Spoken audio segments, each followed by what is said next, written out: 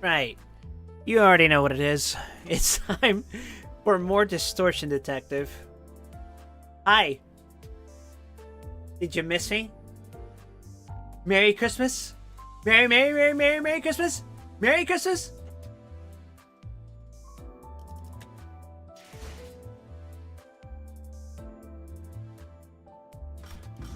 We're doing another Hey Show run.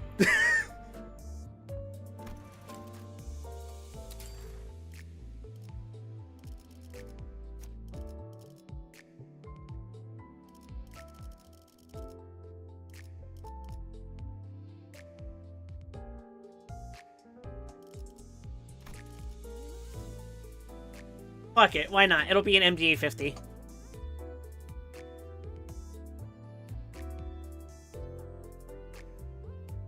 I'm not scared in the least.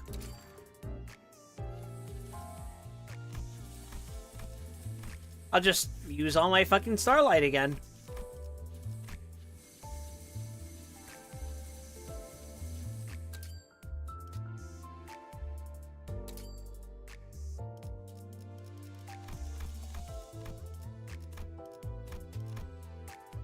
And for a singular gift, we will take the Trash Grab Brain Wine. Is that Unbrilliant Glory speaking in Korean?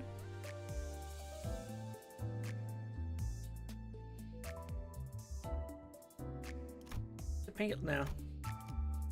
It's fine just taking the Brain Wine, because we're not gonna go in, we're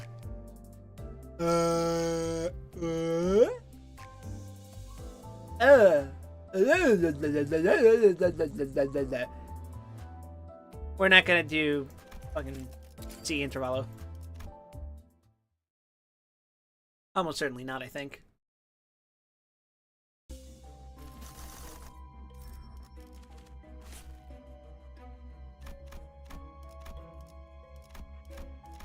How are you guys doing tonight? Did you guys have a good Christmas? Do you guys celebrate Christmas? I didn't.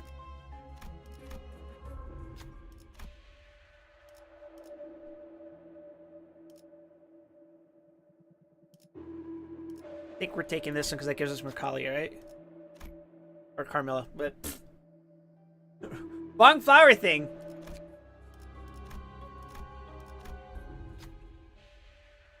Hey look! It's this Abno that Otis has a fucking ego of now.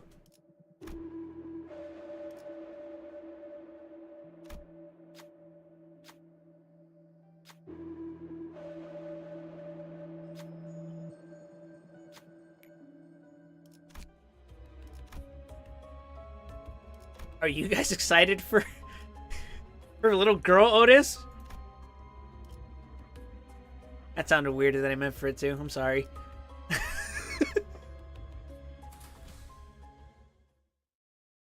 Anyway, go forth, my Hey Shows. Kill them all.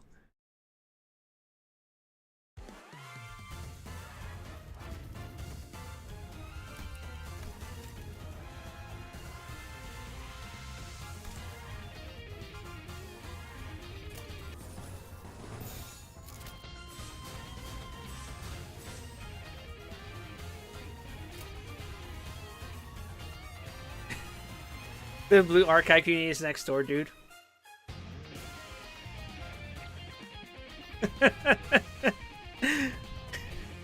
Excuse you, you ain't nothing but gotcha slop here, sir. Have you not seen Grand Blue Fantasy? You guys remember Spring Lily? Summer Lily, I think it was. Yeah, people threw a shit fit over that one.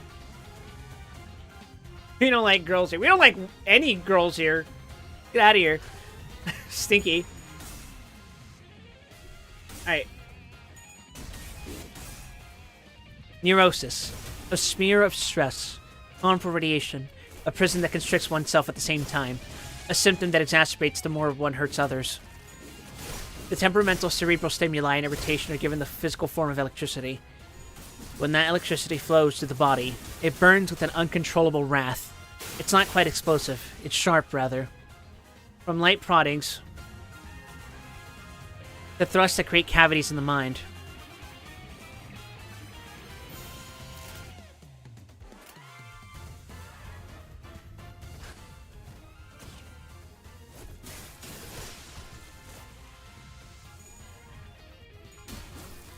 Neurosis flows through nearby conductors. It changes the atmosphere of one's surroundings. One's hysteria is poured on others. It gives a false impression that it will make things better. However, it only causes one's own mind to smolder and invoke impatience, all the while burning others more severely. This property must be understood.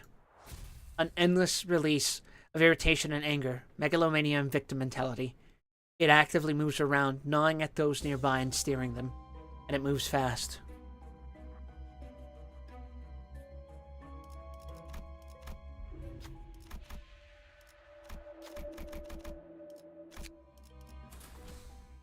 I'm being antagonistic as possible. As antagonistic as possible towards everything. I want it all.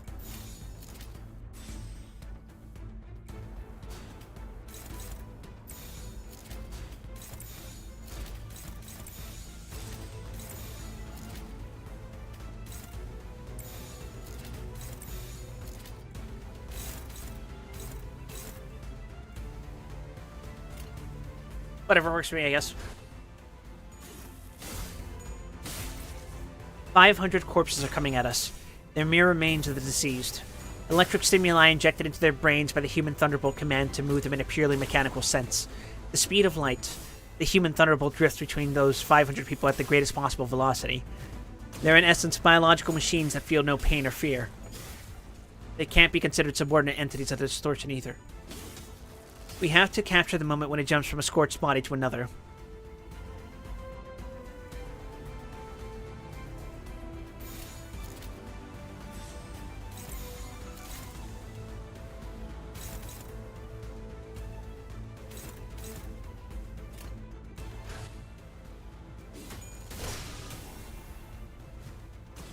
The easiest method would be to let out a pale blue breath, the smoke of death and cessation. But this should be the absolute last resort. A violet breath for a violet being. It's standard methodology to me. How much can I bind? How much with the heavy guilt given to me? The violet memory that strangles my heart and drags my mind to the bottom.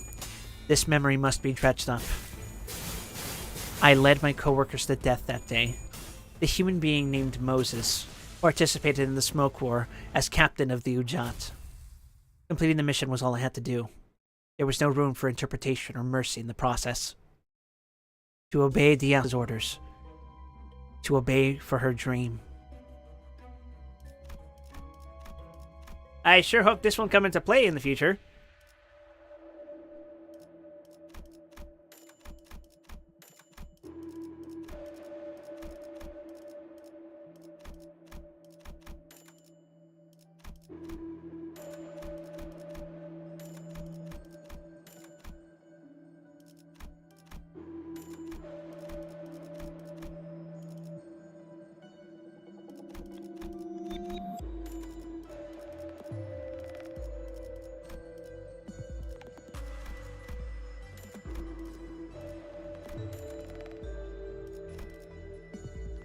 Oh, which I mean, it's definitely going to come into play in the future.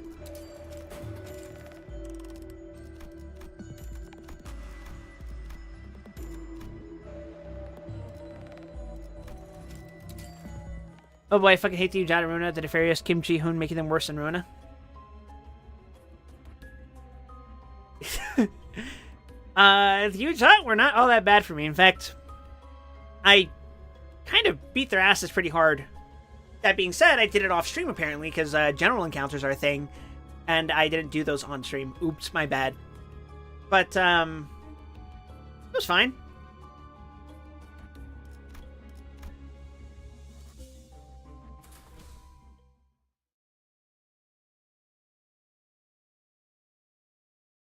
I am very much looking forward to seeing how the obviously.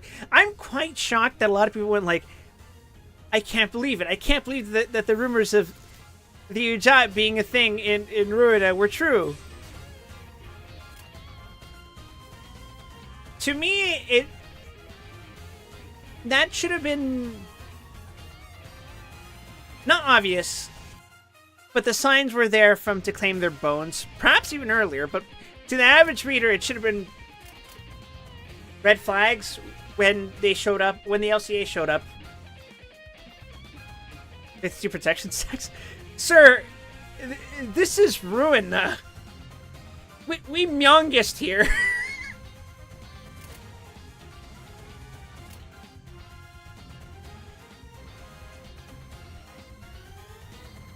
The face Yasod gives you when you got that blunt resist and he activates Dark Flame.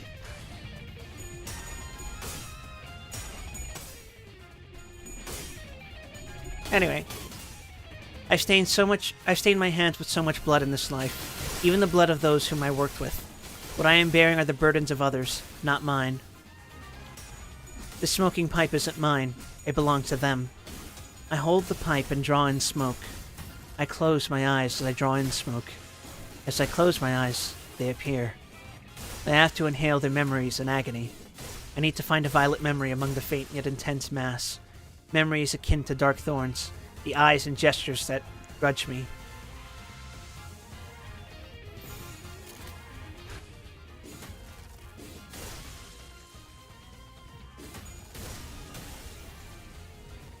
My sense of guilt.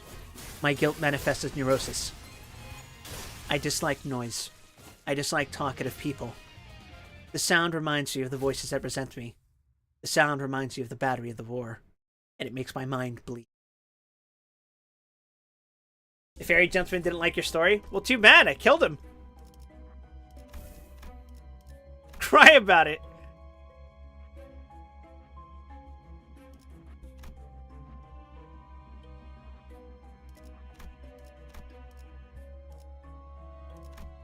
You're wrong. There's no average reader, only available reader.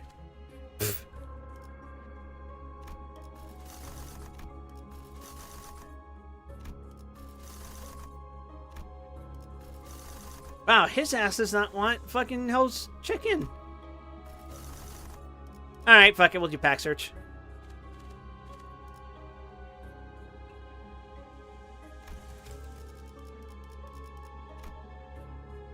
Oh, it's only 20 Starlight. I don't know, guys. You guys think I can afford this?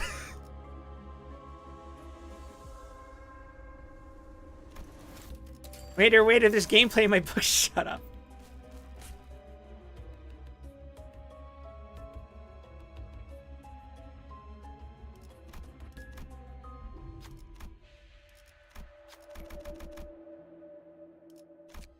Harry Gentleman wants a rematch.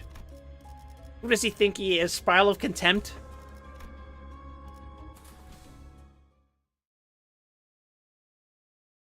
I think I fought that Abno more than any other Abno in this game.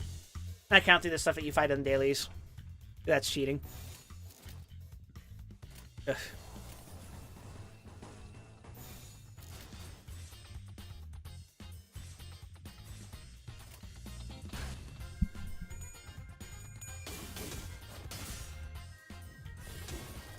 I dislike noise. I dislike talkative people. The sound reminds me of the voices that resent me. The sound reminds me of the battery of the war, and it makes my mind bleed. Small grievances and scornful remarks. Exchanges of words full of ire. The barbed words I've carelessly spouted. The days of my life when I pushed someone and drove someone to tears. Had I been kinder, had I been more understanding. Do we have a Fairy Gentleman ego yet? That's... We don't have the ego, but we technically have the sloshing ID.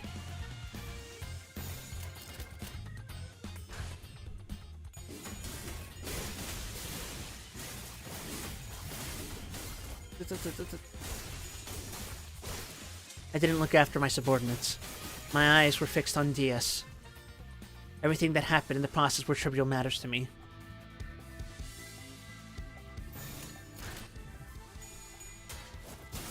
In the city where there is no good or evil, I made a distinction. What DS wishes for, and what she does not. That was the only criterion which severs the good from the bad. So what made me so desperate? I can hear the cries and screams of my subordinates. I ignored them and went on my way. I shouldn't have turned around that time. Once I looked back, the path of blood I'd been taking was so candidly visible. I couldn't help but cry. Why did I change my mind at the last moment? Why did a sense of altruism for my colleagues bloom so suddenly? I want to give salvation to them, to those who drift in my head. Each time I resolve a case of the distortion, their screams go silent one by one. But the quiet doesn't last long. Why did I abandon them? Why did I give them that heartless order? lacking even a speck of what could be thought of as a heart, and then come trying to save them. Ah, yes, the blunt gift, or the many blunt IDs I have in this team. By all of one Don Quixote who isn't fully leveled.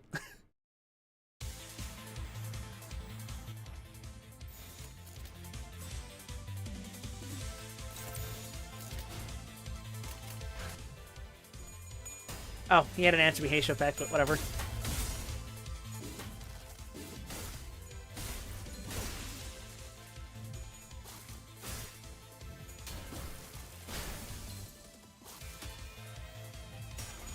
Why did I push them into that maw of hell?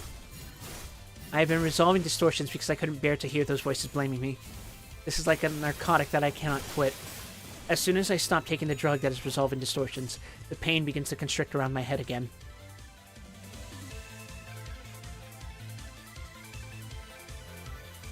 Honglu's S3 and I think Isan's S3 are blunt.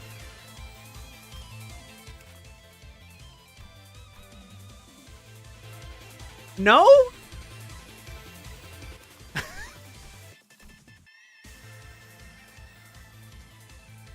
We have Slash and Pierce here, sir.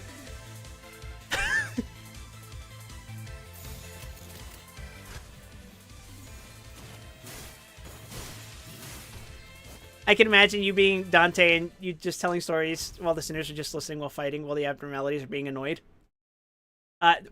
We call that insight work, sir, or attachment. I didn't play Rupture in a good 3 months. Sir, this is a Heisho team. We don't do Rupture here. We just do damage.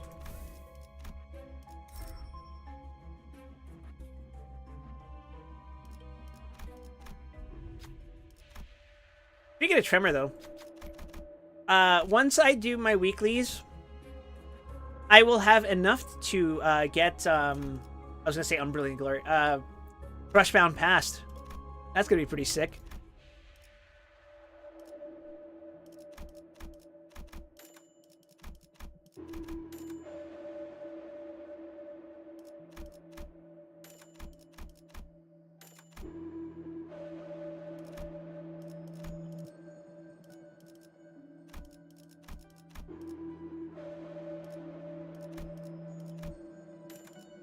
Oh shit, that was the wrong lasso.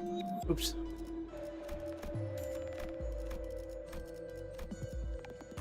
Answer me, Jiao Baoyu. Do you have Euro Divi Honglu? I feel like I got asked this last week. I don't.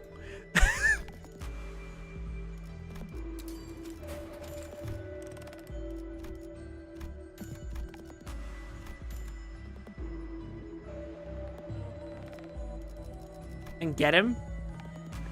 I just spent my Honglu shards on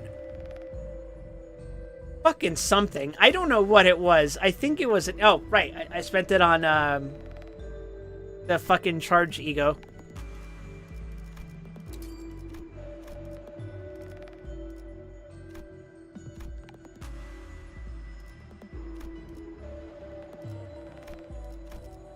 This doesn't make shit.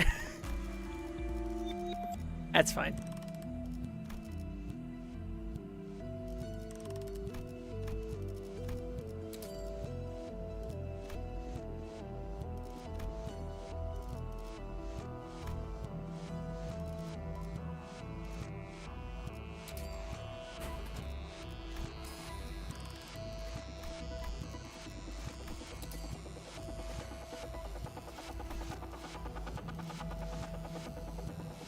Oh, I don't have the fucking shards.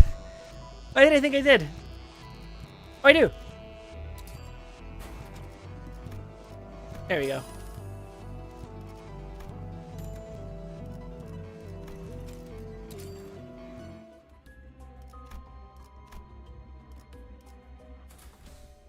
I forgot that the shards are at tier 2. Kind of weird. I gotta grind foul shards for a flute attack. What did you spend your Season 1 guarantee ticket on?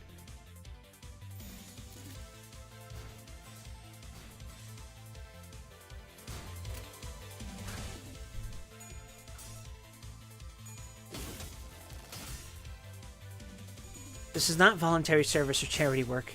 It's only a drug I take to ease my guilt.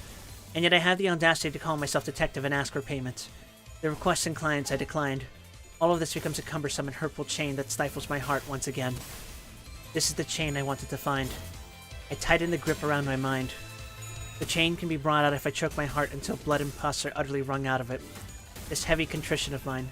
The grudges of the 2,142 people I brought to death. Hey Ricardo, how's it going, man?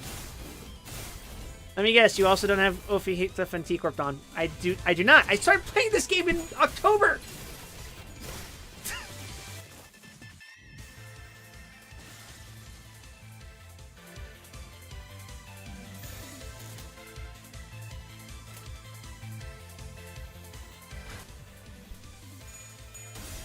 I always come back. I never doubted you for a moment, Ricardo. Let's see. I tighten the grip around my mind. The chain can be brought out if I choke out my heart until blood and pus are utterly wrung out of it. This heavy contrition of mine, the grudges of 2,142 people I brought to death. However fast and sharp the neurosis of the human thunderbolt may be, it won't be greater than the weight and anguish of the chains I feel deep in my heart. I face the reality that everything I believed to be right was simply a childish attempt of self-satisfaction. Self-satisfaction to cut my neurosis. Humiliation and self-loathing. Vexation and anger for myself. I squeeze out all of it. You had 2 months to tremor, yet you chose Heisho.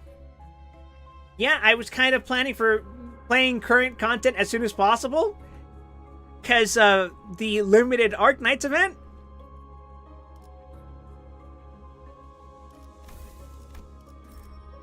That I had 1 month to speedrun.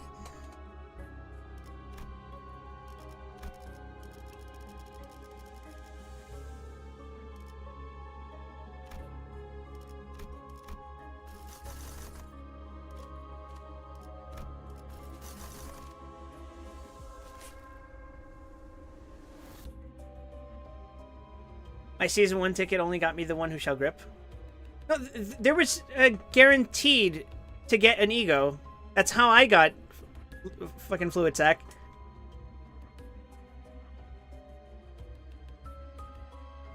What? You got Guido? That sounds like a you problem.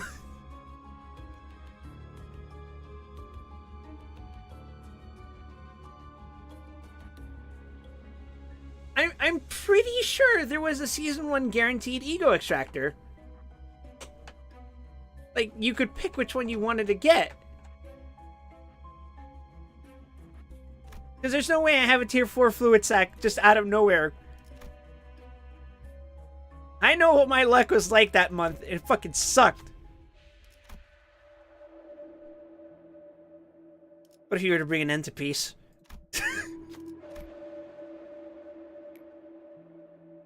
Ryoshu healed for 10 SP.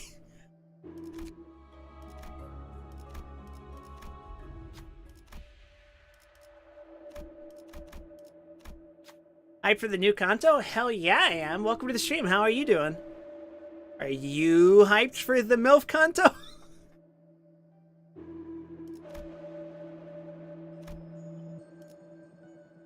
They cranking up that body horror by degree given the trailer? I think that's par for the course.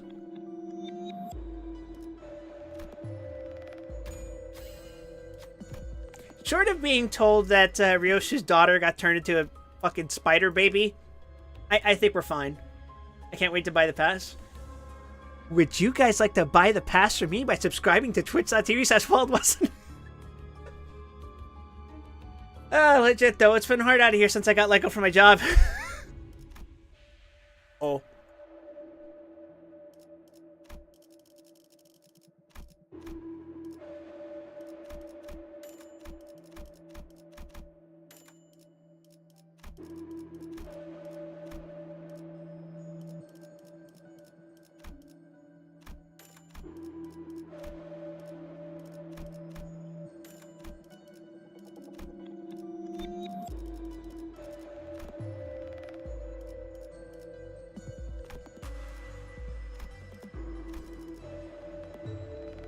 Fuck the Kanto, I want me more index.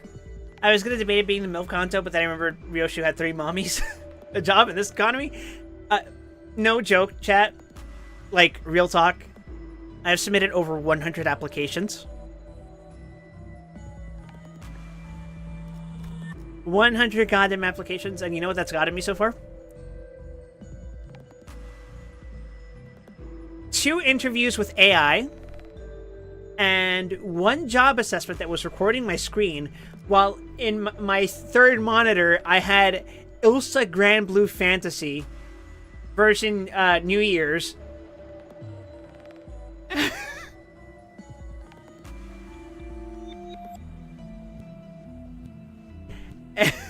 And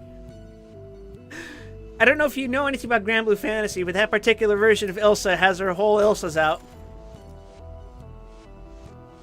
You need 10 years experience with the entry level position?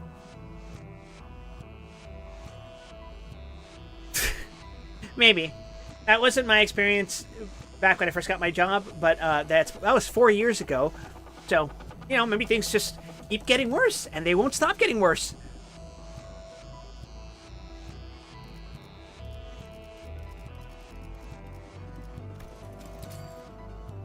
So anyway, Limbus Company.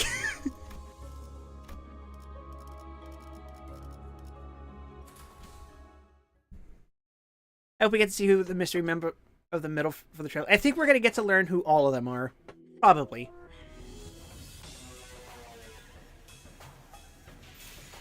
What's that, Hong Lu? Kill them all? Oh, you got it.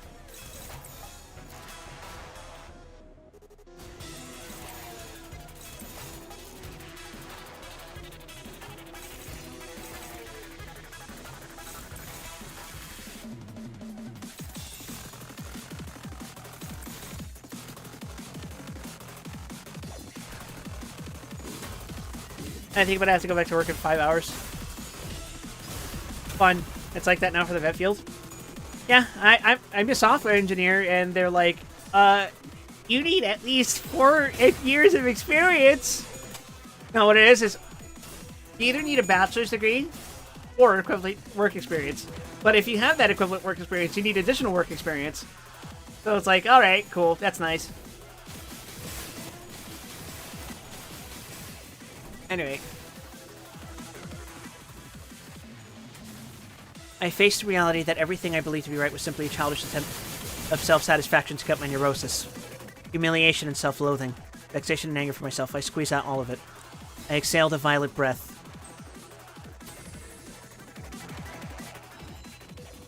I just now noticed that Kim's Interval had a hard mode. Iffy, extra lunacy.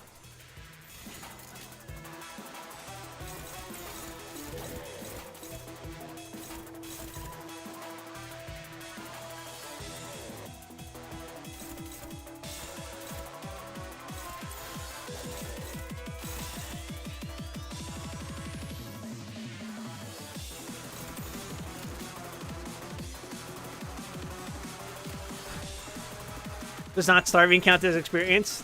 Not in America. You need to do 500 hours for a vet assistant position when no one's willing to allow volunteers. I had to claw and scratch my way to a fucking underpaid internship position. That was not fun.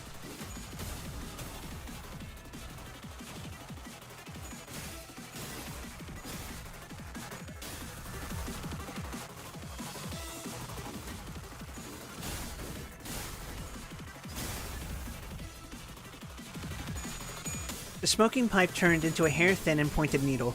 A strand of thread, which is held on the eye of the needle, links to my chest, as though the thread were reeled from my heart. This is not just a thread. It's a chain, a shackle. We have 30 seconds. Ezra and Vespa are straining every nerve to hold back the hordes of bird corpses. An abundance of bits and pieces of charred bodies are at my feet. One of those bits crawls towards me with the last traces of electrical stimuli remaining in it. I stabbed the heavy and sharp needle into the arm of the crawling corpse. In an instant, my violent neurosis flowed through all the corpses at the speed of light. Every corpse stopped dead at once. The chain moved from body to body and tied them together. The longer the thread becomes, the more my heart bleeds. The sensation of barbed wire squeezing and crushing my brain. I have to withstand it. Not even a second has passed, but so much physical and mental pain is being inflicted on my body that it could end my life. Zzz, the powerful buzzing of a bee. The yellow harpoon soared through the air and pierced the human thunderbolt's chest as it paused between corpses. It is done, Dr. Moses. The corpses went limp and collapsed to the ground. America and the very fun people with a shit ton of expectations. Isn't it great? You know, I never actually got to choose the fact that I worked in tech. I just got told my entire life that that was going to be the profitable thing to do. That, you know, that was how I was going to make money and be able to support my family. And now look at me. I got let go and replaced with AI. I feel like a clown.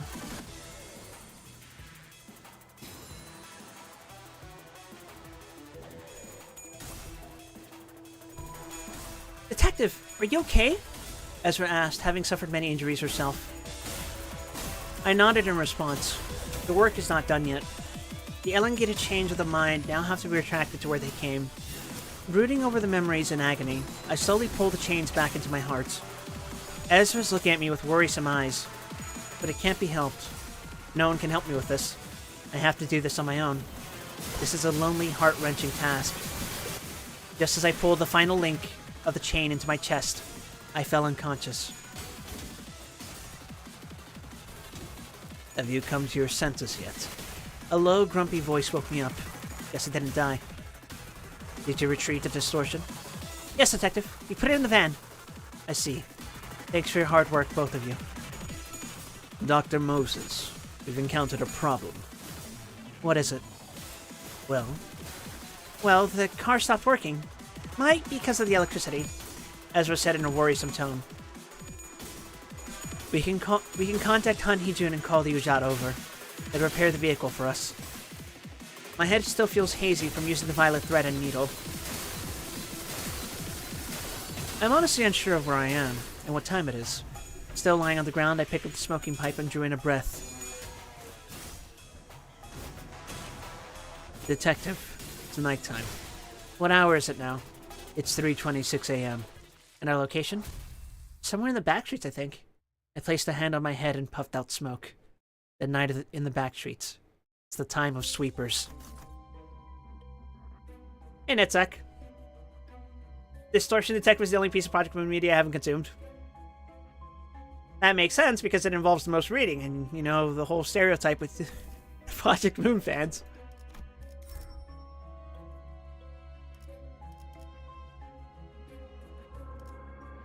It is not worth getting base power.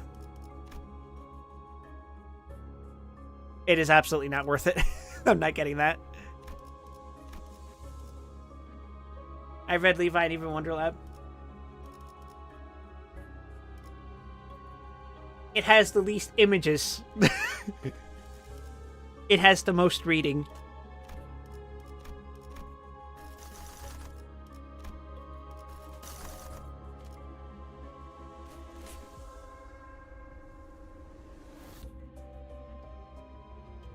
I never noticed how lucky I am that I don't live in America. You don't even know.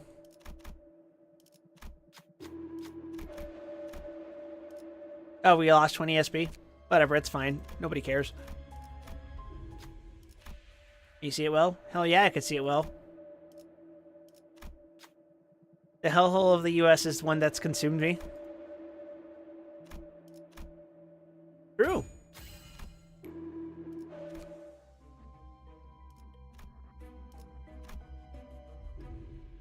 I also just noticed that the Christmas Intervallo also had a hard mode that I missed while finishing a lot of the Cantos. Yeah, I did that off stream. Read as I live here. I've lived all over the US. I'm just kidding. I've only lived in like 3 states.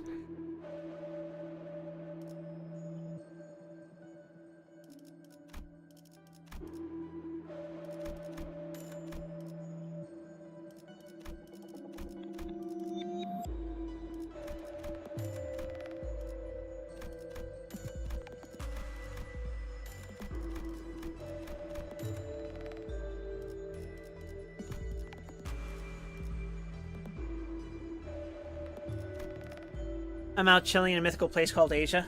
Never heard of it.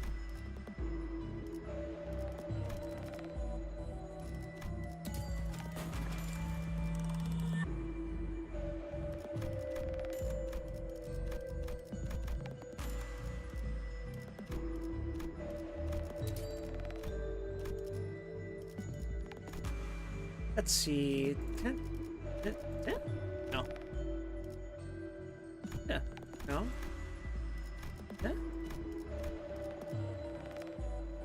Forget what the hell you want.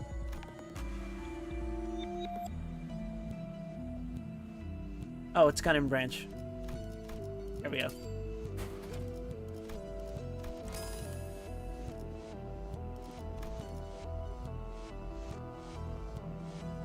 I wouldn't be able to afford it anyway. I've lived in Texas, California, and Nevada. The cheapest time I've had was living in Nevada, although that place is kind of fucking miserable if you don't like gambling. My Halo team absolutely dominating this hard mode. Real. The rise of the child abuse and femboys, like way too many femboys. Are you from Thailand?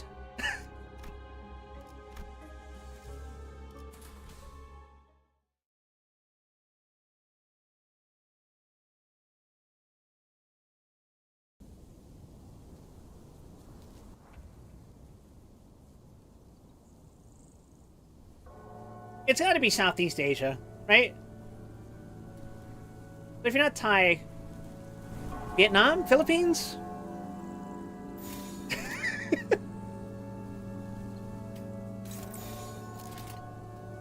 Also, ham pang pang. Real. Are you actually just Korean? That'd be funny. Hi. How are you doing?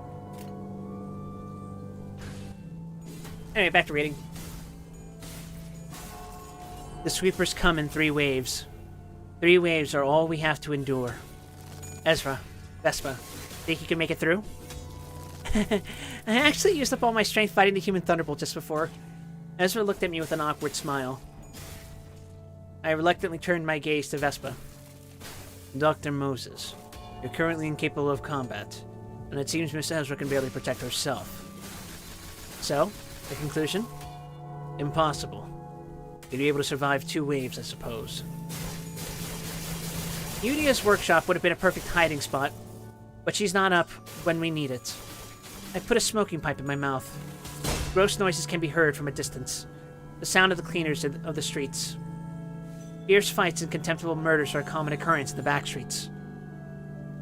All of it is wiped clean by morning. It's thanks to them. The sweepers clean the back streets, which means it's safe outside the back streets. I tapped my prosthetic arm. Heathcliff's new ego reminds you of the sweepers? Isn't it based on the funny collector gentleman? You won't corrode, right? Surely not. You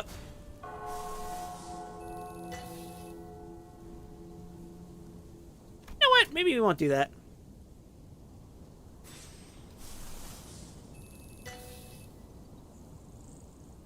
Whatever, I'm sure it's fine.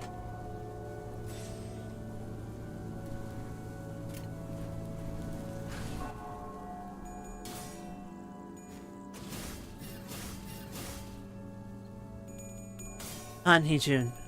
The prosthetic arm flashed for a second. Working hard day and night, aren't you, Doctor? Sorry to disturb your sound sleep. Examining your location. You're in the back streets at this time of the night. I'll get to the point. Ujat, can you call them here? If it's to stop the sweepers, I doubt they'll be of any help by the time they arrive. Then let me ask something about this fallen nest. Is the border between the back streets and the nest area still up? I'm sure a war veteran such as yourself knows better than I do. What's the shortest route? 5 kilometers to the west as the crow flies. End the call. The way out of this situation is simple. You've got to get into the nest. A ruined nest is still a nest. Sweepers only clean the back streets.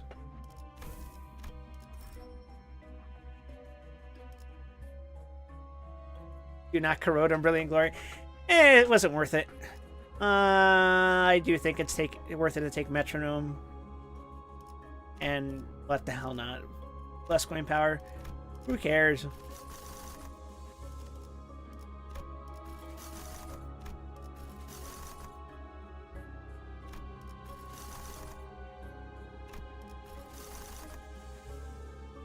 Sheesh.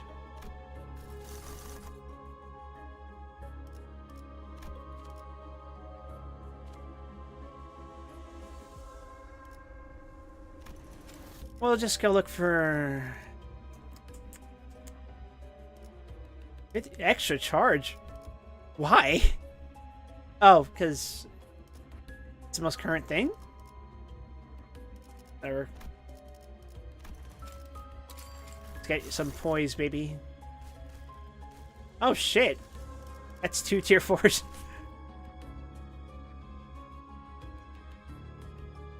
Anyhow, I'm in the country famous for K-pop project Moon and Manhwas.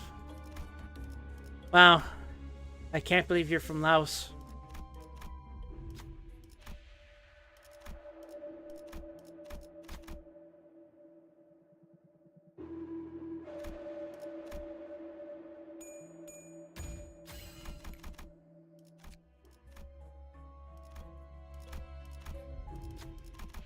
Let's get packing home.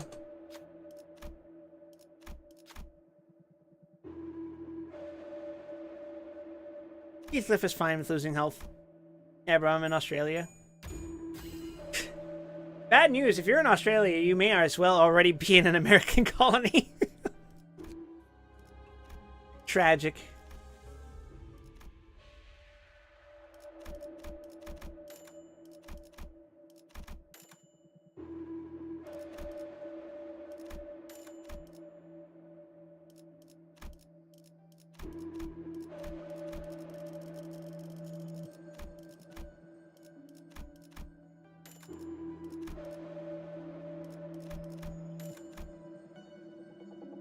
Shit, that's basically all the fucking poise gets.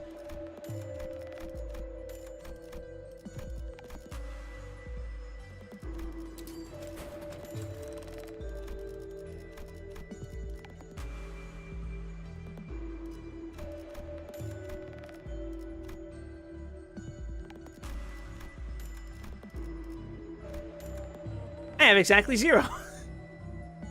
The joke, I've never been to Australia. I don't like risking death by sitting outside.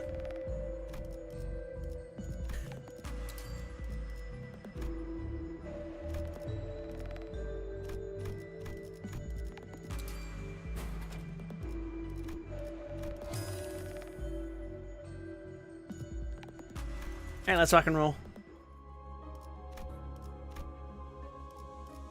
I don't think this run is going to be as lucky as it was last week, which is going to be very painful for when we finally get to floor 15.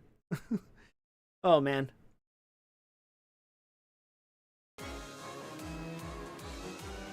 Ah, sweeper music.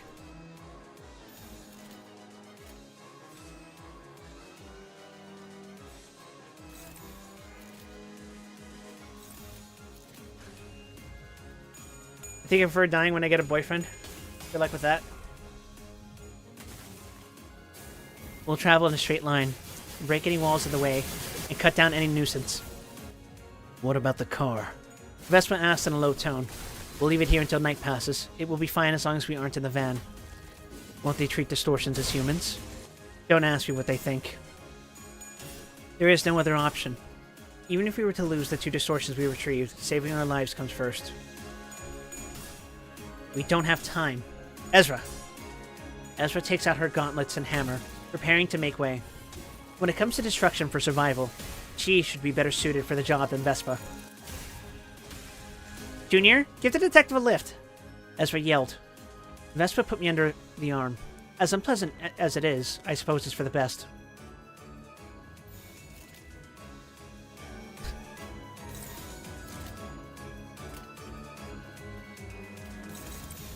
Whatever.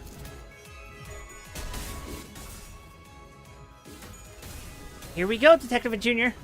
Vespa drew his sword with his other arm. To the west, a brick wall stands in the way. We'll breach this first. Ezra put her fist to the wall. It crumbled with ease, and there is a 2-story house standing right in front of it. Just as she tries to break this wall, Vespa stops her.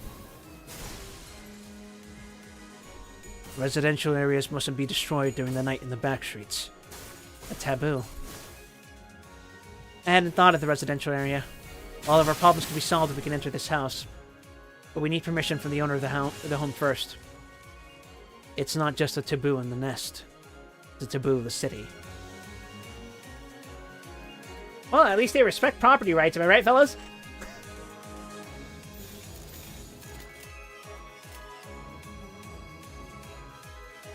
Fuck my Chungus life.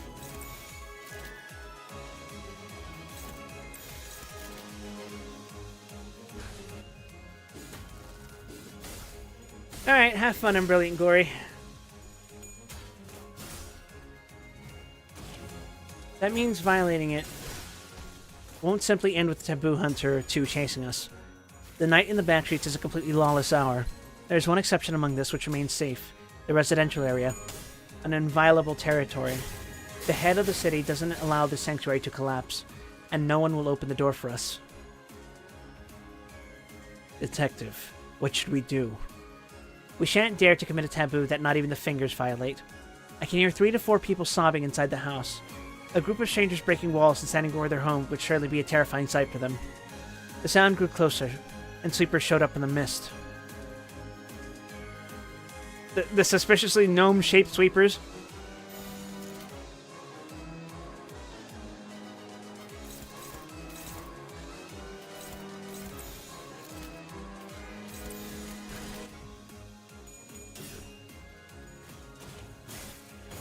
The sweepers seep into the corners of the alleys like water flowing over a toy village.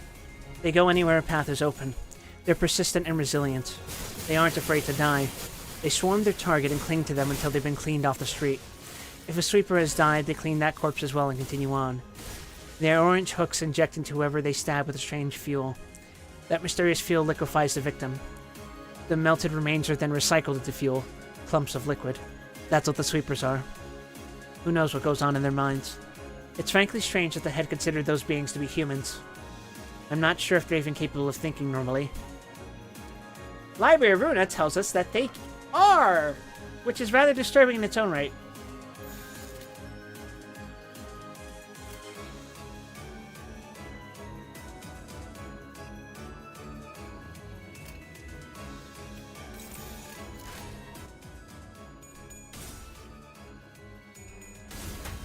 Detective, I'll get ready for battle.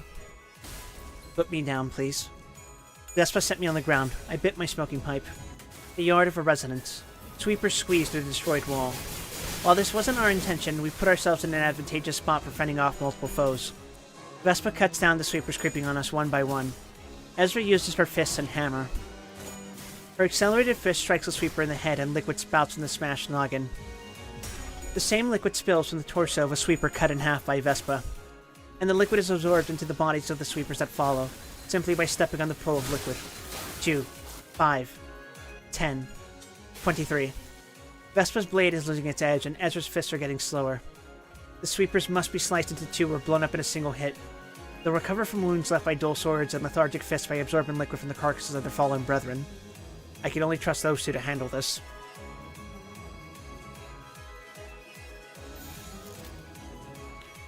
Great googly fucking moogly.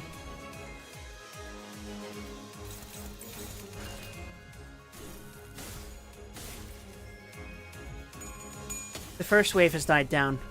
The time is 3:40 and the second wave will strike in about 10 minutes. We shouldn't stay here. We need to continue on to the west. However, we couldn't even make 100 meters. I know this won't work, but I have to give it a shot anyway. I knocked on the door of a residence. My name is Moses, and I'm a grade 5 fixer from the 7 Association.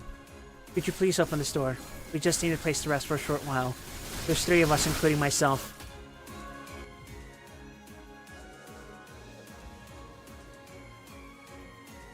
The sound of a person weeping came from inside. We'll just take shelter until morning. We can pay you too. Ezra yelled urgently. We want to live. Please leave us alone. Detective, I guess it's not going to work. Ezra said in a discouraged tone. They're too frightened to be reasoned with. Thus, we have no choice but to start running again.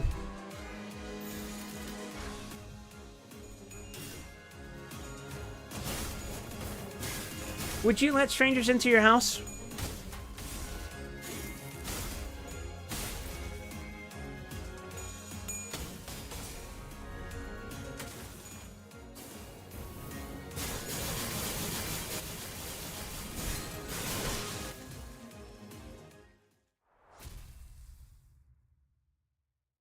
I don't think...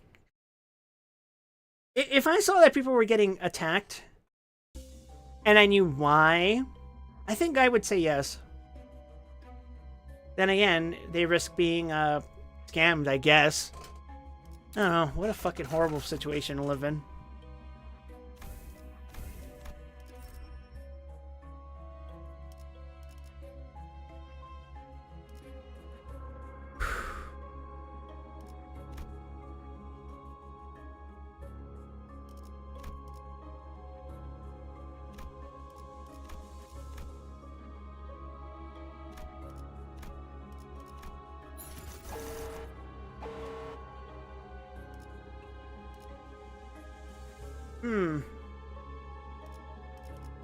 Yeah, I'm thinking we do nocturnal sweeping. It's rather fitting for what we're reading right now, right?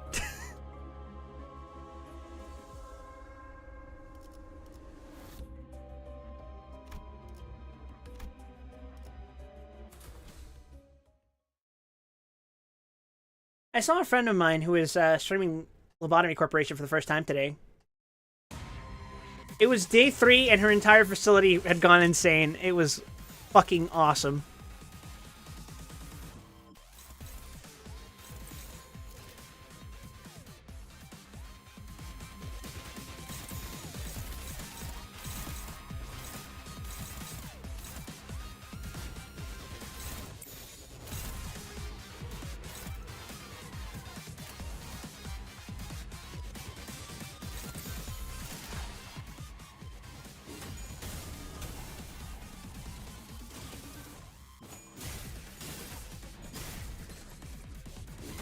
What will you do now? We have to move. The west.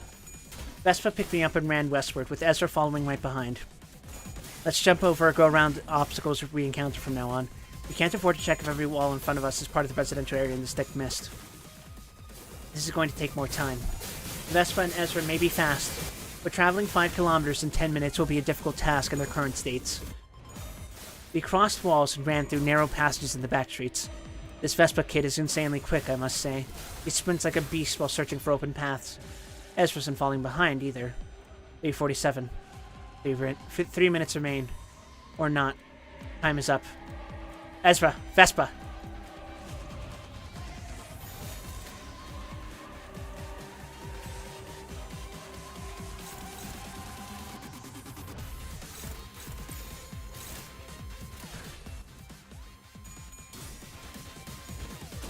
Sweepers come in swarms from both ends of the long alleyway.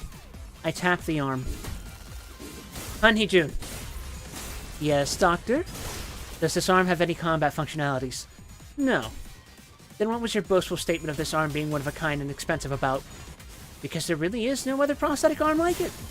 It's equipped with the technology that allows us to locate you wherever you are, not to mention its durability. I hung up. Swarms of sweepers throng Ezra and Vespa. The two are slowly being pushed back. It's like stopping a leaking dam with just a palm. The water is bound to spill sooner or later. To face the sweepers right after dealing with the human Thunderbolt's army of corpses. Talk about a streak of misfortune.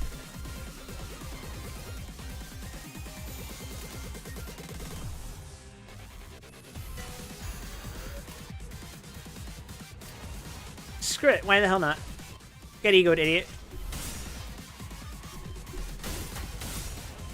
Detective, I'll try to keep him at bay. I won't let any of them reach you. Right now, I don't have the strength to take on a single sweeper. Ezra and Vespa will survive somehow. I'm completely dead weight this time. I placed my smoking pipe in my mouth. Behind me is the door of a building in the residential area of the back streets. If we broke this door and went inside, we might be able to survive the night. However, breaking a taboo of the city is on a completely different level to breaking a taboo of the nest.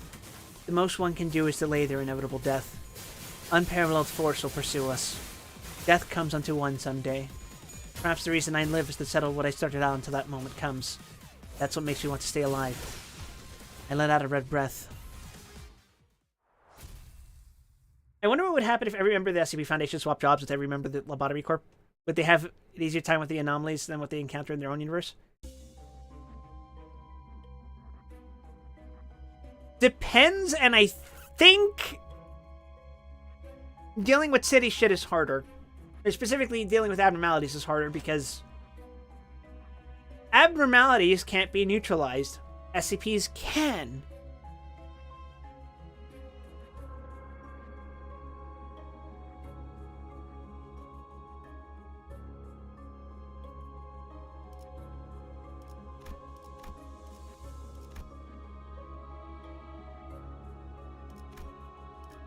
And I believe Wonderland, at the very least, showed us that there are absolutely abnormalities that there is absolutely no other way to appease other than to kill someone. That sucks.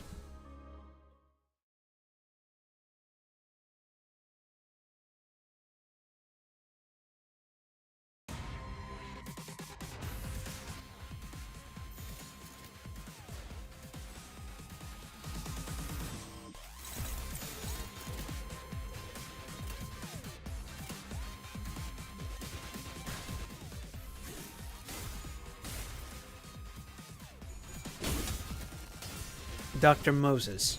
Don't get any ideas. A yellow harpoon knocked the smoking pipe out of my hand.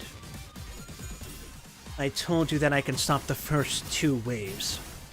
Vespa frowned at me, his body covered in injuries. I picked up my pipe and knocked on the door behind me. The most I can do while the 2 act as human shields. I'm Moses, a grade 5 fixer from 7 Association. If you would let us take shelter here for a short while, we will give you generous compensation. No response again. That either means no one is in this house or they're rejecting us. Trunk. The old steel door opened with a metallic creak.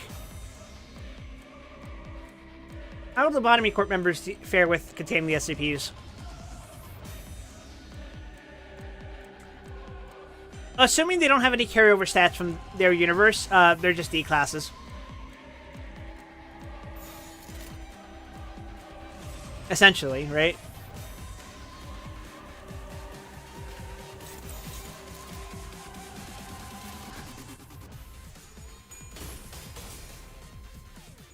Ezra, Vespa, get in here right now. I shouted at the 2. Okay, Detective. Ezra and Vespa slowly retreated to the door as they took down the sweepers in front of them. As I entered through the steel door, I quickly shut it. We're safe now. What a relief.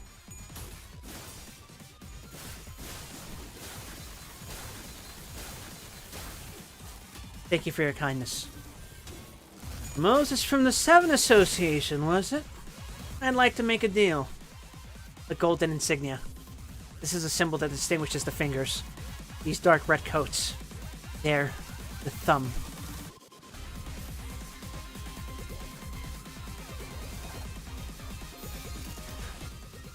Fun! I turned to Vespa immediately, and I shook my head. Whatever story that kid has, this is most definitely not the time. Around 20 people in red coats are looking at us. Let me introduce myself. I am Isabel, a capo of the thumb. She ground her cigar into an ashtray and extended her arm for a handshake. I am a grade 5 fixer. I have to submit to the authority of a capo. I lowered my head and grasped her hand without making eye contact.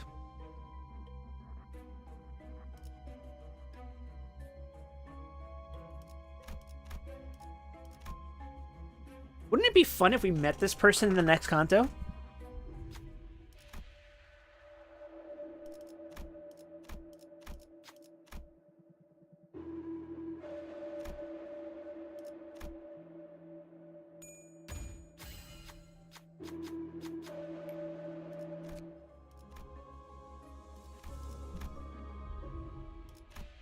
I gotta sneeze.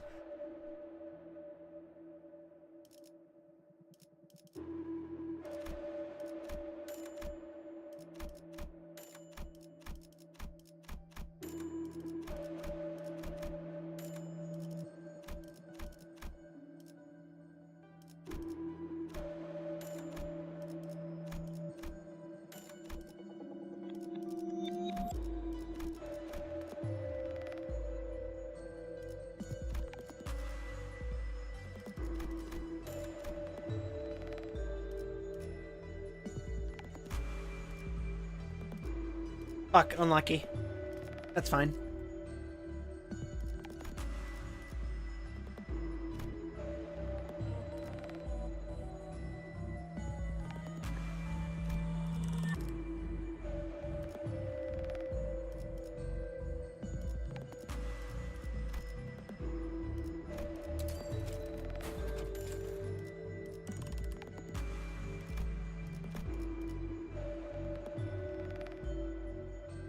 Do I want to try it?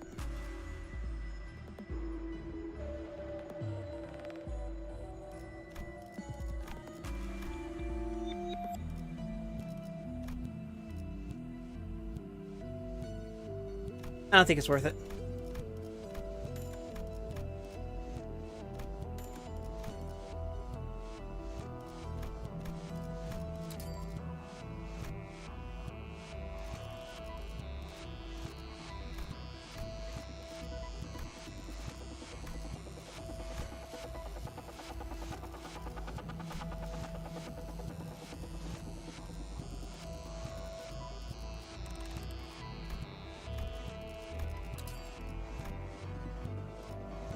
I really wish I had that sword, though.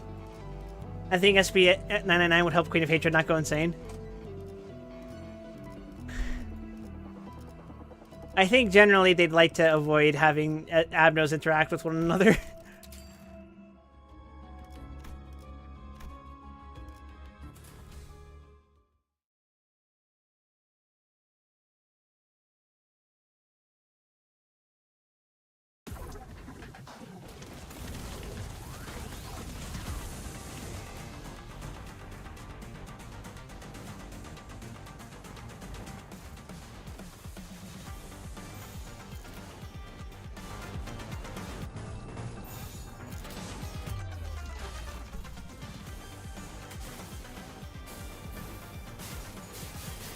Strange things have been occurring in this nest, as you can tell. We couldn't acquire any proper info because of all this fog, yet now I made a fixer for the Seven Association.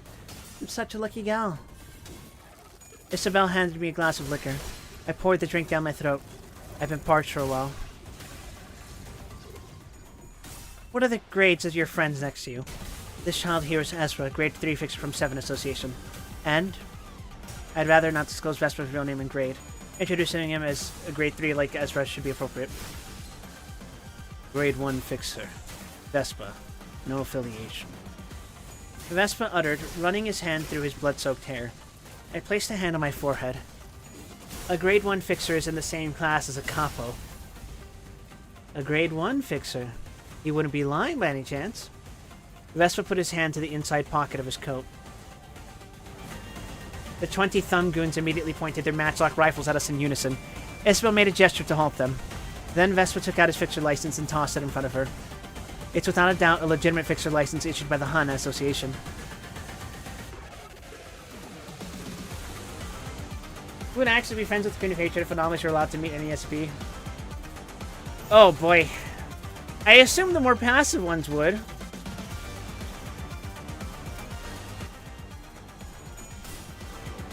Although, I honestly think the more passive ones would also be, likewise, weirded out by her. They'd get weird vibes from her, pretty sure. It's a pleasure to greet such a valuable guest. Please feel free to rest up here for a while. Let's talk more when the sun comes up. As soon as she stopped speaking, the goons withdrew their guns. They're quick to change their attitude when one discloses their grade. That's what the Thumb is. A gang of mobsters obsessed with class and authority. Provide them with blankets and pillows, and show them the room where they will rest. A couple of Syndicate members guided us. This is a small house with a floor space of 70 square meters. There's no way the Thumb would use this Ken's residence as a base of operation. The Thumb Soldatos stopped at a door and turned around to give Vesper a courteous nod. That's a gesture of asking permission from a superior to speak. Vesper returned a nod apathetically.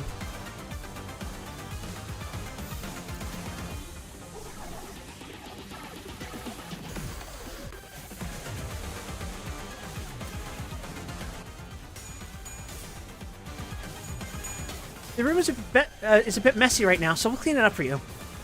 The Syndicate members opened the door. Ezra frowned when she saw what was in the room. 3 bodies of varying size were on the floor. They didn't even fire the guns. They merely used the buttstocks to snuff them out. They occupied a Backstreet's residence before the night came. The Thumb can get away with it. The Syndicate members opened the door. Ezra frowned when she saw what was in the room. Oh, shit. My bad. I'm stupid. Vespa put his hand on the handle of his sword. I glared at Vespa, shaking my head. Vespa glared back at me with sharp eyes. And then he took his hand off the blade.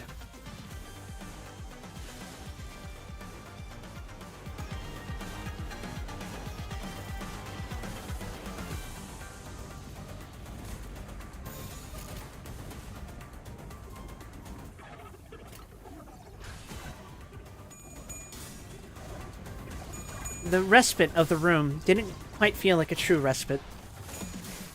Waking up in a room that feels like an average living space is almost reminiscent of my ordinary life, though the smell of blood permeating about reminds me of where I am now.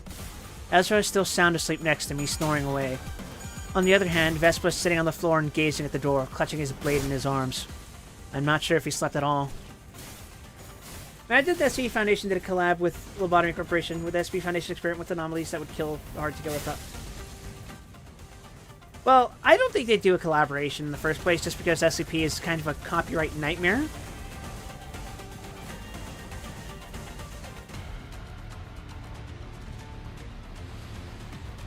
As for what anomalies would kill 682, that would be like nothing. The whole point is that it's unkillable.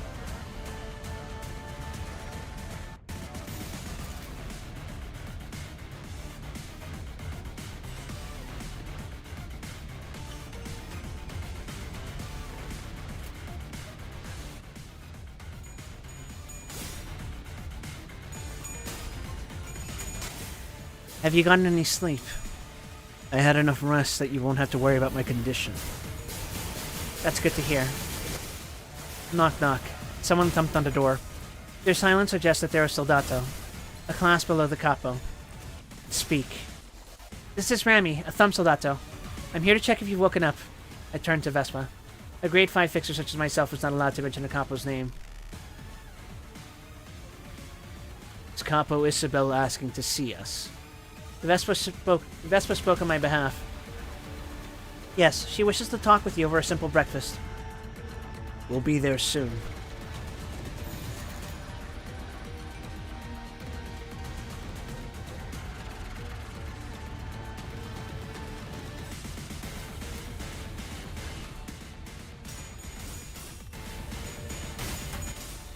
It's fortunate to have Vespa with me. It'll make our negotiation with the Thumb smoother. I shook Ezra to wake her up. Yeah, Detective. I can go for another helping. What a silly thing to say in one sleep. When I went out to the living room, plates of bacon and eggs sunny side up were set on a round table for 4. And the Thumb capo, Isabel, sits at it. Please take a seat, Vespa and company, Isabel said to him, paying no attention to Ezra or I. We sat as we were told. Vespa the Grade 1 fixer and a couple of 7 Association fixers. What is your business here? Would you be participating in the struggle to take over L Corp's nest like many others? Vespa grimaced as he speared a strip of bacon with a fork, seemingly annoyed. He looked right at Isabel. I work for Dr. Moses, the person here next to me. I devolve all of my authority and power to Dr. Moses as of this moment.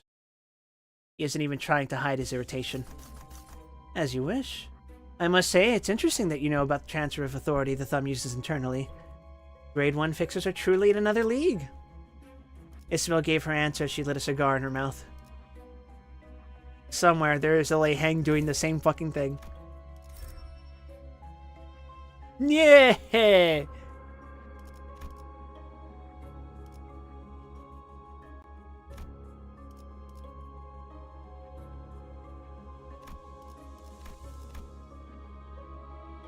Wow, I think I got all the, well, except for the other middle one, but does it look like I'm using blunt IDs right now?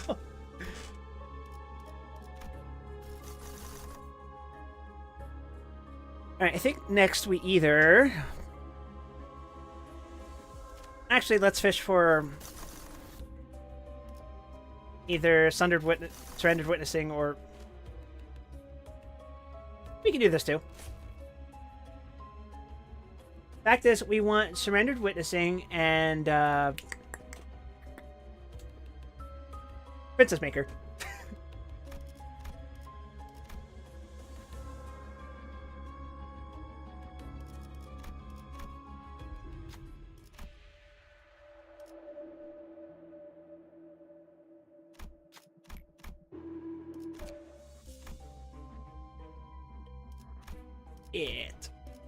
It's fine. It's fine. I just want the one ruptured ego gift from this fucking thing.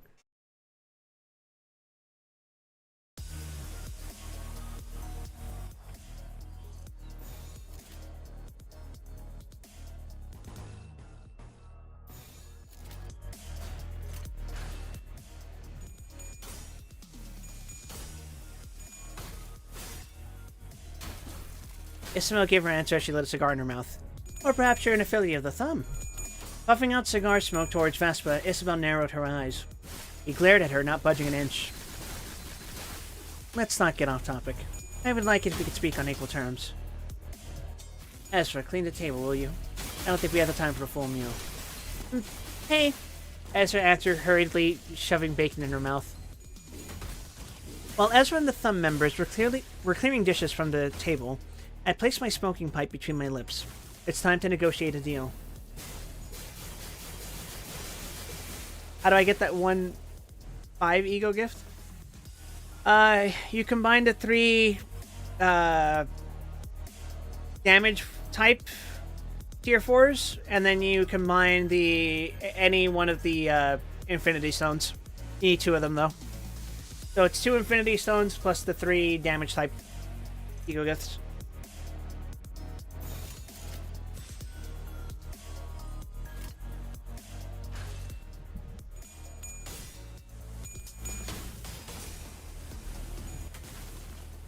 It's time to negotiate a deal.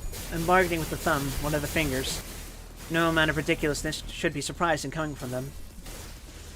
Well then, Miss Moses, Grade 5 Fixer of 7 Association.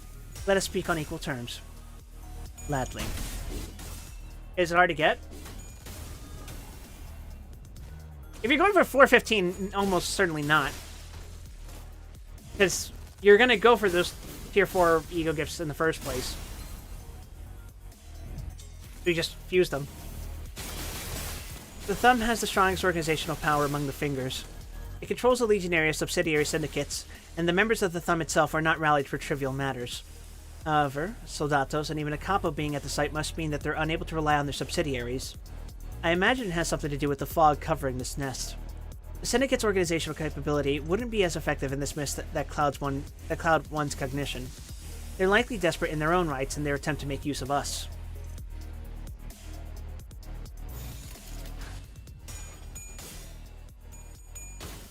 I'm about to offer a deal. I hope you are prepared. That's right. It's hard to refuse a deal offered by the Thumb. On equal standing, I could politely decline it given enough justification, but they provided us with shelter to survive the sweepers. We're indebted to them. I don't see any justification that could lift this debt. Let's hear the details of your offer. I bit the pipe and let out a breath.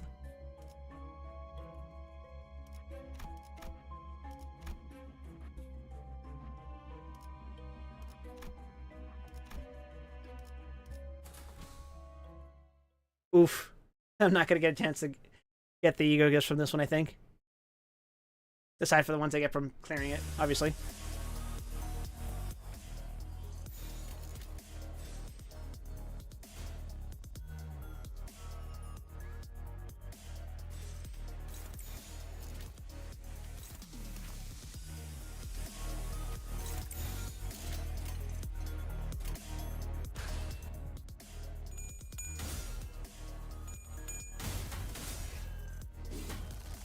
Miss Moses, first I want you to give me an introduction of yourself and your colleagues.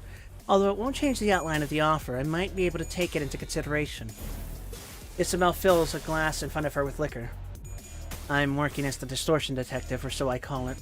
These 2 fellows are my assistants who help me with the job. Isabel's brow switched. Perhaps the word Distortion caught her attention. That's got to be the case. Several sightings of the Distortion are apparently being reported in L Corp's nest. There's no reason for me to hide my profession. Rather, they'll be motivated to hand over information about the cases of distortion that have emerged here. If this prediction misses the mark, though, that would only mean they're only interested in using us as another pawn for their strife.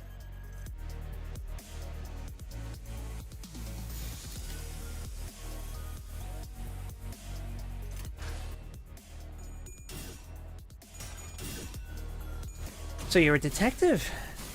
It's impressive that you've a grade 3 and a grade 1 fixer as your assistant.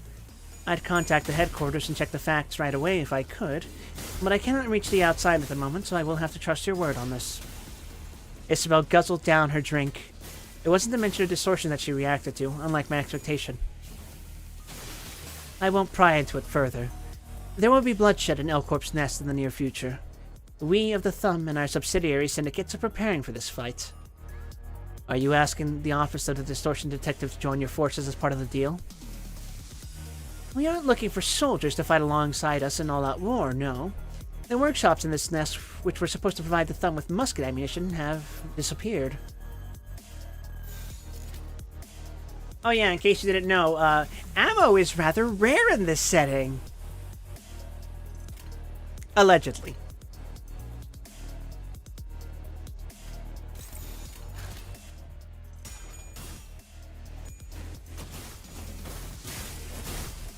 There was a spark in Ezra's eyes. It's only natural that bringing up workshops would draw her interest. The workshops that would supply their goods to the Thumb must be especially intriguing since it's difficult to normally get in touch with them. And you want us to find their whereabouts. I held my pipe between my lips. Isabel nodded. If this is your offer, what do you promise to give us in return? Is there anything you want? I need information. Information regarding the distortions. The Thumb will serve as a reliable network. We'll need information on the distortion phenomenon occurring in this nest, and we need lots of it. You want us to regularly update you on the news concerning them, is that correct? Isabel scanned me, Vespa, and Ezra with her eyes.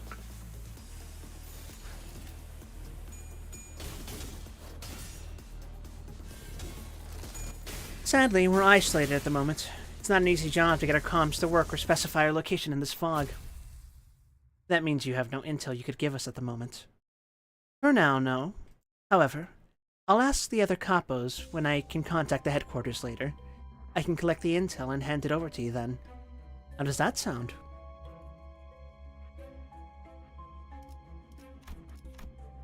Heartbreaking. I get to work with the people I hate the most in this fucking setting. Actually, that's not true. N-Corp still exists.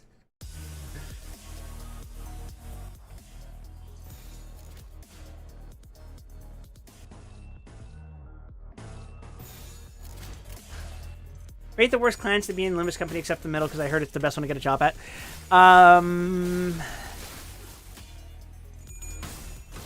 Ring, Index, Thumb, middle. The Pinky is too unpredictable at this time. We will reevaluate this question in a week when we get to Canto 9 and understand what the hell's going on with them. At least more accurately assess them.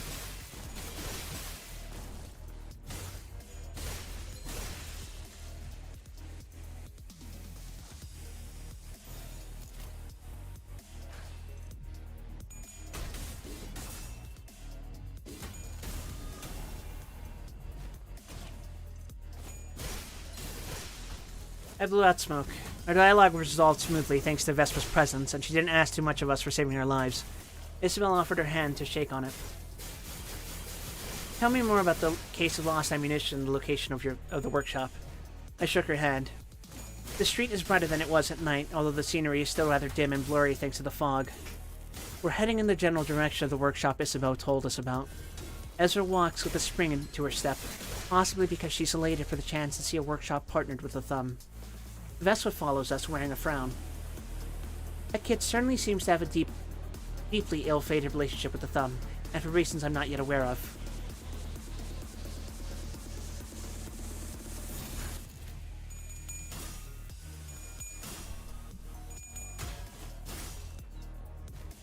Ezra, do you know much about the workshop the Thumb gets their service from? Yep, of course. Ezra's expression was that of someone begging to be asked more questions. It's true that I know little about the Thumb beyond common knowledge. There's been a particular lack of friction with the Syndicate while going about this job in general. Even though we killed a subsidiary of the thumb, it's fine.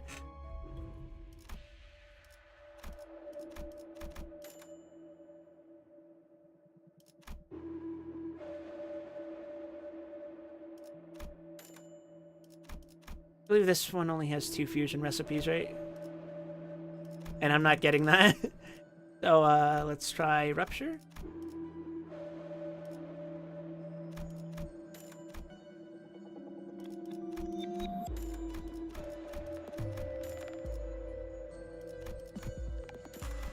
And let's try Burn.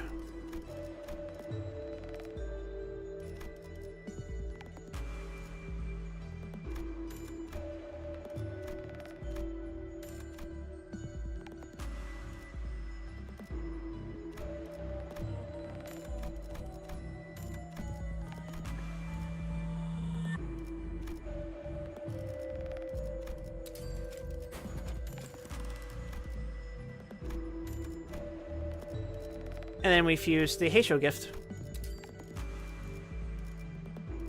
Pretty smooth sailing so far, I think.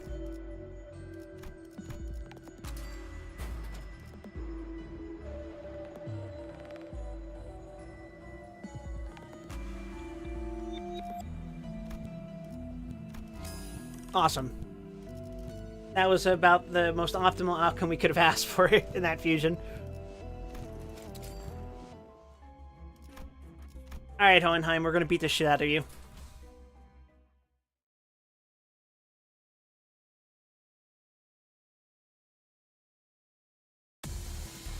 If you had to live in the same house with any of the Sinners of Limits Company for $1 million, who would you pick?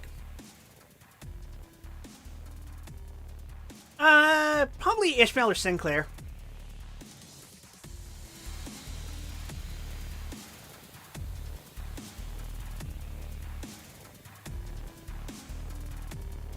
Heathcliff is too Heathcliff. Faust has too much going on in her head. Rhodia might try to get me into trouble unnecessarily. Actually, Yisan might not be too bad. I might not be able to understand what he's saying all the time, but he's of decent temperament. Gregor is nice, but I have to be careful of that bug arm. No hate, it's just... it's something that has to be considered. Otis, hell no. Ryoshu, hell fucking no. Mersol, he wouldn't complain. As far as I'm aware. So, maybe.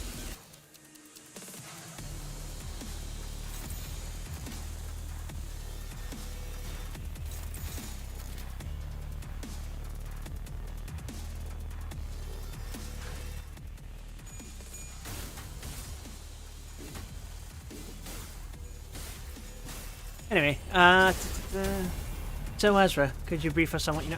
Don Quixote? Hell no. Well, maybe she might be able to control herself, but, she's a little too unbalanced for me.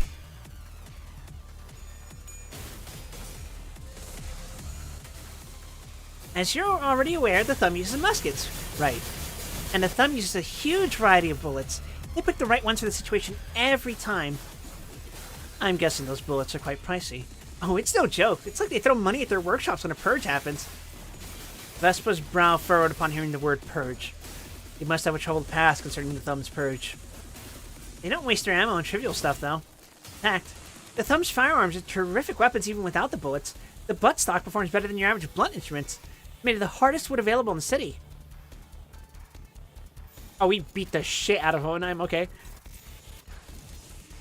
Answer me, Heisho Pex. Why are we fighting this fucking nerd?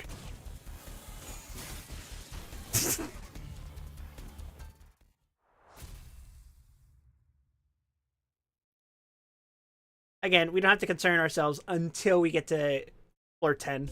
At which point we're like, oh fuck.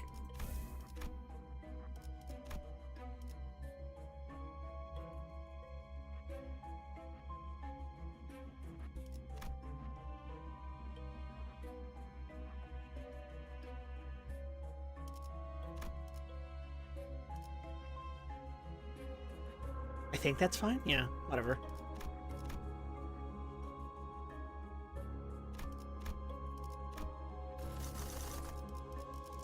cultivation! Yippee! So I think after spring cultivation, we'll want to do, we already did nocturnal sweeping, so we'll want to do the unchanging, and then, of course, surrendered witnessing.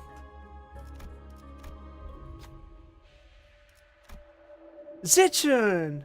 It's a Zichun! Courage.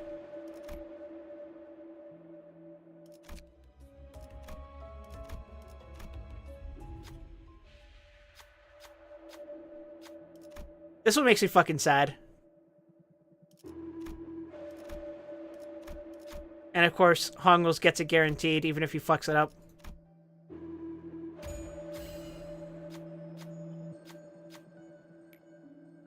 That makes me so fucking sad, man. That's nice storytelling.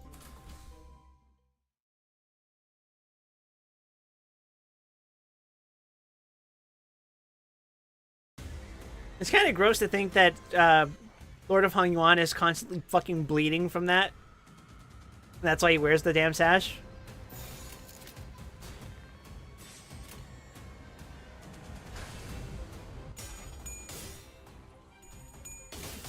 Anyway, Ezra tirelessly goes on with her passionate speech. It might look simple at a glance, but it contains the techniques of several workshops. Acceleration and mass manipulation are a given. They can purge anybody they want for a reason. The buttstock is designed to be a good tool for bashing anyone's jaw, too. Is it so entertaining? Vespa murmured. It would seem all this talk of the thumb provoked him. Huh? Well, yeah, talking about workshops is always fun. Have you been struck by a buttstock yourself? Vespa gave Vezra a vicious glare. His eyes are much like those I saw plenty of times throughout my life. Ezra's expression changed in the blink of an eye. The same expression she wore during the war. What are those eyes? Actually, what are those eyes? Who said? I think that Ezra said that. Miss Ezra, I want you to refrain from talking about such things while I'm around.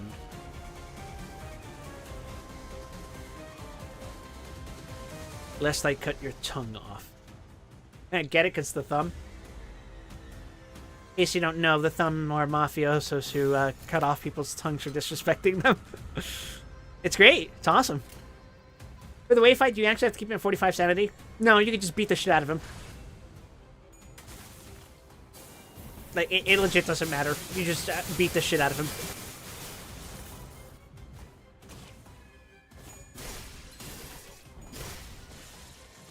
Vespa grabbed the hilt of the sword at his side. Don't you give that kind of look in front of the detective. Ezra spoke in a glacial voice. I placed a hand on my forehead. These kids are comparable to ticking time bombs. The detective and I have gone through a war. It was hellish time, worse than anything you've ever experienced.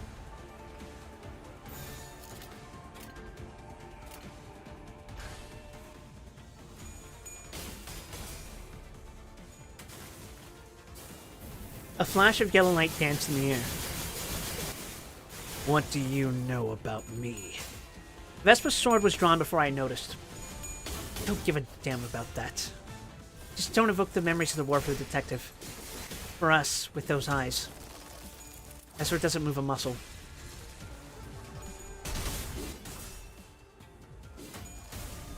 How can you talk about killing people so gleefully when you've suffered a war? I bit my smoking pipe. This is the only way I know to cope. Seek joy and don't be serious. Ezra's blonde hair gradually turns white. She gripped Vespa's neck with her hand at a speed my eyes couldn't follow. Vespa grasped her neck in retaliation. Both of them are nothing short of killing machines. Ezra, stop. She put her arm down at my word. Her eyes are still cold. I apologize. I was careless. I puffed out a curl of smoke. Vespa released his grip on Ezra's neck. Vespa, we're in the process of overcoming our past events in our own ways. I'm sure you are overcoming something of your own as well. We're co-workers who have to band together whether you like it or not, so I want us to all be more considerate of each other. Understood? Got it! Ezra returned to her usual self and gave a cheerful reply.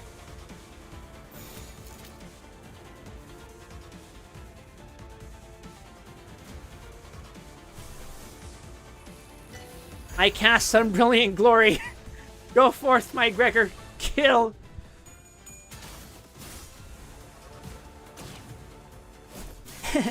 Sorry, Junior. My bad. You're insane. Vespa closed his eyes and sheathed his blade.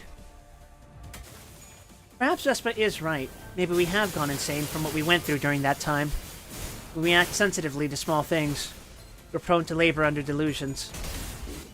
And completely nonchalant toward cruelty. I committed a sin and I must be punished for it. As did Ezra. As did this city. But I don't want Vespa to set foot in this territory. He has a good heart. He has a sense of justice in his mind. The thought I had this day became one of my few wishes. I shook off the stray thought shortly after. We walked in the mist for a while without speaking. And we then arrived at the site where the workshop in question should be. What a mess. A scene littered with corpses came to our sight. It's hard to tell if they're fixers or syndicate members. I placed my smoking pipe in my mouth.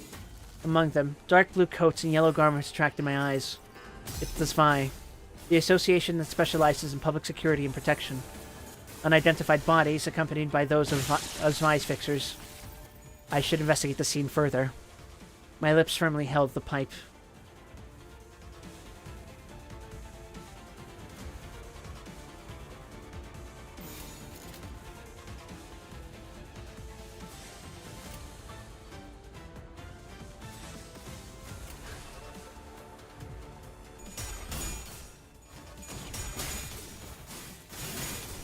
Well, dead SVI fixers are no surprise.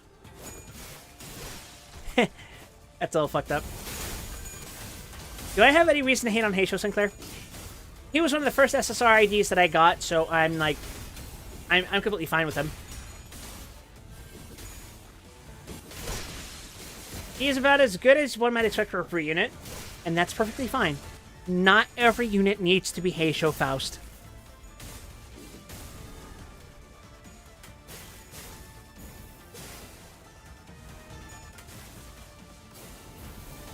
There are bullet holes in some of the corpses. These bodies are in the attire of the SVI Association. And I suspect that they belong to a fairly eminent section. I searched the body of one SVI Association fixer, looking for something a fixer would carry. I found a fixer license inside their pocket. It says they're from Section 3 of the Southern Branch of the SVI Association, just as I predicted. This rectangular ID proving one's status as a fixer is what tells them apart from syndicate members. If someone solves and fixes problems for a price without a fixer license, you have yourself a syndicate. This is the line between us and them. I inspect the bodies next. A bullet to their chest punctured their hearts and went straight out the back. And all of their faces were contorted, tears streaming.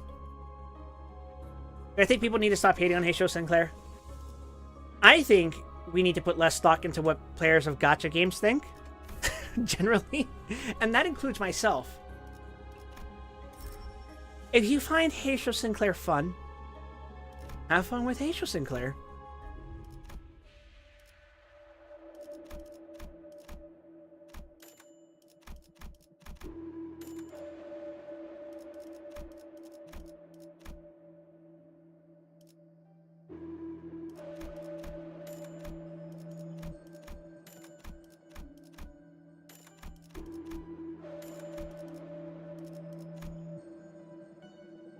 Welcome back, Playful Plan.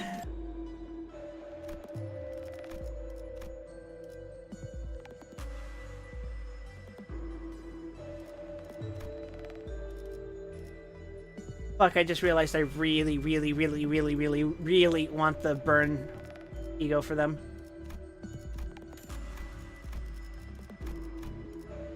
Oh, just my luck.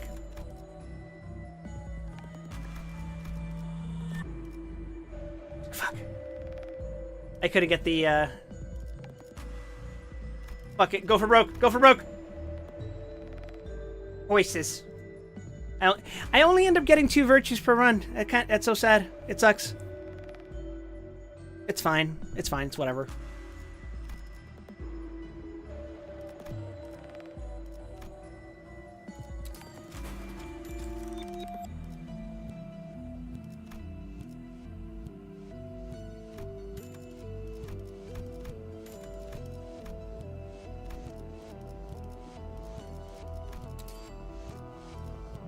Oh shit, I just need to fuse the blunt one.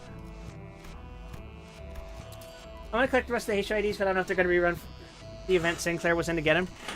We will inevitably get a book of every event. And happy Christmas to you too, Azera.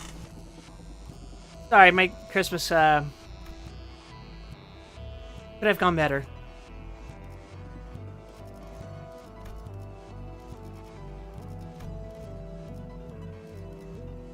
As someone who kind of hates the HIDs, I have to say I don't know why I decided to get all of them. Because they're very powerful IDs. Well, the Adepts are powerful IDs. I do think Rhodey is a powerful ID. Gregor...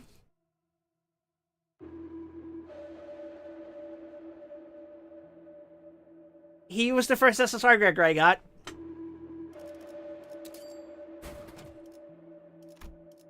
And by virtue of being a Heisho, he makes Hong Lu stronger, so can't complain about that, I suppose.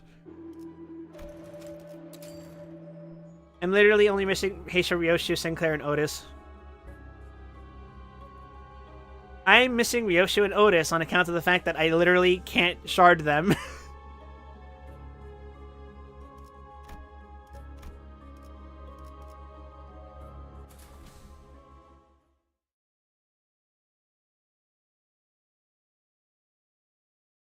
Will my New Year's be nice? I would like it to be, but I don't think it's going to be.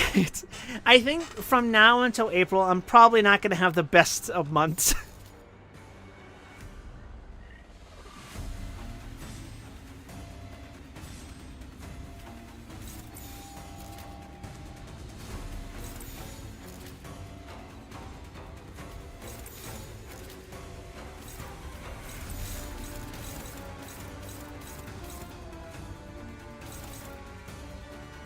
That's fine. I got re-up for the Season 5 ticket.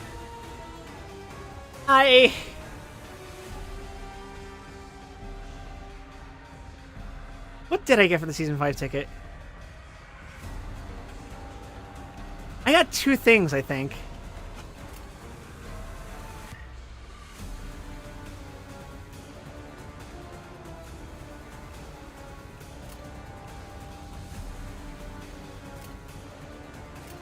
I don't remember what it was. They were really good, though.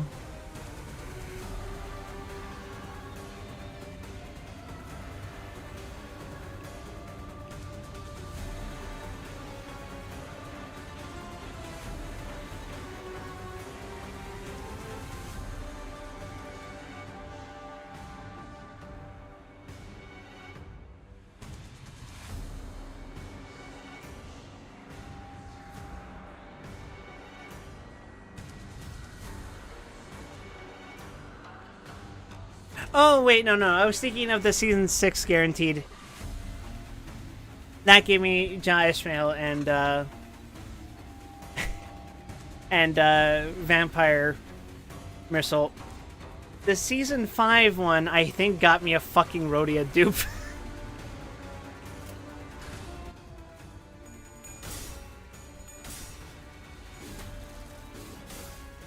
Anyway, Ezra, are the Thumb's bullets powerful enough to penetrate the coats that Section 3 of this Vi have with such ease?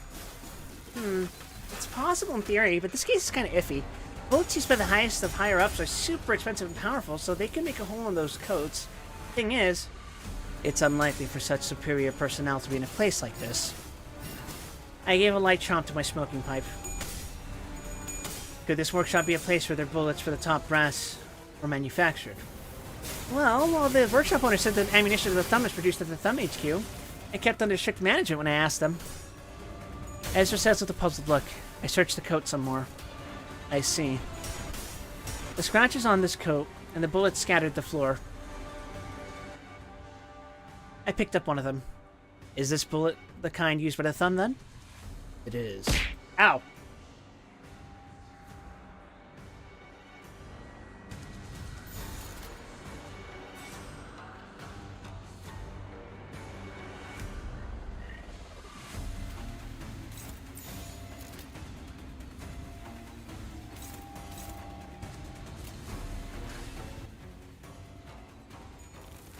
Death.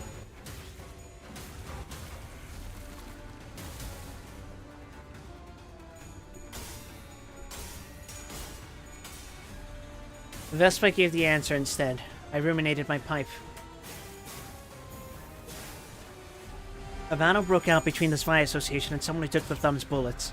However, those bullets were not responsible for the deaths of the 7 fixers from Spy Section 3. Detective, the other corpses don't look like fixers. Maybe they were part of a Thumb subsidiary syndicate guarding this workshop? I walked toward Ezra and glanced at the bodies. Their limbs were lopped off by large weapons. This is the Spy Association's work. Their enormous swords have caused this damage. The Spy Section 3 and Thumb-affiliated syndicate had a fight. The Spy came out on top. But...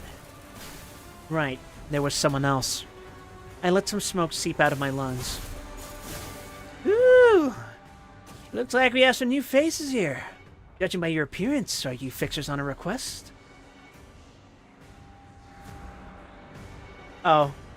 Oh, my poor little horseman. Perish. Go, my Zichins. I fulfilled the prophecy.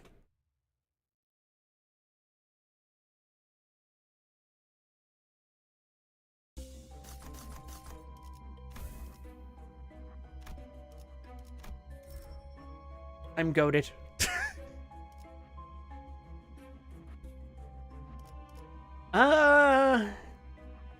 Fuck it, I'll take the wine, why not?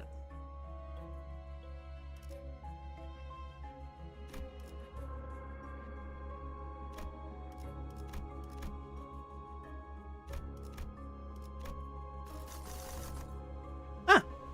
That's a surrendered witnessing.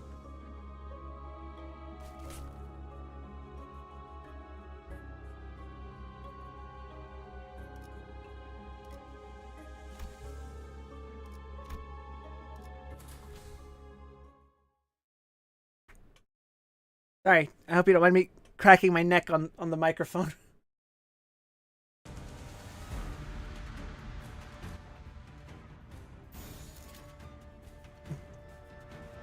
No.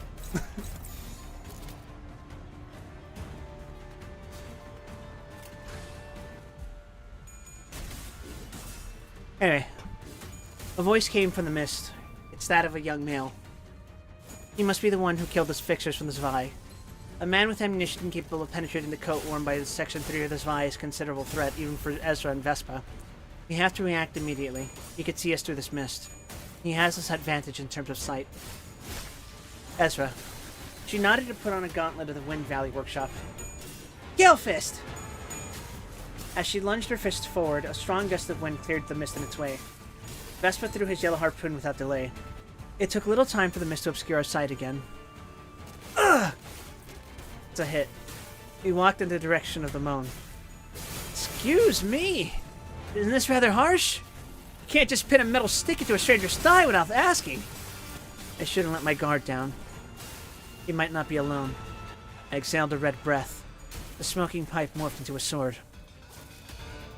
Are you the one who killed the fixers from the Zwei Association? Fixers? Yes, the Zwei fixers. I did.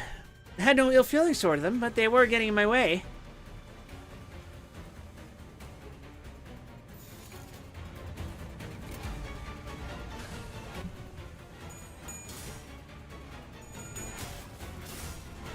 The way of you taking the bullets for yourself? Exactly! I'm the marksman of the mist. More ammo, the better. I hear that voice right in front of me. I give Vespa a look. One of us has to turn his flank. Ezra, be on your guard. Vespa, disarm him, but don't hurt him too badly. Vespa jumped sideways and disappeared into the mist at once. Ezra and I kept advancing forward. Ooh. You also here for those pieces of metal? Ezra. She extended her fist once more. As the mist cleared away, a yellow trace swept the floor. Vespa seems to be going for the legs, and something was cut by his blade. It's a decoy. He spoke in a low voice. I knew it, so you were.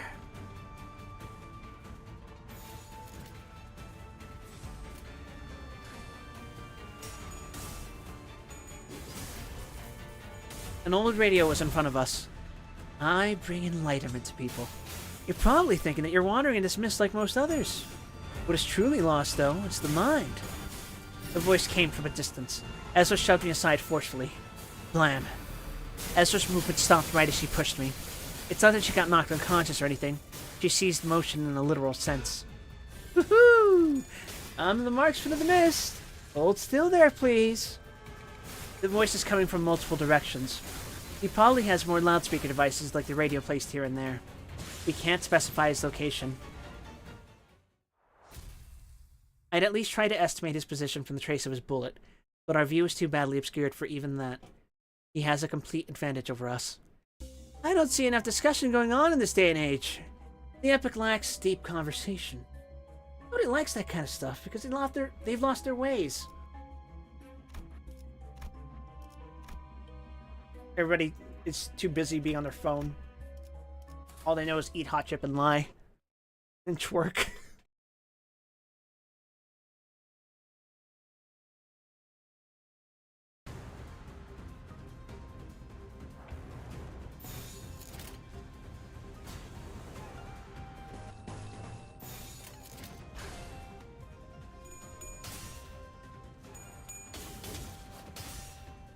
And you can see us through the fog. I shouted in no specific direction.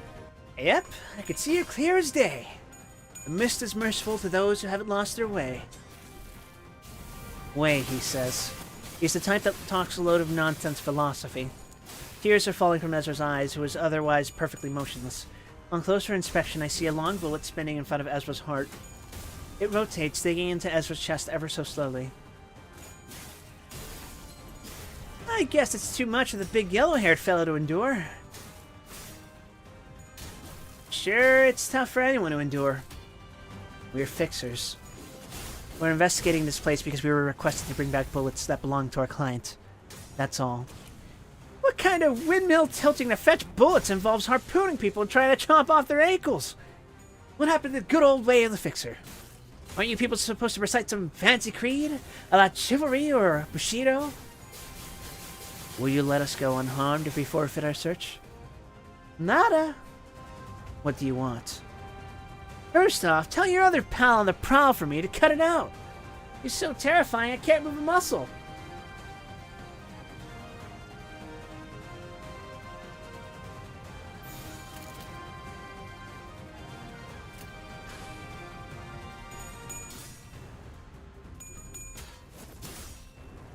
Vespa, stop. I shouted out to the air. I presume he's speedily scouring every corner of the area right now. What do you want next? I won't make it long. You will accept this bullet instead. I'll put a break on the one that's digging into the heart of the yellow-haired lass if you do. I'll accept it. Are you going to be okay with that? Vespa appeared next to me and asked. I nodded in response. An outstanding attitude. You have managed to withstand my bullet so far. Tears are still flowing down Ezra's face. The Section 3 fixers died shedding tears. These signs make it evident that the attack is of a psychological nature, whether it's a distortion or a psychoment user. Meaning, this won't be a test of physical endurance. It's going to be a matter of willpower. You look like a smart cookie. But you know that intelligence and strength of will are two different things, right? Its words echo from all over the space. I hear the sound of a bullet being loaded into a gun. I can hear whistles as well. I gave Vespa a look. It's the one and only chance for us to trace the bullet back to its source. I trust Vespa to know the meaning of my sign.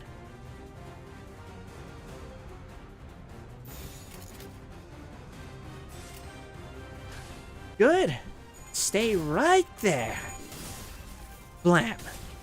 I was surrounded by darkness. Why is it dark? It's because my eyes are closed. I open my eyes. In front of me are a group of people, donning dark coats and slaying others with their blades. Their shoes clack on the floor in synchronized motion as they march on, cutting down whatever stands in their way. People resist in vain with edged objects before their assailants. Then their tools of self-defense are cut through. Curved scimitars mow down victims like scythes reaping crops.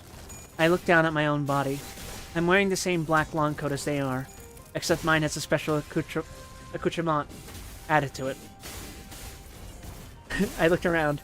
A massive and antique gallery. The marble floor drenched in blood makes a vivid contrast with it. A one-sided massacre. I moved my hand to place it on my forehead. However, it touched the cold mask instead. Gee, guys, I wonder what this could be referring to. I wonder what faction is known for having black long coats and masks. I'm wearing a mask. Upon being touched, it shows the personal information of the people in long coats, such as their names and age. I rub the mask again to turn off the display. Someone approaches me. A person in a dark long coat wearing a golden mask with the symbol of an eye came to me and spoke. This might be Otis. Nah, just kidding. Otis was a captain. For sure. Captain, we've secured Eunice's family. How many are they? 4, ma'am. There could be children among them. My moral judgment holds no meaning, however. I must act according to Diaz's will. There is no need to bother informing myself of unnecessary details. I didn't ask further about the family members. Their fault is that they were an obstacle to the path Diaz pursued. That is enough reason. Slaughter them. I am Moses. I am the captain of the Ujat. And with that, we have 5 chapters left, I think.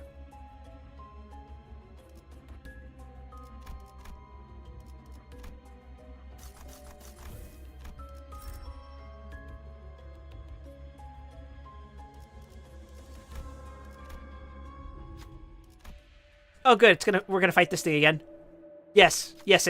I want to fight it. Fuck it. Hey, Neko, how's it going, man?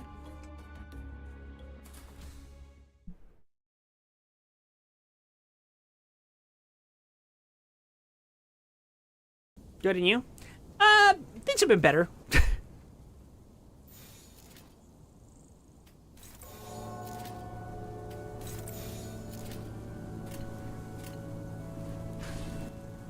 Now did we one-shot this? Hi, Moses! Good job as always! Diaz, are you satisfied with the outcome? Mm-hmm. All thanks to you, Moses! About this last mission I handled. They were actual syndicate members, right? Is it really necessary for you to know that much detail? Frigid eyes. I suppose not. Right. I like your eyes so much, dear. Followed by an innocent, cheery smile. We've done a good job today, so let's go out and treat ourselves to some nummy food. Diaz raised me and gave me a chance at life. I was an abandoned child. Diaz was the one who saved me from desolation. She looked after me and educated me. Diaz told me to think of her as my older sister. I wished to make her dream come true. Now, I don't know if any of you know about this, but there was a certain story regarding Moses and Ozymandias, who I think is supposed to be another name for Ramses. I'm forgetting.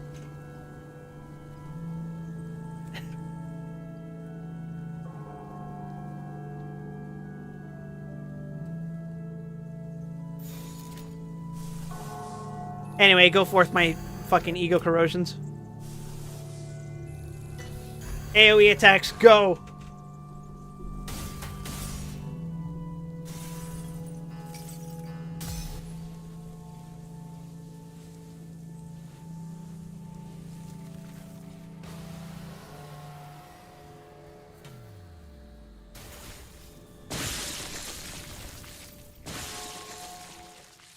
Frequently, I think it's Ramses the Second. That's what Ozymandias is, and I believe the most popular depiction of that relationship is in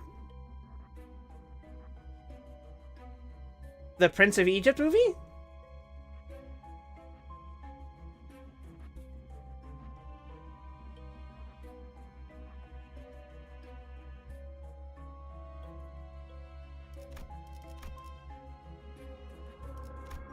Yeah, it was in the movie. Yeah.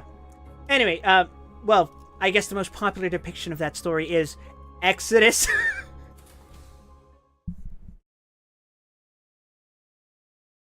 I'm very curious to see what sort of parallels to Exodus their relationship is going to play out to having.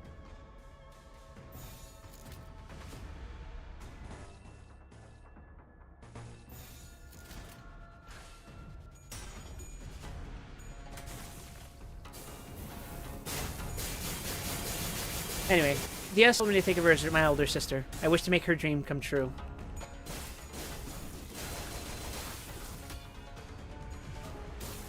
Who is this child, Elmeth? She will be the 2,142nd agent of Ujat. You brought a useless piece of meat. It was by Lady DS's recommendation. I suppose the child was pushed here. Fine, I'll teach her. Are you going to train her yourself, Captain?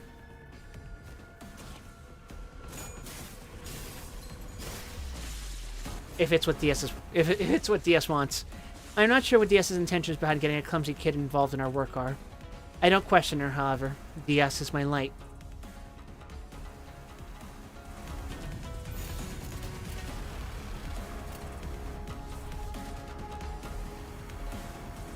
Oh yeah, that's what I'm talking about. Illuminati, gaslighting, girl bossing, gatekeeping. Hey. A dull tone. An attitude that utterly lacks politeness. What is it, Ezra? Isn't killing our enemies all we have to do? Do you have questions about this job? I heard that work here is all about beating foes to a pulp.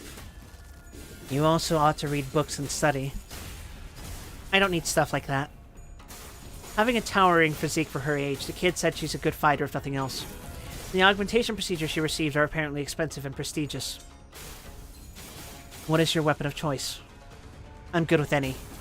How arrogant. You have that much confidence in your own body, huh? I bet I'm stronger than a shorty like you, at least. I promptly smacked her in the face. There are virtues that people who shed blood in this business must respect.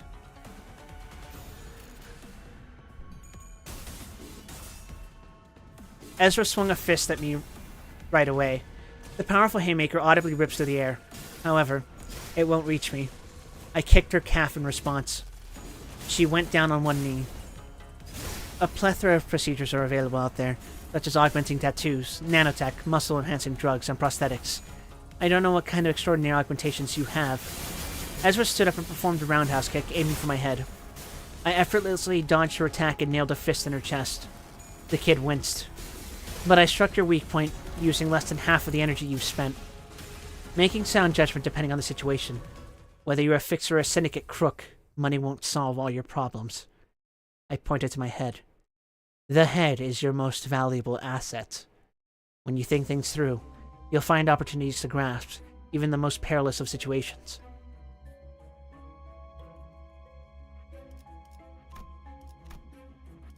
Where have I heard that phrase before?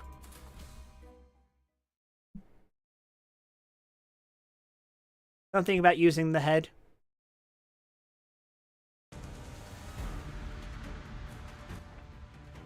I'm sure it'll come to me.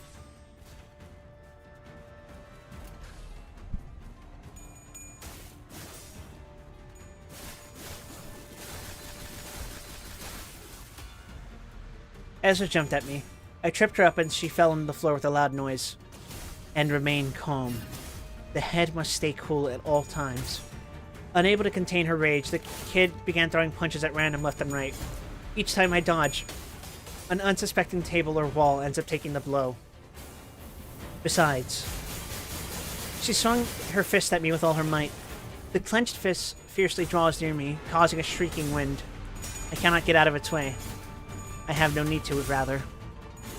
I am stronger than you. I stopped Ezra's fist with a single hand and gripped it. Ugh! Crack. I could hear the bones in her right hand break. I'm teaching you what you need to know to become a proper member of Ujat. Do you understand? Still indignant, the kid was shedding tears. And next time, call me Captain.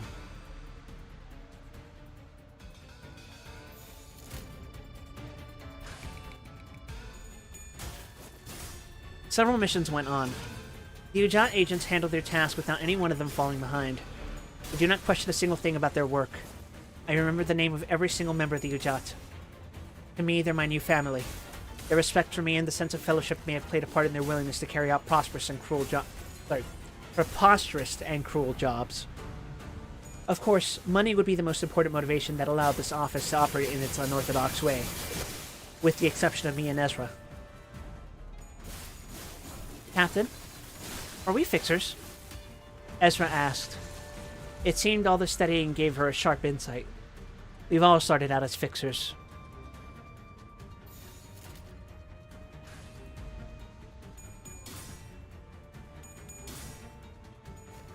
I looked it up and found that the Ujat is registered as an office, and I saw that you're listed as its leader instead of Lady DS.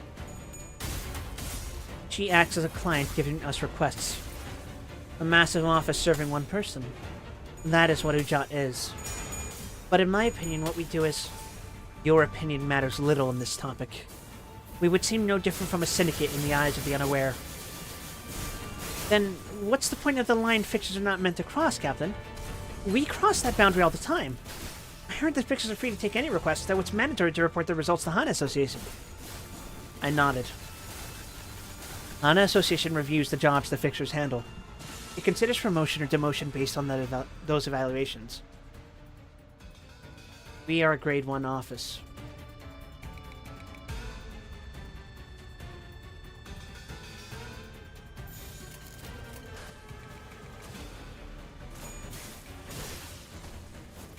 If that's the case, why won't the HANA Association demote Ujat, let alone expel it? The wealth DS possesses, her unctuous way with words, and her connections. Everything revolves around DS. Ezra's eyes were opened. Same as the doubt I feel. Ezra knows that something is off about our job. A fixer isn't supposed to kill a civilian who is unwilling to fight. DS doesn't care about such rules. She exploits and eliminates anyone in her way, civilian or not. I get my hands dirty for her sake. Because I believe in DS's dream. Could you imagine the Illuminati is run by one fucking, like, auntie?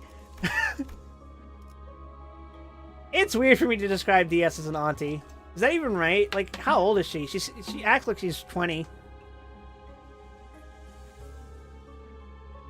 That makes it worse, I think.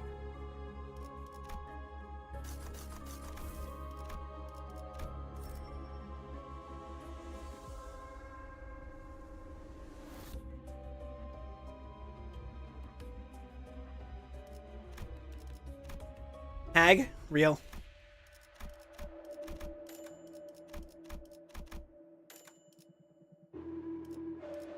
Right then, Rupture. Cool. Crush Memory. Good luck, which that means we can get, Infinity Stone. I summoned thee. Fuck yeah.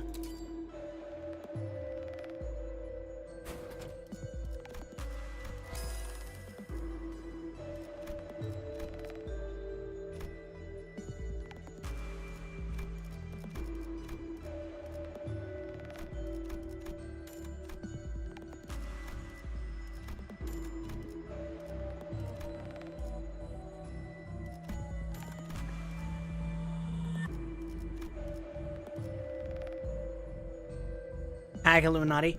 I think the mirror is the only one that matters all that much here. Yeah, that's fine.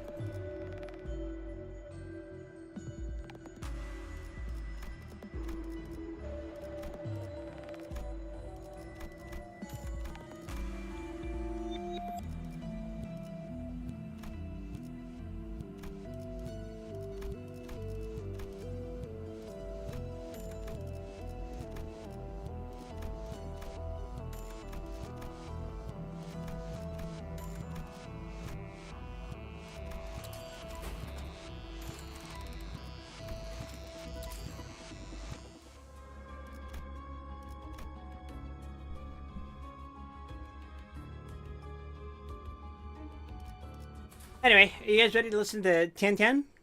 Or do you think we're gonna fight the big Kong Chu? Oh fuck yeah, we're fighting Kong Chu. Hey, show mirror match!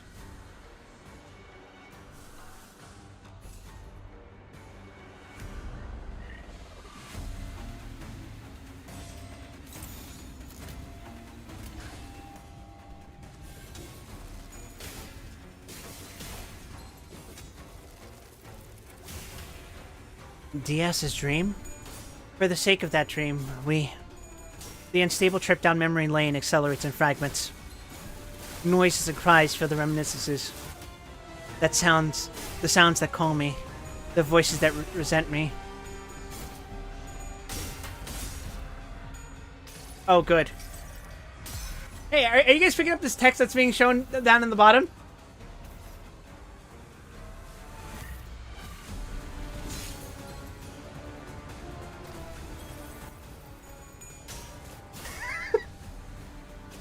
That's fucked up.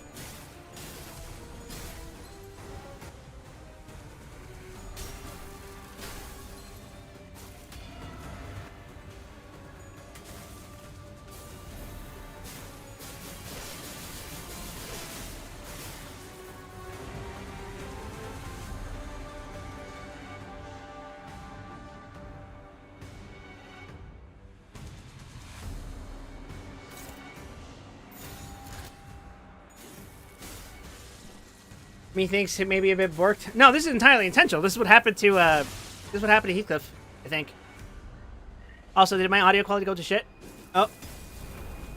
It's him. It's the big J Chu.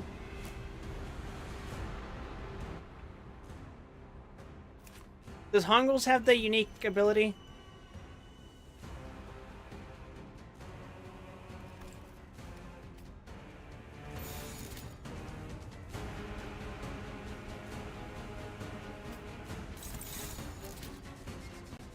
Let's rock.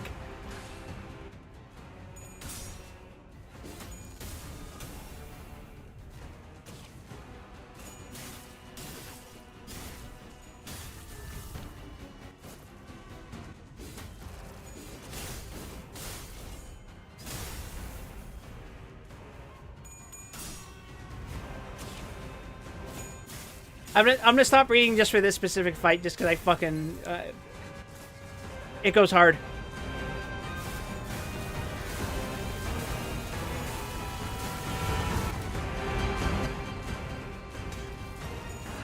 인사부서에 해당 요원에 대한 평가를 송신합니다. 제차. タンタさんの作戦とても効果的でした。 혈압도 바로.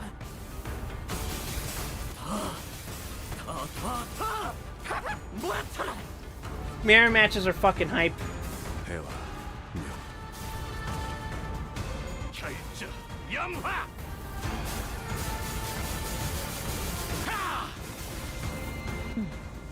이건 예상 못했나봐.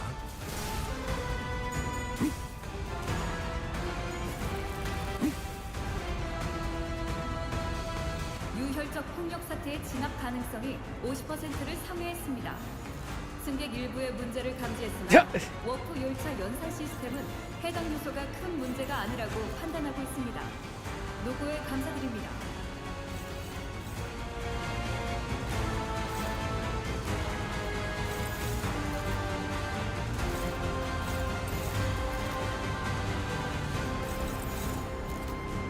That works. 자, 어느 쪽일지 잘 생각해보라고.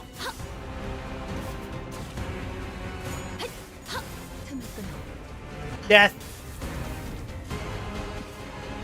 개체의 유효한 속성을 정확하게 간파했습니다. Alright, he's fucking pissed. The big JQ is pissed. 다행이군요.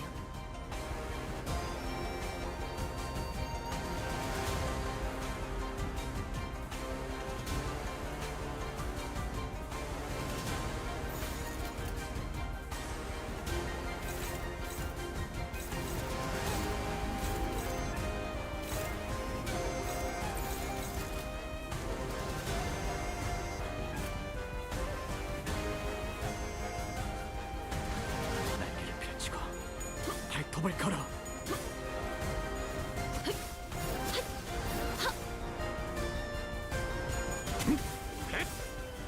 Answer me, Jachu. Who has more aura? 저 해줄들을 도려내. 하나 넘고, 둘 넘고, 꺾고 제쳐라. 오여. 길을 열어. 뭐? 적합한 판단이었어? 영화. 덮어놓고 공격하는 것보다 적을 잘 관찰하는 게 좋은 거지. 괜찮아. 개만 한다.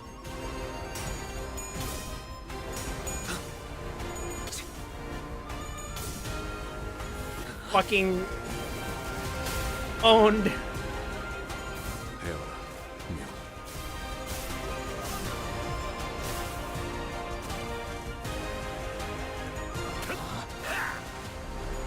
그쪽 방향이 아닐 텐데.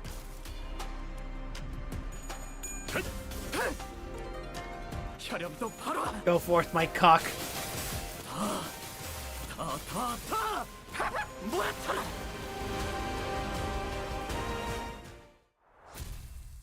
Damn. One turn kill, baby. Well, we don't kill him, but you know how it goes.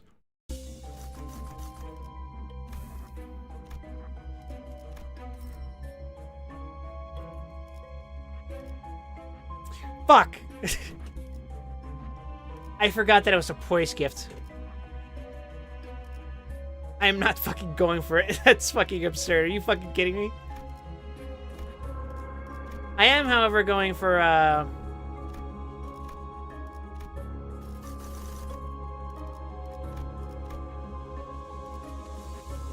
I could go for... No, I think I'm gonna go for, the Unchanging. Because they also have a unique Rupture gift.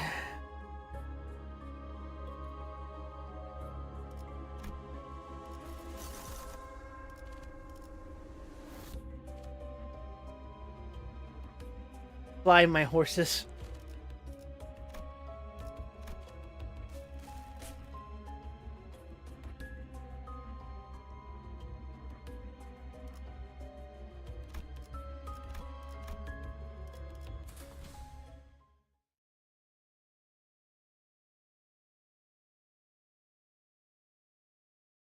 Not gonna lie, now that I know that Mao just means bunny, essentially, every time Jiachu says cut them down, Mao. My brain processes it like he's saying a pet name. Cut them down, my wee little bunny. My wee little bunny. See, look cute!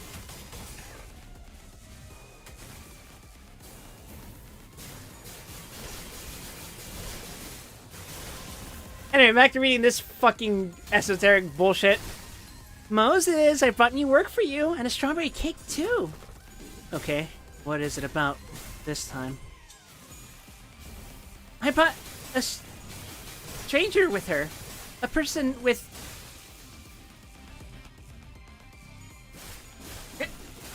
Say... Hi! And... Wait, person with gray hair and... green eyes. Hey, why don't we try something huge this time? What is it now? Cut them down, kitten.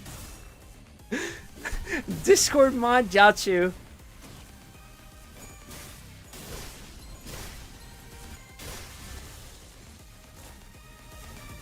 I bet it's another odd job. I bet it's another odd job. Sorry. It's a war? What are you... But this is... necessary for me to become a... You're on my side. Isn't that right? Yes, this must be done for the sake of all of us. For you and for my mentor. The person next to Diaz says mysterious things. Even I can tell. We're no fixers. We're just mass murderers.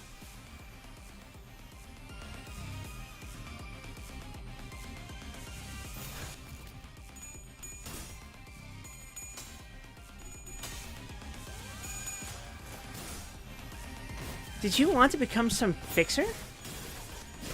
I wanted to dream the same dream as her together. I wanted to take that path. Your eyes are so precious to me. They always have been.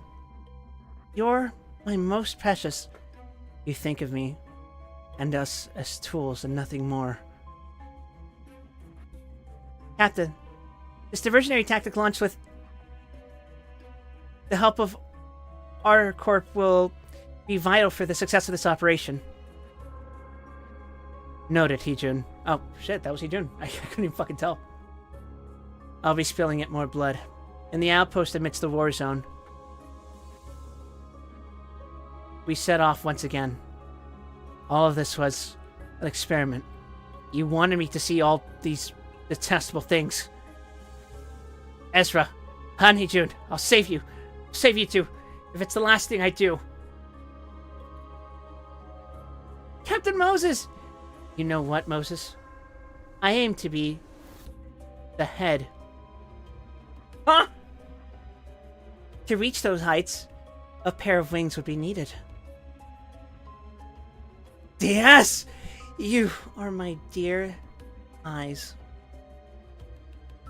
I screamed.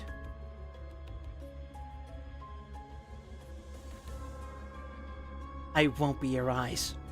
I opened them. The bullet fell from my forehead and hit the floor. Vespa, I quietly muttered.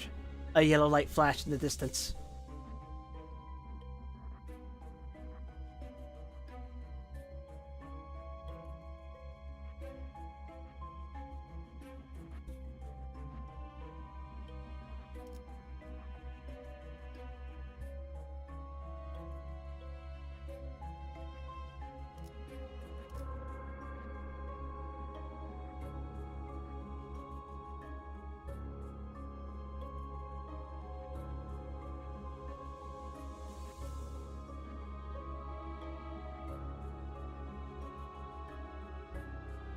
That's concerning.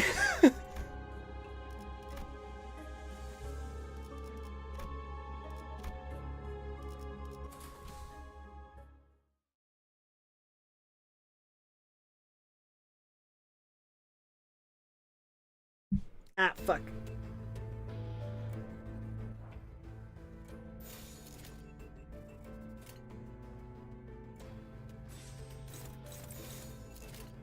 Alright, let's go. Well, we now know that the goal of the Uja is to become the new head of the city. That's concerning. Chapter 38, The Marksman of the Mist.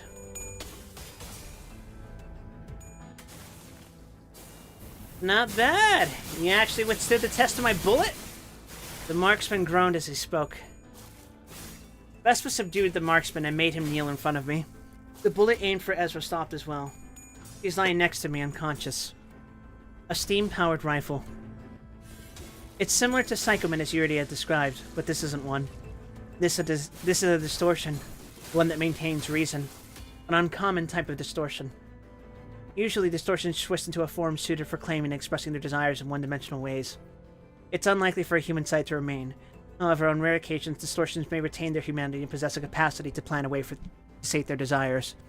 The sapience does not make them particularly more lethal or dangerous, but it does become a nuisance to deal with. They keep their desires hidden under unique layers of facade similar to humans. Even so, it's still possible to figure out the cause of those distortions as their thoughts are warped and linear nonetheless. I believe there's a fine line between Psychoman and distortions of this type. They're at the crossroads between making a step forward to manifest in Psychoman and staying as a distortion if I had to guess. I give a gnaw at my pipe.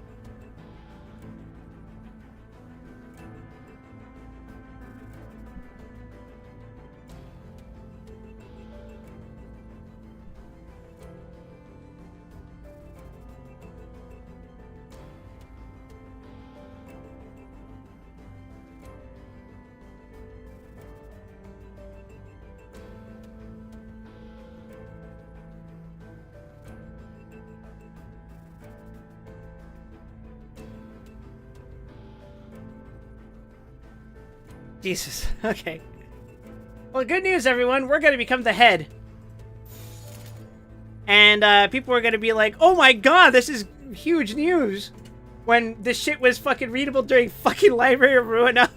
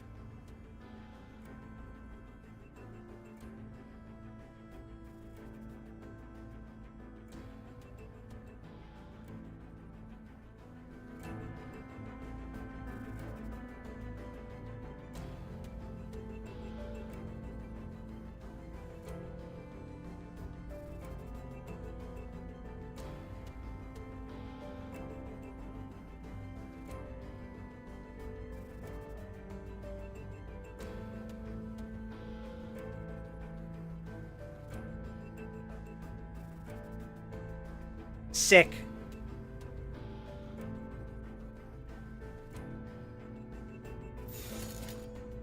Sorry, I'm having an argument with Coward over lore on the internet.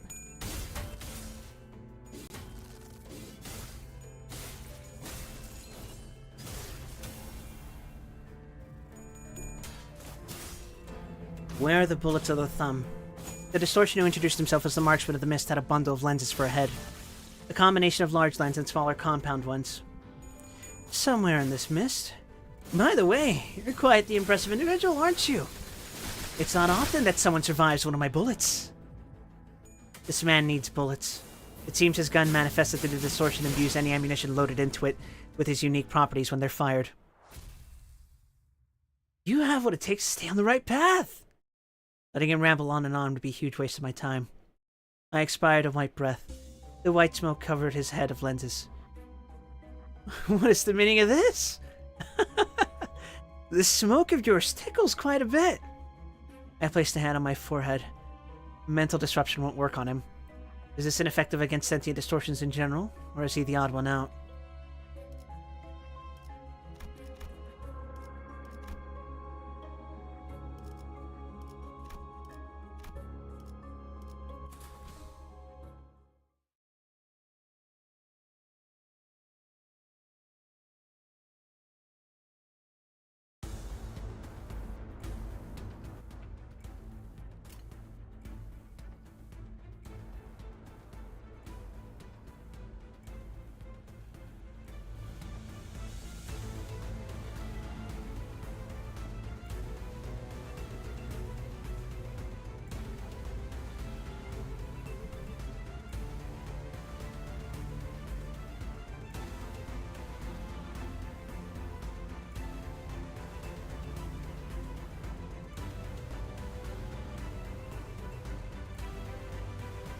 With commercial insurance.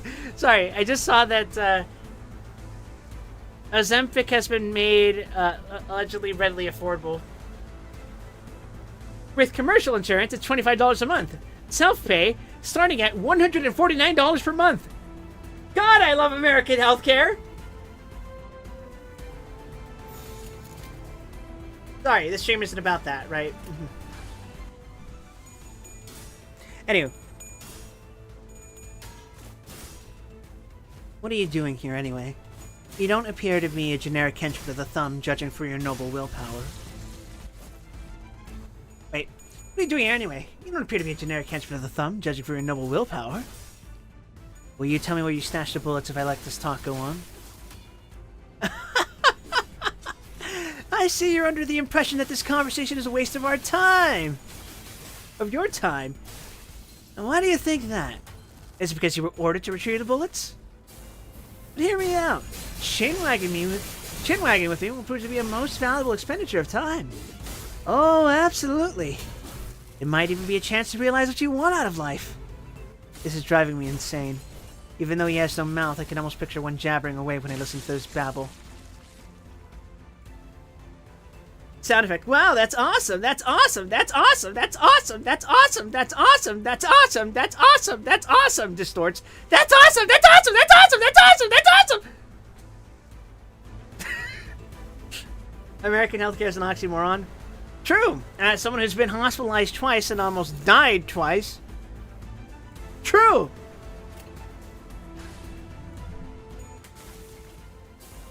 I have a video on YouTube where I talked about briefly the kind of shit that I went through.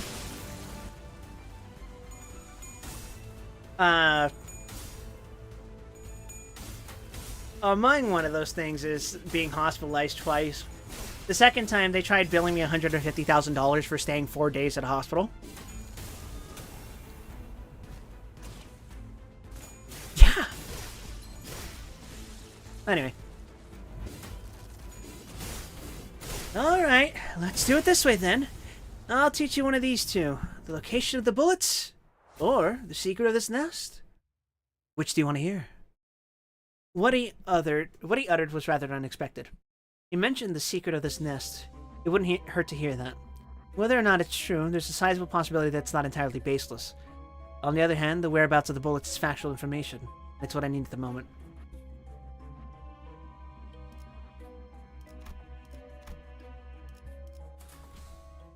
Yeah, I'm serious. They tried billing me $150,000 when I got hospitalized in Nevada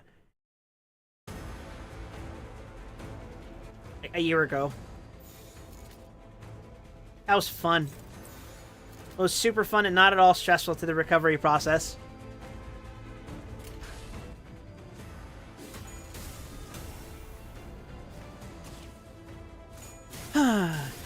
Oh, you city folk. Alas, you shall find the answer eventually. After circling round and round, the bullets are in the water tank of the building right behind you. There was genuine wistfulness in his voice. I don't mind it as much, though. Even if I had to take a roundabout trip, I can start searching for the answer when I need to. Dr. Moses. What is it? Someone is approaching. Two shadowy figures approach in the mist. Vesper reaches for his sword. I slapped Ezra's cheeks a few times to wake her up. Ezra, there's no time to be snoozing. Detective! Ezra threw her arms around me. The kid must have seen a past too tough to bear. Prepare for combat. The duo revealed themselves. One of them was a person slightly taller than me, though he is by no means a tall person. He's wearing a coat of a Zwei fixer. It's worn and wrinkled. The other was a dog made of steel. It's carrying a crude club on its back. That dog could very well be holding a human brain.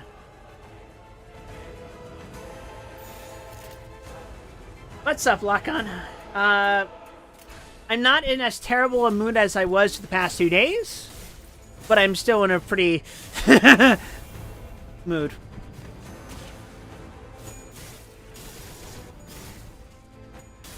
Oh look, it's the fucking invincible centipede that doesn't do shit. We'll just keep killing you until you die. Holy shit, what the fuck did you do when he...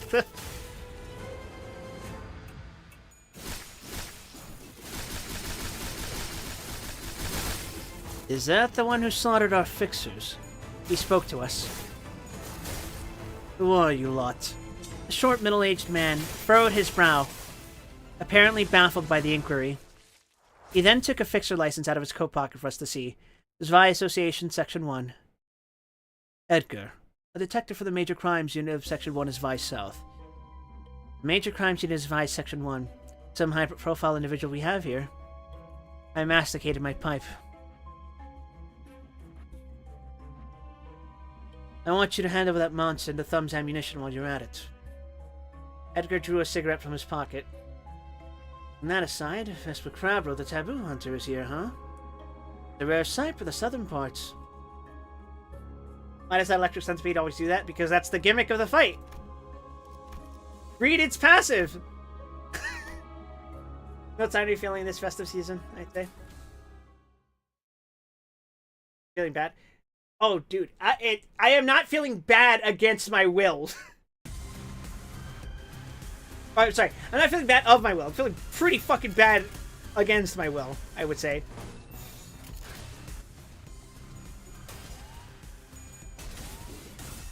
Anyway, Vespa is silently staring at Edgar. This boy in yellow has a reputation, I see. I feel an uncanny tension in the air. Is that the same Edgar that I'm thinking of?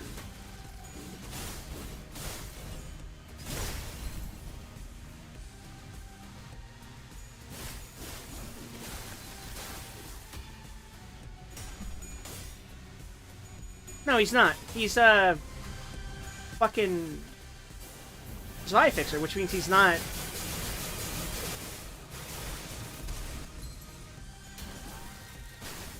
He's not we'll call it that other Edgar, I guess.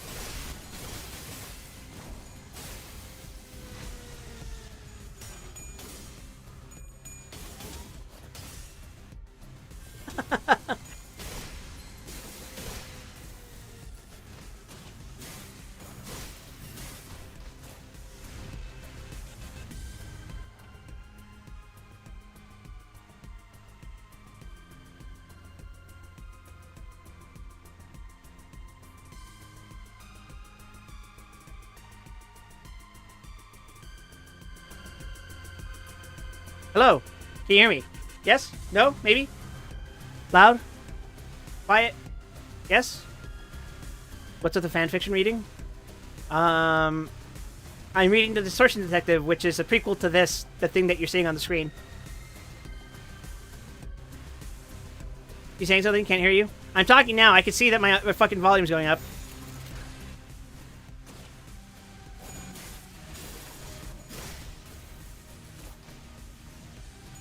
Anyway. Well, isn't the atmosphere rather awkward? The marksman broke the silence. So, is that the culprit who killed our fixers? Edgar tilted his chin at the marksman. I maintained silence. Alright. I want you to stay out of this from now on. He's oozing with poise. What were you trying to do with those bullets anyway? Well, I confessed to a Zvi Fixer that we accepted a finger's request. The outcome will be thorny, to say the least. We just wanted to borrow some of those amazing bullets that the thumb makes. Ezra hurriedly stepped up. Really? So you were a group of scavengers looking for some loot to snatch at this aftermath. An electronic sound rang. Bzzzt. What's that rang? You overheard their conversation? Edgar puts his ear to the dog next to him. Ezra gulped. His expression turned into a minor scowl. Bzzzt. Is that so? Edgar threw a cigarette butt into his portable ashtray. Fixers bribed into doing dirty deeds for the thumb, eh? That changed the story. Wait. I am Moses the Distortion Detective, and I belong to the Seven Association. These are my assistants, Ezra and Vespa. Forget that. Is it true you've been working for the thumb? It is, but our lives are on the line for that deal. Ha! The city never runs short of felonious scum. A fixer affiliated to an association taking work from a syndicate. Fun.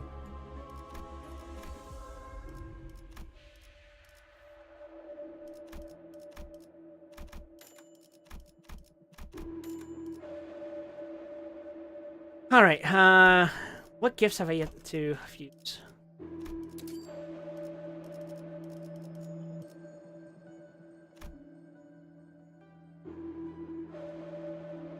Right, I suppose there's that.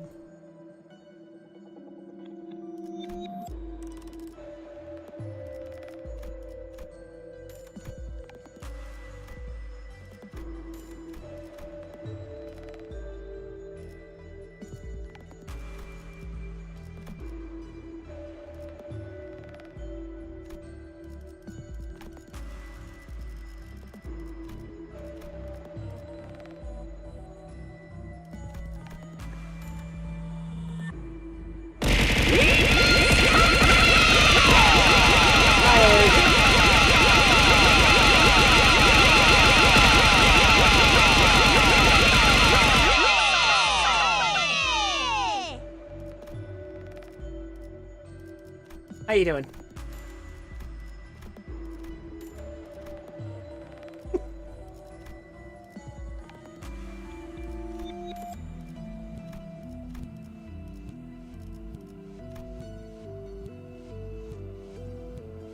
Don Quixote jump scare. Real. I'm tired of breaking blocks. I'm going to bed. Well, I'm going to play Minecraft after this.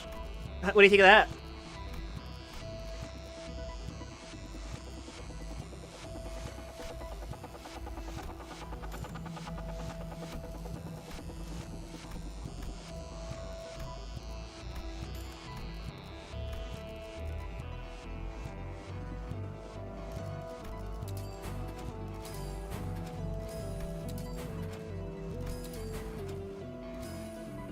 I left you a double chest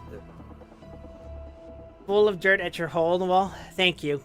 I will probably not even be able to finish the ground floor of what I'm building with that. I think I still need about 3 chests. But it's fine. I commend your work in service of the Dwarf King.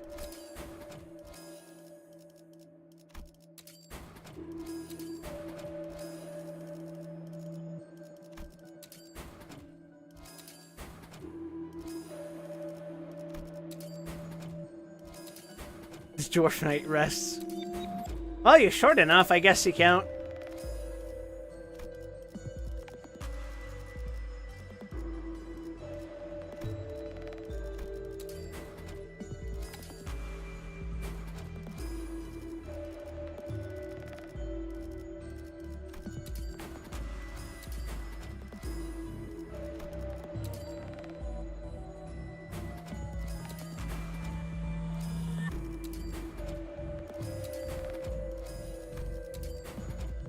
I just realized I haven't gotten the one fucking gift that I need.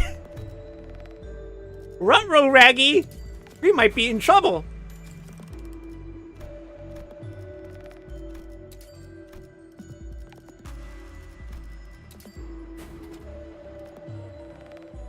Good enough. I won't complain about getting faith. However, I would very much like, fucking mirror in the water, whatever the fuck it's called. I named my shovel the Dwarf Knight in honor to it being used exclusively to mine insane amounts of dirt. Honestly, I can't decide whether digging is faster or if I should just fucking kill a bunch of creepers to make a bunch of TNT and do some excavation. Oh, you know we gotta turn this shit up. Hell yeah, copyright. Go forth by win rate. My broken wings, I know you are still with me. All I need is a nudge to get me started. Fly broken wings to somewhere we leave 이런 사람을 영웅이라고 하는 건데. 사무실 직원을 더 늘게 영화! Type ideal in chat if you think this is an ideal game. 관리자님은 당신이 생각하는 것보다 대단한 능력을 가지고 있다고 제가 늘 말씀드렸죠. 저는 언제나 옳은 말만 한답니다. 매우 효과적인 청소입니다. Sounds like some death song in an anime scene. Oh, you mean Ivo no Hana? 이제 깨우치시게 차포잡이라 예상한 것보다 움직임이 더 좋고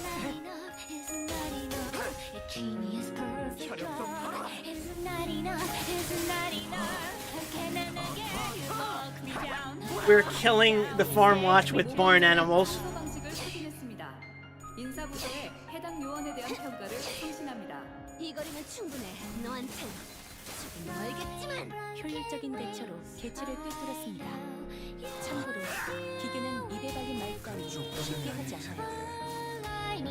아, 여기서 이런 공격이 잘 먹히는군요. Fly broken wings to somewhere That didn't even do damage to her. 방금 Closer 청소를 수행한 to 요원에게 our deal. 인증을 자동 승진 추천서가 발부되었음을 안내. This is the part where we use some brilliant glory. 서면에 적혀 있습니다. once true the soul I watched as you rode away. River says that I still remember hope. Yeah, we're not even reading Distortion Detective anymore.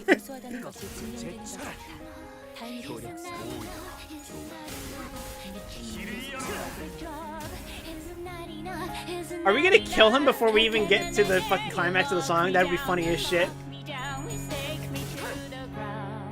혈압도 바로.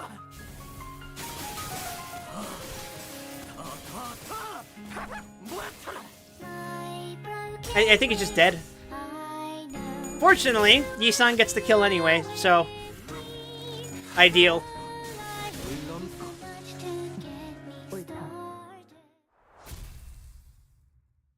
Truly ideal.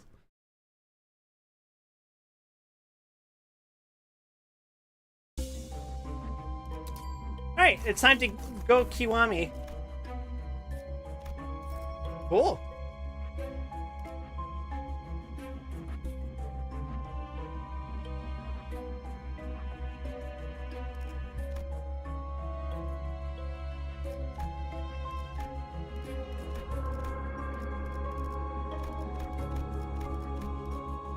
Yeah, we're going for MD50. For no particular reason. We just want to get the Starlight, I guess.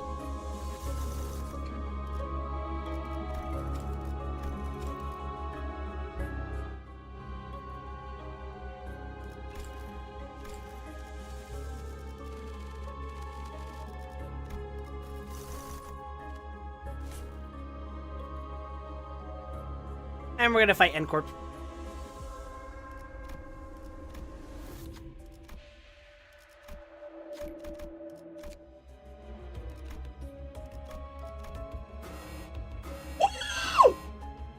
A super boss? Don't fucking mind if I do, baby.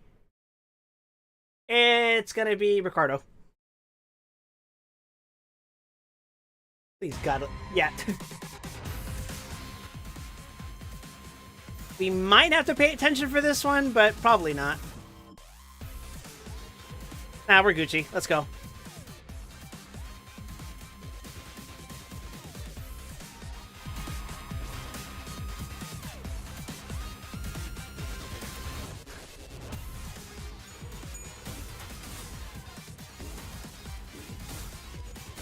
Anyway, this is troublesome. The problem isn't that we're facing a fixer from the Section 1 of an association. The association he belongs to is the issue. Starting a feud with his vice fixer who works for the safety of the city is essentially opposing the few remaining upholders of justice in this civic jumble. Although it would take some time, the only option we have is to follow them to the station and give our testimony of the situation. Besides, DS has our back. I presume paperwork won't bother us for long. I could cuff you and take you to HQ for formal procedures, but I'm a stubborn fool. Damn it. I don't have a good feeling about this. Ezra looked at me with nervous eyes and shook her head vigorously. She's telling me that our opponent is strong. Seeing scum like you makes my blood boil. They say fixers do anything for money these days, so partaking in the slaughter of innocent people led by a finger? That's where I draw the line. Edgar shook his hands. Then his canine companion merged with him, transforming into a suit of metallic armor covering his body. It was as if a shepherd dog assumed an anthropomorphic form. Rang, it's time to bring justice. Vespa. A yellow flash clashed against flickers of an indigo hue. The sharp glows make a sound that echoes through the street. Ezra, we'll escape. Pick this sod up and run. Our best option is to lure him to where Isabel is. Hey, March of the Mist, was it? Think you can keep him in place? I could ult that man, sure. But I could also just end up killing him. Or the bullet might not even work, like how it didn't work on you. It's all in the mind. I'm forced to make yet another choice.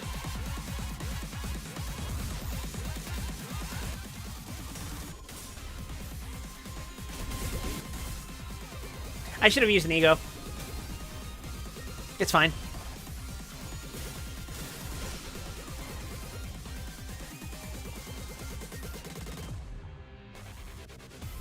Alright, we gotta lock in.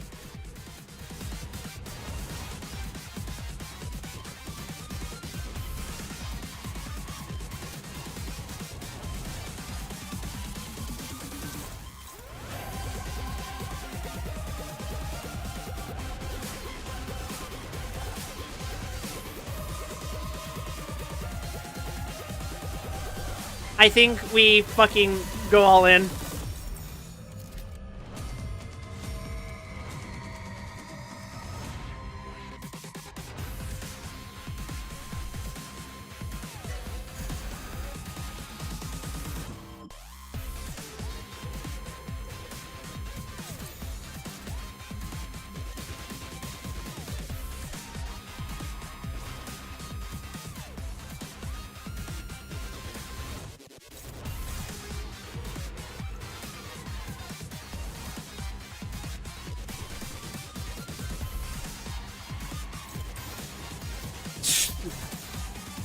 That's a hell of a thing to be struggling on, but whatever, let's go. May have given them a little too much offense level here. Yeah, this is gonna hurt.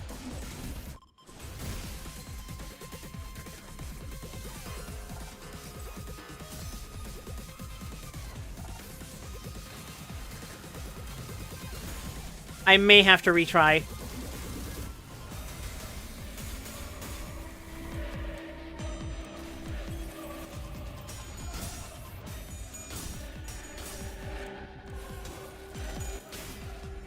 Unless we lock the fuck in.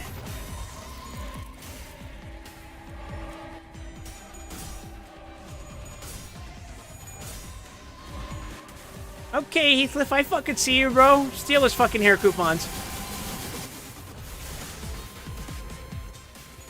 Go forth, my double-cocked bukkake.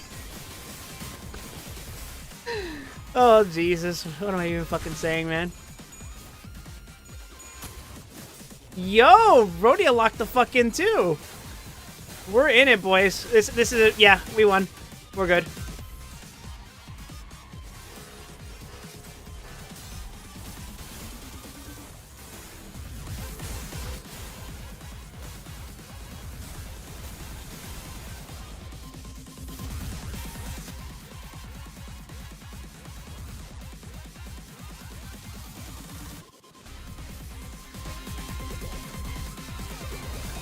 Answer me, Heisho Pax.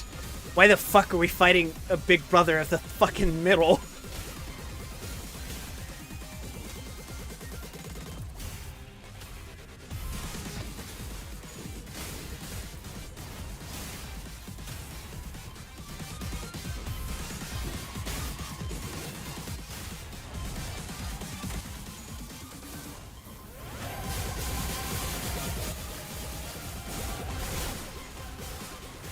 Jesus.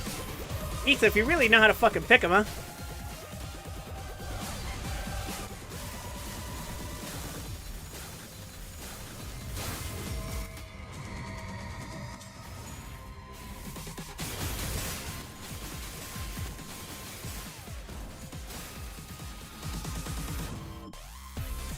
Okay. Mission accomplished. I didn't have to be concerned at all for that fight. Pick Starlight, of course.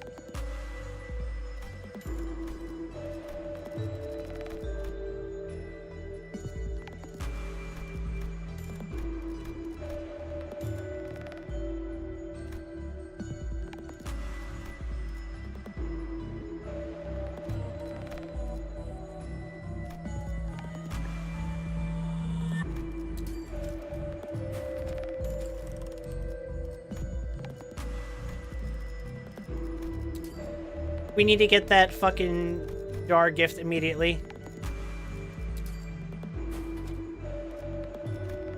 Not the one I was hoping for. In fact, I dare say we should rush it. There we go. Clear water. Clear mirror, calm water.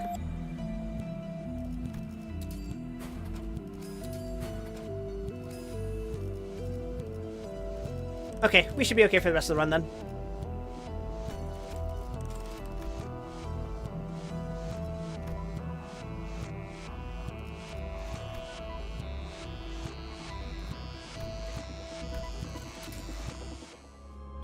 Okay, we can go back to not paying attention at all. Which I mean to say is we can go back to reading.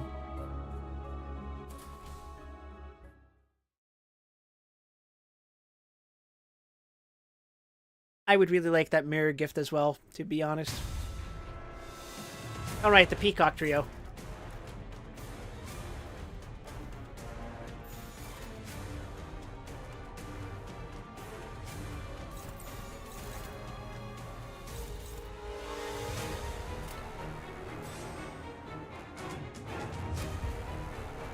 There's no way.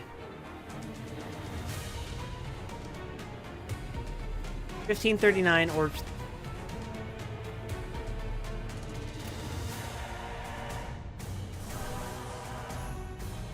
Yeah, okay, no. Fuck.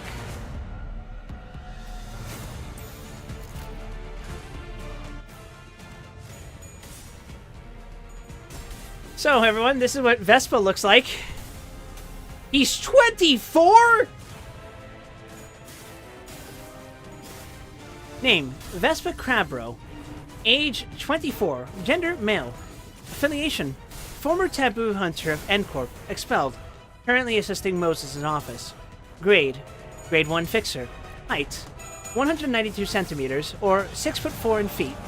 Hobbies, vehicle maintenance, organizing his thoughts while brewing cinnamon tea. Specialties, driving and tracking. Birthday, January 24th.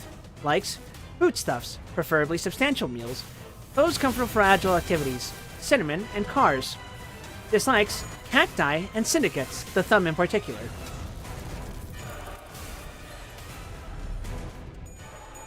And there's DS.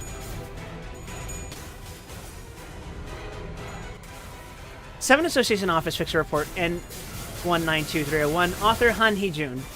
So this is absolutely biased. Name, DS. Age, unknown. Gender, female. Affiliation, unknown. Grade, unknown. Height, 171 centimeters, or 5'8" in feet. Hobbies, collecting vintage tableware.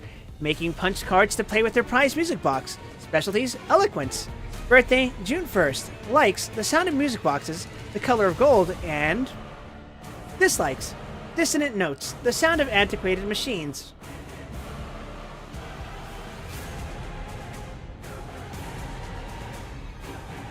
We are at 4 chapters left, everyone.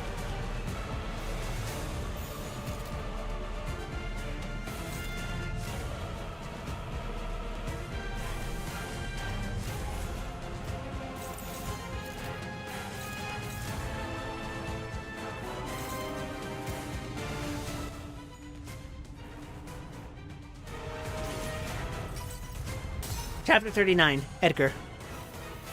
Ezra and I were still running. The thunderous roar of our pursuer won't get any quieter despite our best efforts to escape him.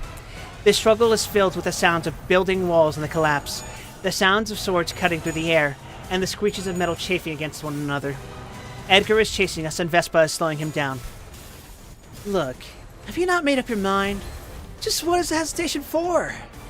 You may be bold in the face of major occasions, but you're quite the reluctant one when it comes to the little things. The marksman of the mist says to me, being carried on Ezra's shoulder. This is not a little thing at all. Edgar comes to the Zwei Association. Anyone with half a brain in this business knows that there are boundaries a fixer shouldn't cross. They're what differentiates you from a syndicate crook. Violating those rules will result in demotion, or worse, disqualification from work.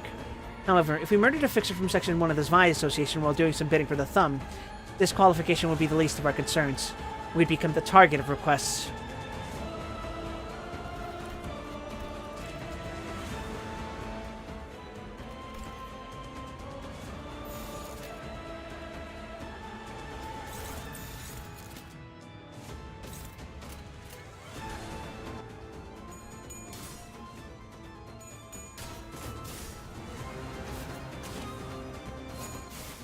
No, I know better. That despite everything, this can be covered up as long as DS has her back. The shallow sense of justice left in me is repulsed by the thought.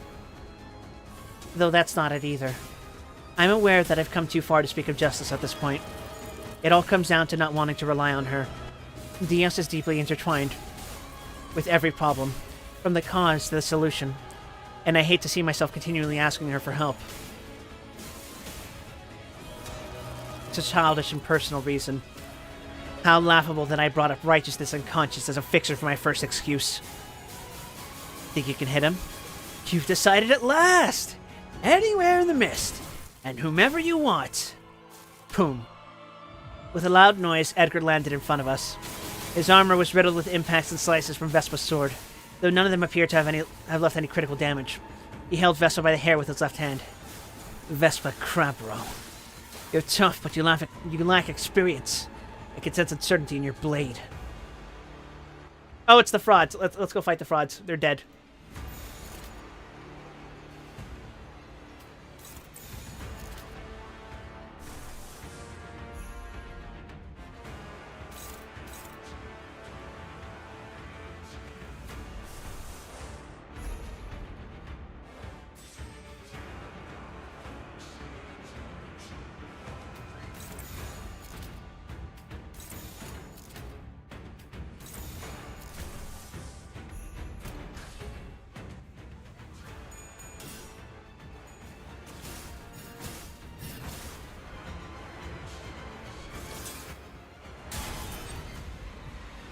Anyway. Edgar spat as he slammed Vespa to the ground. Shoot him. The marksman of the mist pulled the trigger right on cue. The bullet was aimed for the center of Edgar's forehead. He easily dodged the shot by tilting it to the side. Using cheap little tactics, aren't you? Said a deep voice. Then Edgar swung his fist at me. Detective! At that moment, Ezra tossed the marksman into the air and stopped the fist with both hands. Another shockwave shook the street. Crackle, crunch. Ezra's arms broke from the overwhelming impact. She coughed up blood and fell on her knees. He clenched his fist and extended his arm once more. An attack with murderous intent. He's trying to kill me with this fist. I kept my eyes open and looked straight into him. His fist did not reach me. Ha ha! Anywhere and whomever you desire. My bullet circled round and round and eventually reached you. The bullet struck Edgar's head from the back. It rotates where it landed, to be precise. Just like that, Edgar came to a halt. Whew. I caught my breath. It was one of the few moments in my life I was ready to accept my doom. Ezra, can you stand up? This isn't a big deal. The first aid kit in Ezra's dimensional bag should be enough to take care of a broken arm. However, as it is a limited resource, I feel rather hesitant to use it right away. Vespa is unconscious on the ground, wounded and bruised.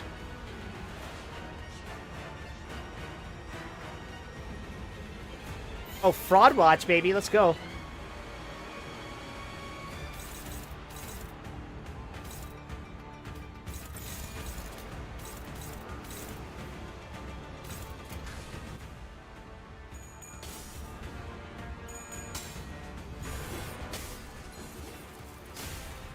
We should sort this out. Hey, how long does your bullet keep a person frozen? That depends on the person. You, for one, overcame it with much haste and elegance.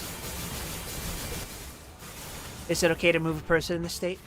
Well, I don't see it being an issue. Not that I made such an attempt before. Ezra can't use her arms due to injury. I tapped Vespa on the cheek a few times to wake him up. He let out a faint groan as his eyes opened slightly. Have you taken care of him? For now.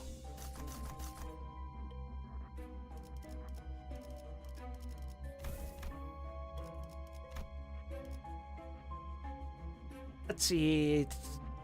Ooh, these all kind of suck. We'll take these and this and this.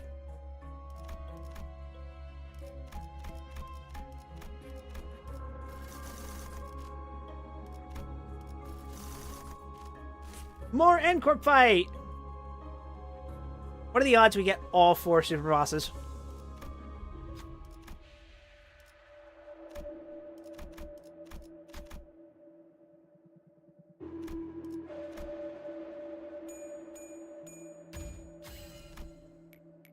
Oh no, Heathcliff took HP damage. How terrible. Oh no. Oh. There's no way this ever works. Yeah. I'm not that lucky. I'm lucky, not that lucky though.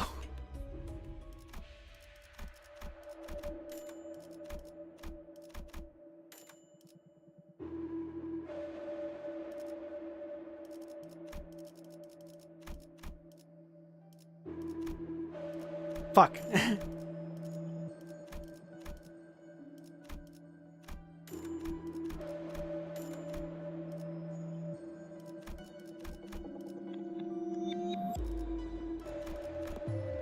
Wait, I want this.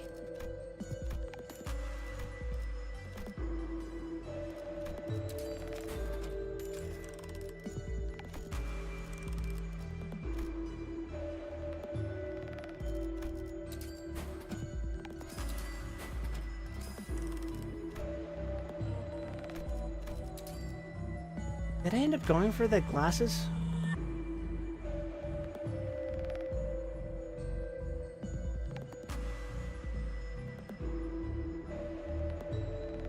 I did. Okay.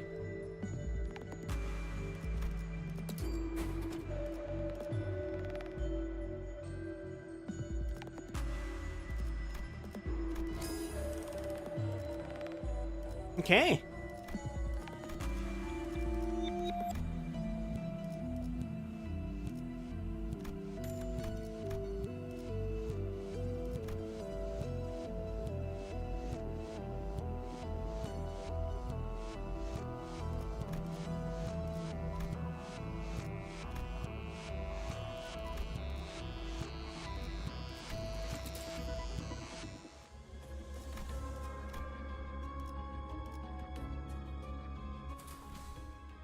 Okay, now we're all at a comfortable level advantage, which I think should make us dominating in every clash pretty much at this point.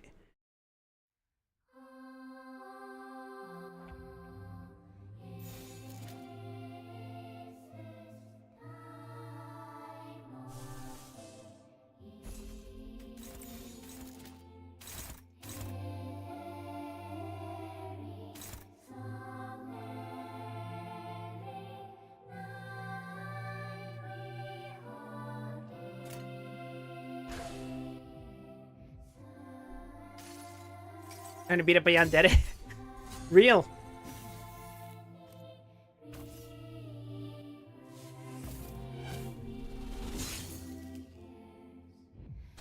Vespa got up, running his hand through his hair.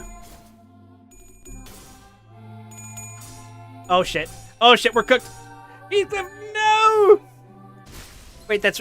Sinclair!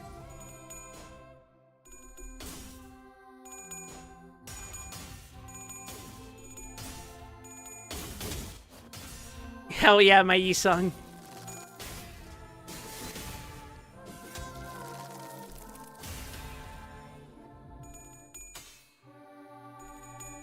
Heathcliff, avenge your fellow cock in arms.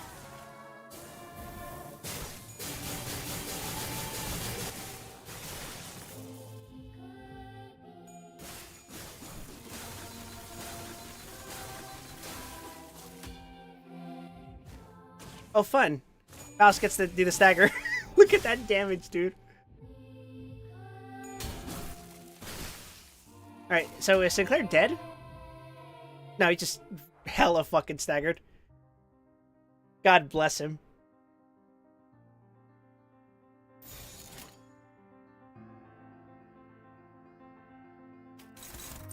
Struggling? Just don't fucking clash, idiot.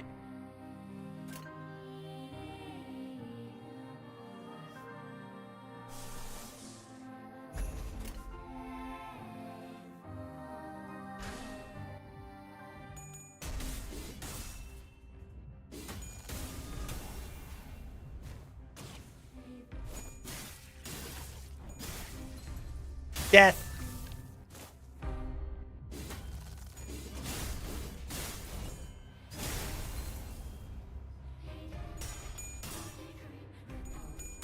Once you get past this first fight, this tier is fucking easy.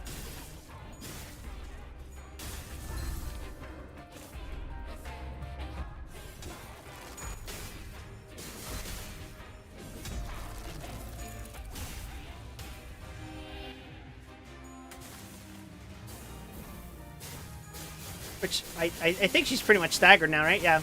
Okay, we're good.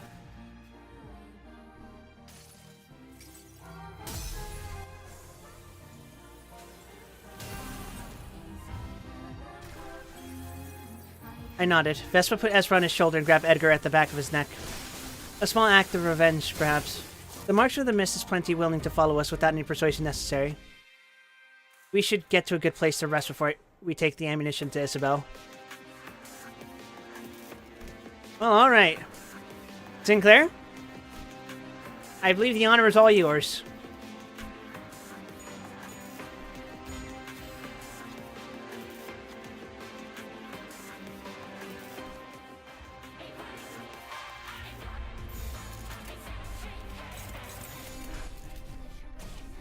Death! And fittingly, it's Faust who cucks Cromer.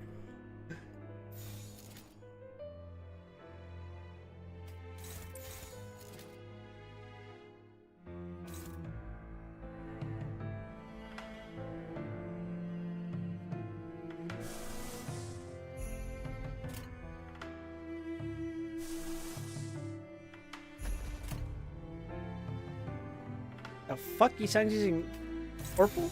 Oh?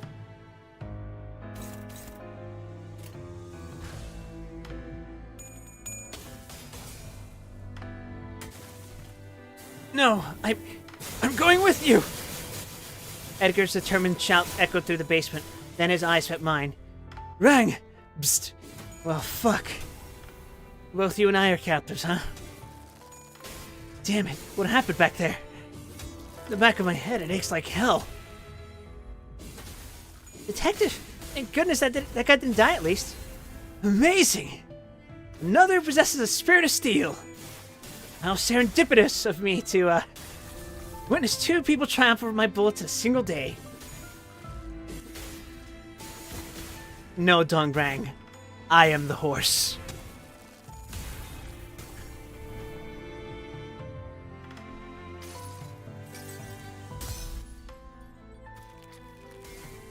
I'm sitting on a crate watching our tied and restrained Edgar with a smoking pipe pursed by my lips.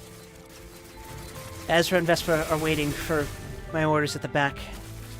You haven't killed me yet, so I reckon there's something you want. First off, I'd like to clear the misunderstanding between us, Edgar. If you mean how I mistook you for some small-time lackey to the thumb, then you bet it's cleared. Crystal. Congratulations. Killing me would be a huge step up in your criminal career.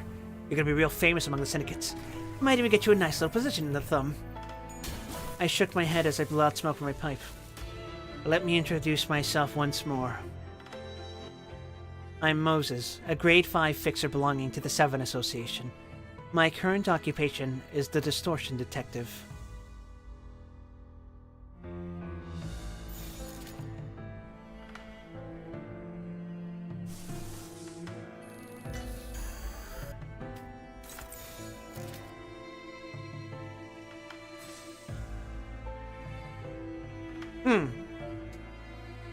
Yeah, I can counter this.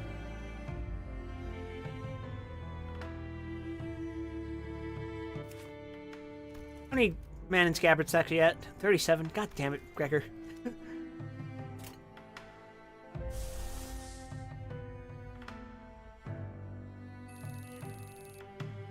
What would even be the point of using Lantern?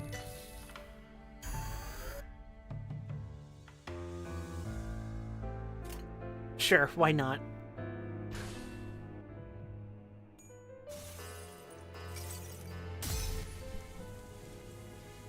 A detective? Distortions? My work is to deal with the distortions we encounter in this nest and retrieve them. We crossed paths with the thumb unexpectedly, thus we had no other options but to cooperate. Did you harm any civilians during your little errand? No. Right. Maybe you didn't. You probably thought you could just be on your way after you're done helping the thumb. But you ever stop to think about the lives of the innocents that would be lost due to the bullets you retrieved? That's what I find unforgivable about people like you. You want to hold us accountable because of that. Why don't you consider the possibility that we might help more innocent and powerless people after the business is settled? Your accusation is just a delusion. Delusion, huh?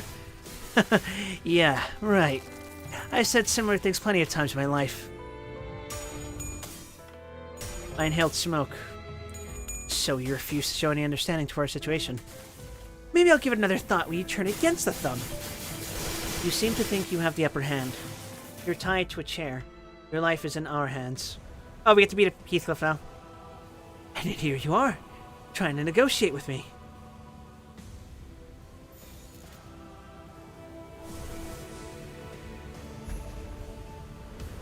I believe this means you're at 40 stacks now, yeah?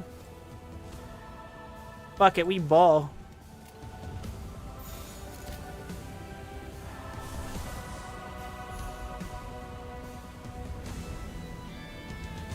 Hawkcliff versus Wolfcliff.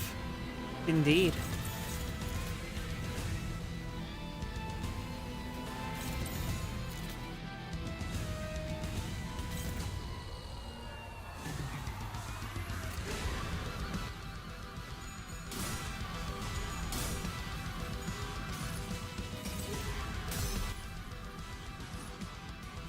He's an old hand. You must have a rough grasp of our awkward circumstances. Would that be your demand if that were the case? Do you want the thumb dead? Yep. Fine. Alright, then let me hear your side of the story. We're headed to where Isabel is. Ezra and Vespa are following us, carrying the bullets. So you're collecting distortions, huh? How many have you caught so far? I don't think I'm obligated to tell you that much. I know that distortions have been causing commotion lately, but I'm not sure if you could just meet them whenever you want to. It's a trade secret. We're about to arrive at the house that the Thumb took over after murdering its previous residents. Isabel and her group greet us in front of the house. You're back, Miss Moses. Edgar runs at her as soon as she stops speaking. Rang! Edgar's metallic dog once again becomes a suit of armor that covers his body. His ironclad fist struck Isabel's face right away. She was slightly knocked back, but retaliated with a knee to Edgar's stomach. The mutual attack created a bit of distance between the two. What is the meaning of this, Miss Moses? Isabel asks, spitting bloodied saliva. I shouldn't speak with her. Destroying the assemblage of the Thumb's members with no room for negotiation. And that's the condition Edgar offered. It seems I can't avoid sinking into the pits of violence no matter what I do. Yeah, I think Chicken Cliff wins. Ezra. Vespa. We'll support him. We're facing a capo and 20 soldatos from the Thumb. On our side, we have 2 grade 1 fixers, 1 grade 3 fixer, and 1 grade 5 fixer, and 1 distortion.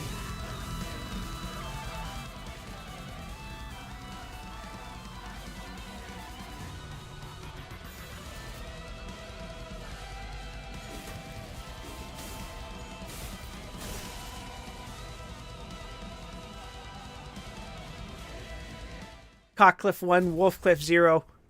Bitch.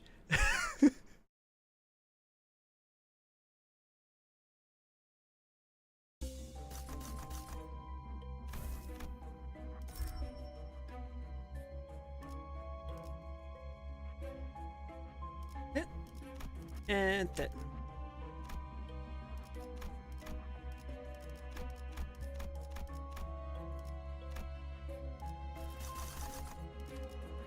Alright, at this point...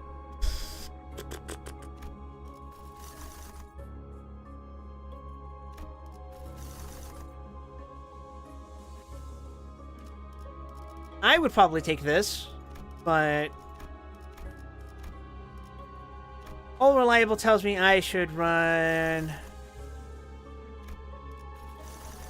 a Flesh and Greenery. Go with the devil that you know,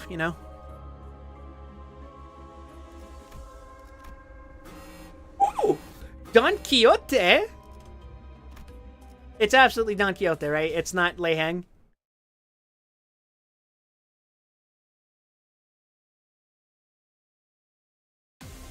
Verdilius? Oh, shit.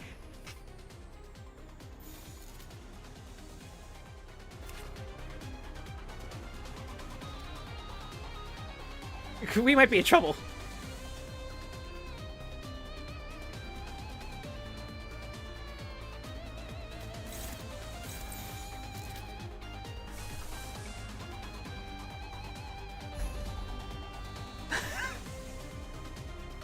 We'll block this one just in case.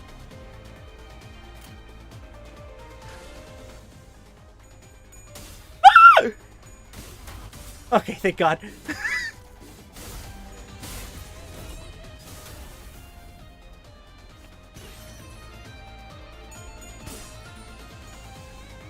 Hey Wes, how you doing? Time like the I was like, I could be better. What I miss? I'm in the middle of an MDE 50.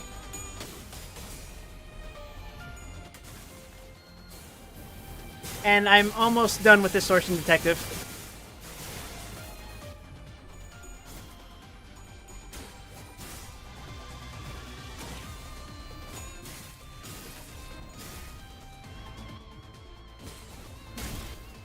Did I see the Olympus trailer? Absolutely. Fucking fraud ass Gregor, what the shit? That was just sad.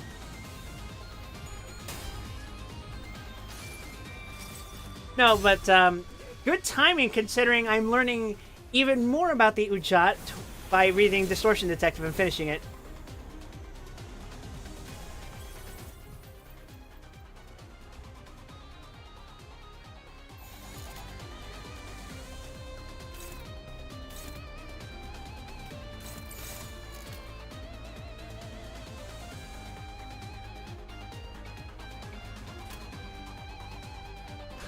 Okay, we got this one in the bag.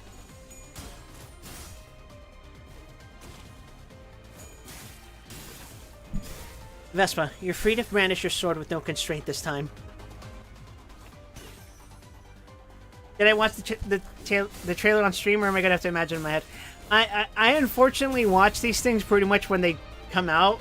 Like I got my fucking ear pressed against Project Moon headquarters, so when they drop that trailer, I'm like, ooh! I am not starting a stream for this shit.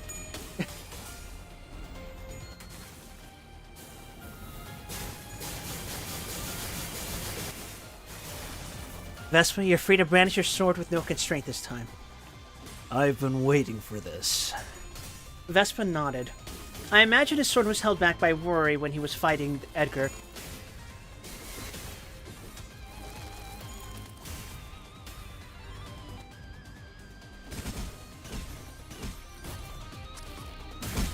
I accidentally ripped out my mic.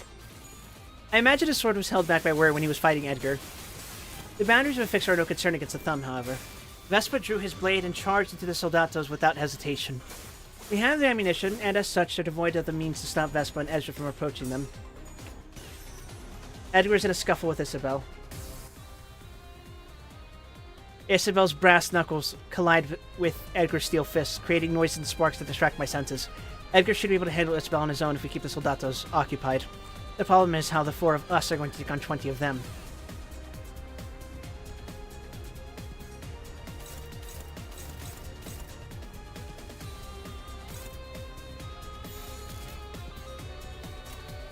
I think we ought to kill Virgilius before he unleashes... What the fuck happened to fucking Greetham?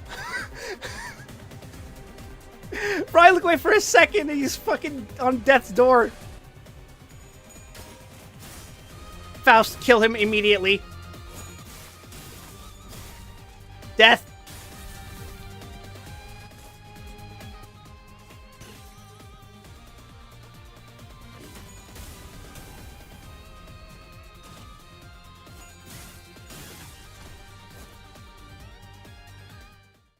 Whew. I can't look away from these fucking fights. Not for the damn Superbot. Oh man, what if I get Don Quixote floor 14?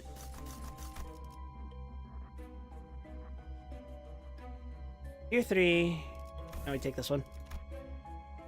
Yeah, gambling always works out. Forehead. God, can you imagine if we get back-to-back Super Boss? That'd be fucking nuts. They're chained. Level us up, baby. Oh shit, that's actually... There's a slight chance to fail. Oh, thank God.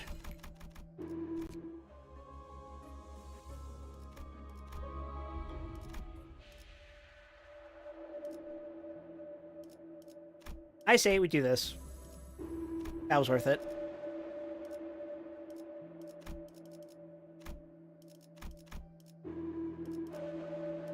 Hell yeah, there's our fucking coin.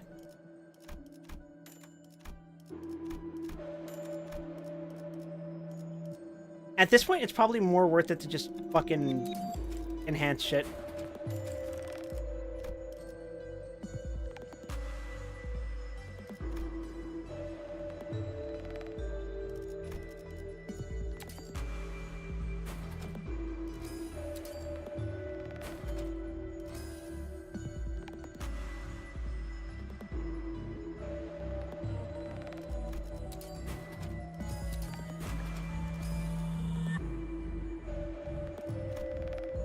Fine, plenty of reactions are out there already. Unfortunately, those reactions are Kamui, who I've watched most of his videos and already know how to react. A single reaction so over-edited I don't even know if it's the video that they're showing a reaction to. And those 4 Genshin players on a couch who accidentally reacted to a library ruin a trailer instead of the Canto 9. That's kind of fucking funny. How do you mix that shit up? That's gonna be like peak fake behavior, right?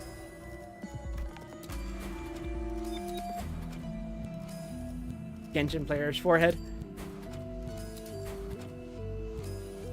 Wait a second, I'm a Genshin player.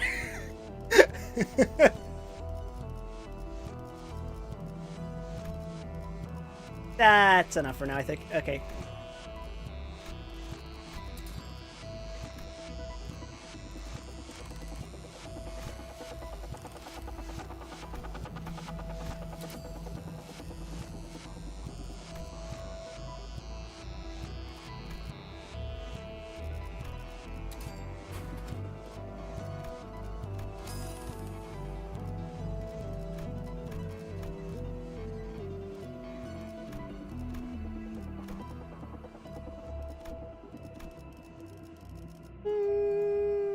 You know what? Sure, let's take that.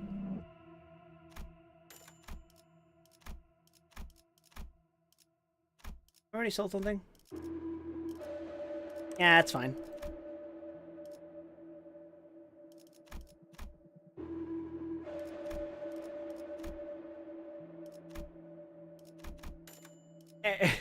Every ability is a Faust ability forever. Yay, no money.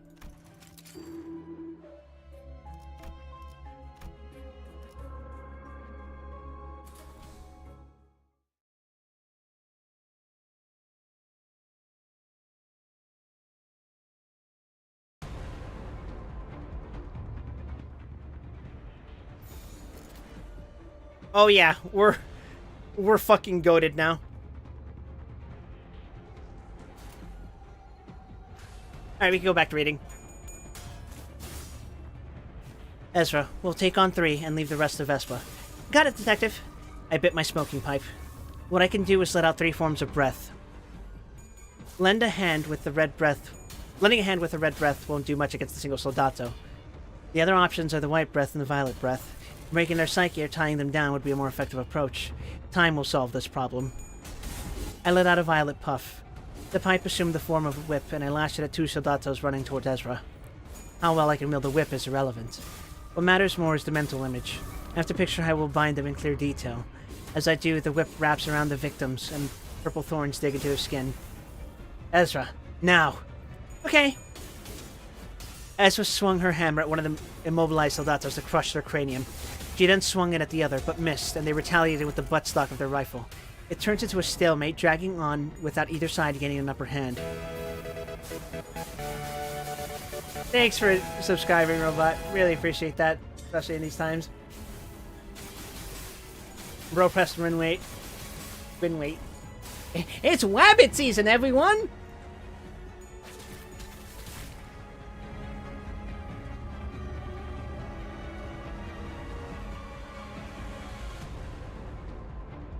Win weight season. Oh, good lord. Good god. Oh shit, this popped up. I meant to click this.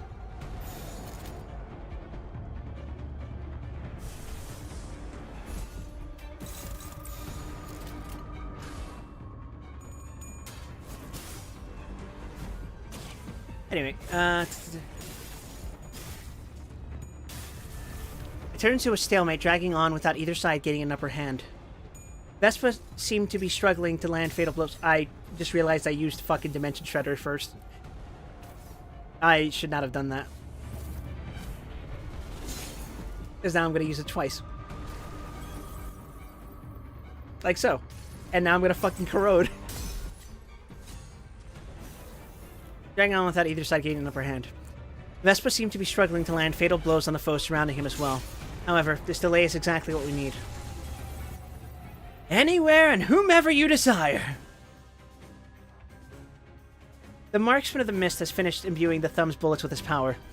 His shots hit one target after another. Some manage to react, but the bullets take a tortuous route and find a way to get to them regardless. One by one, they seize movement, and the last bullet struck Capo Isabel.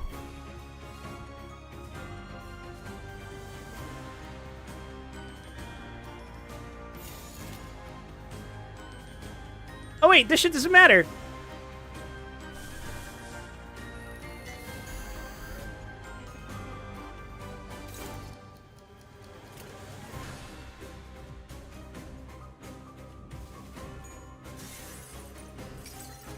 I can fucking overclock all I want, bitch. That's what got me, huh? Edgar muttered.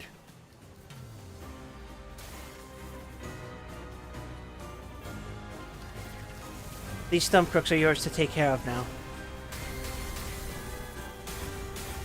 Bang. The sound of a new bullet hole in a human. The bullets have already begun to pierce those who couldn't overcome the trial. Edgar watches as the soldatos fall. Alright, I'll deal with them my way. What about that man you call the Marksman of the Mist, then? We'll be taking him. Edgar made a bitter smile. Then he thrust his armor through Isabel's head at a tremendous speed. Those are just me, or are those bullet holes the same kinds as the ones left under the seat's crew from my association? I placed a hand on my forehead. The corpses of the Zwei Association fixers we found in that workshop weren't the doing of the Thumb. That was most certainly the marksman's work.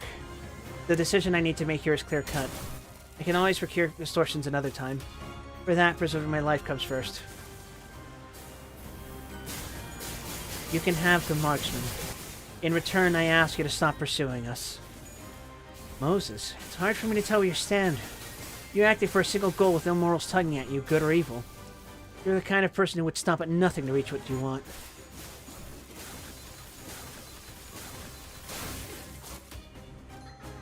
Speaking the truth, you sincerely have no need for me? The Marksman of the Mist shouted from afar. I only need to take care of the task the Yas entrusted me with. That's all there is to it. The Marksman isn't necessary help for this job.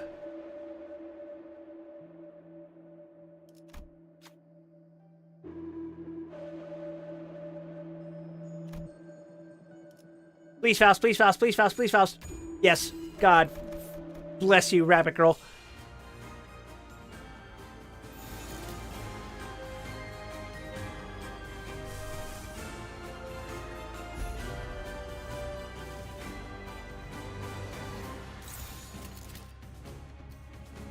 I used to be subbed to a certain Monica, but I stopped after gaining permanent access to her subs only Minecraft server by fixing one bug via mods edition.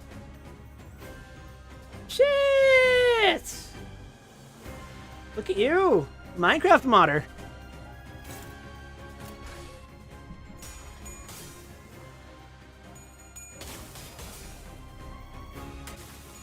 Psst. My prosthetic arm emits a light. Dr. Moses? I get the gist of your current situation. It's Han Hee-jun. He's contacted me after all this time. I thought communications were all busted around here. Edgar murmured to himself dryly. He must have mixed feelings seeing this kind of technology, given his crew probably had a hard time requesting assistance here. Lady Diaz says she will have the aftermath cleaned up. I want you to secure the Marksman of the Mist. Oh shit. My god, fucking scroll wheel, stop!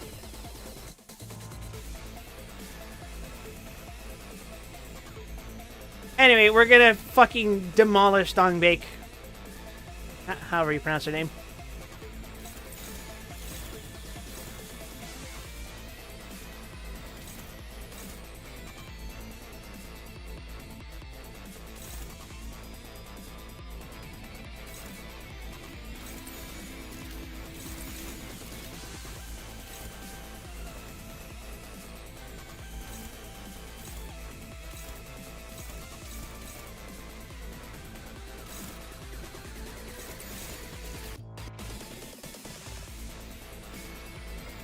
You know what? Fuck it. Let's go.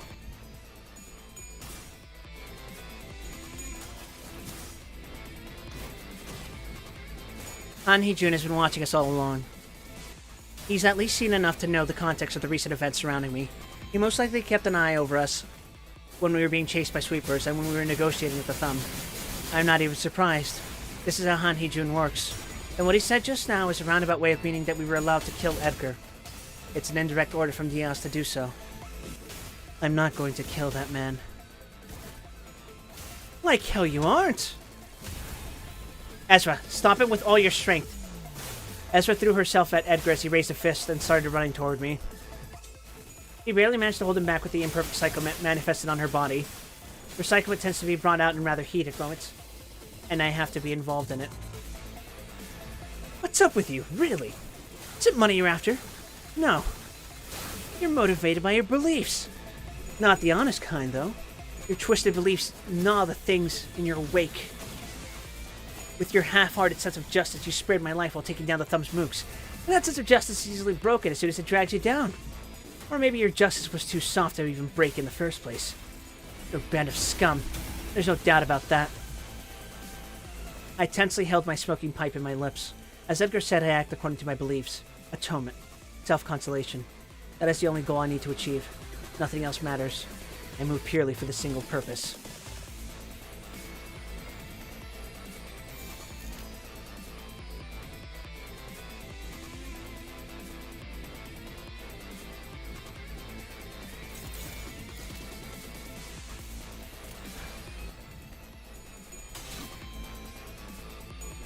You can ask me about any Minecraft mod, I don't likely know it. This is not a joke, I really need to get a better hobby.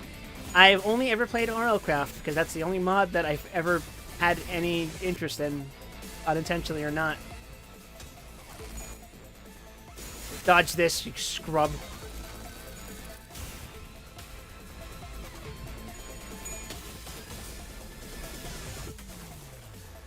You can manifest this ego in your mouth.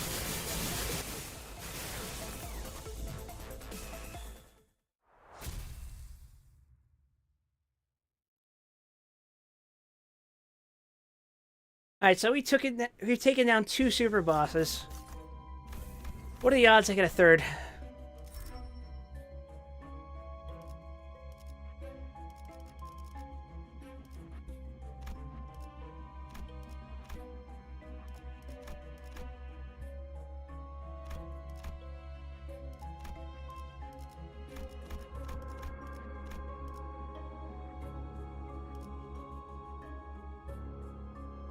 There, right?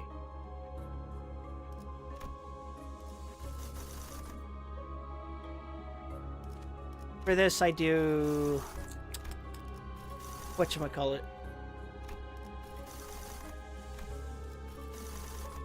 Oh no, this is gonna be bad. Nope, never mind. We bailed out at the last second. Vital of Infinity! Yippee!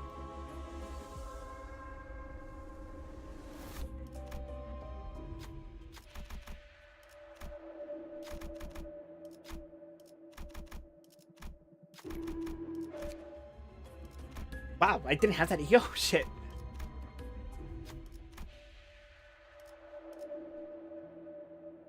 I ain't no pussy. Let's fight. This is a terrible idea at this high level of a fucking floor.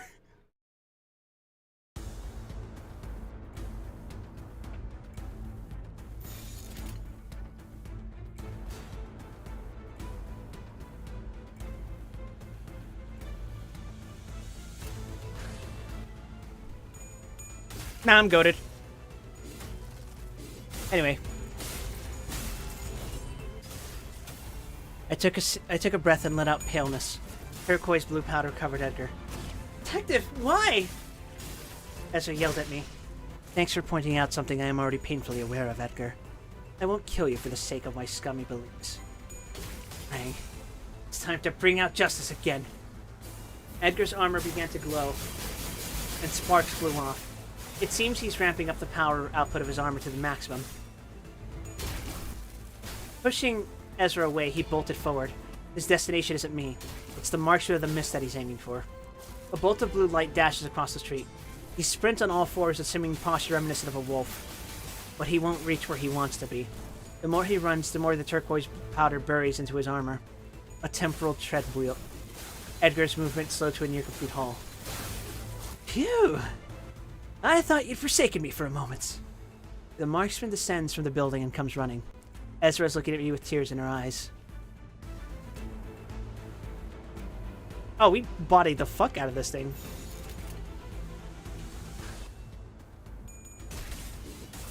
Death.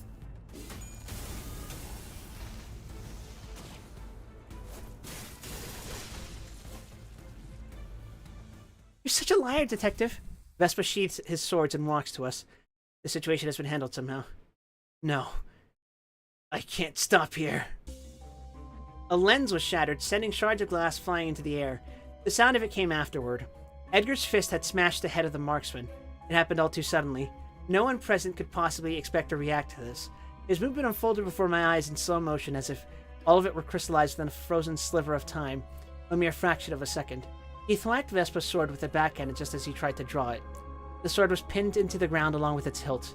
Then his left fist struck Vespa in the chest.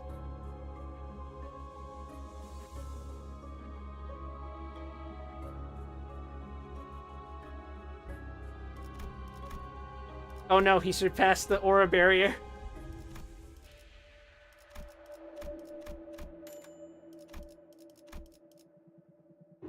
Alrighty, let's see.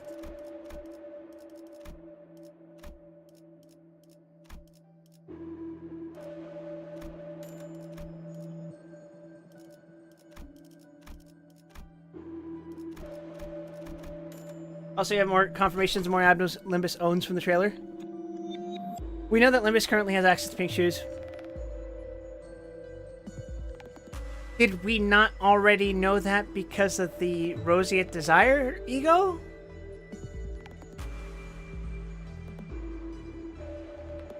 And am I not using the Wayward Passenger ego? Though I suppose we have ego from Abnos that Limbus does not have. I guess so. We're talking about LC specifically. Okay.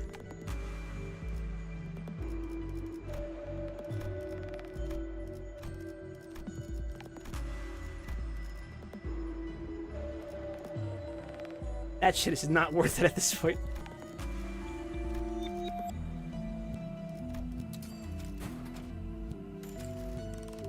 But what if it was?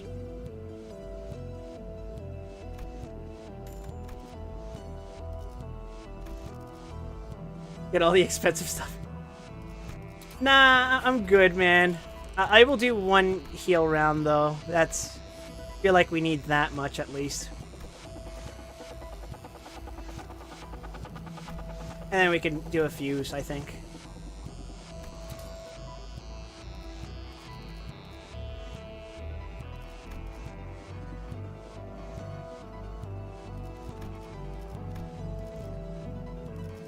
Hold on, we have the fucking packing tape, don't we?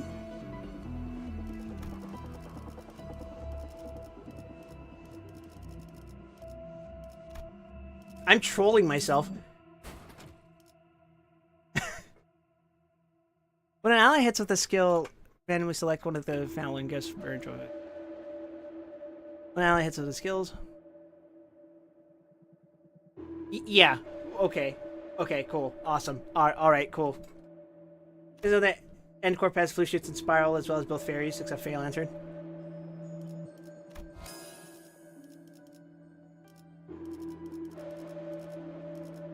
I thought they only have Tall Lantern, not Tall Fairy, not Fat Fairy. That Fat Fairy was left over in the L Corp facility in K Corp, which is why the terrorists had access to that.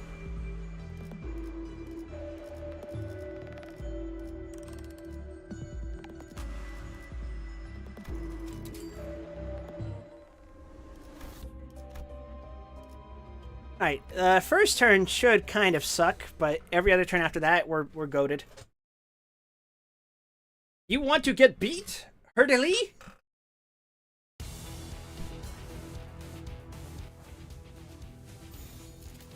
Never mind. We're perfectly fine, everyone.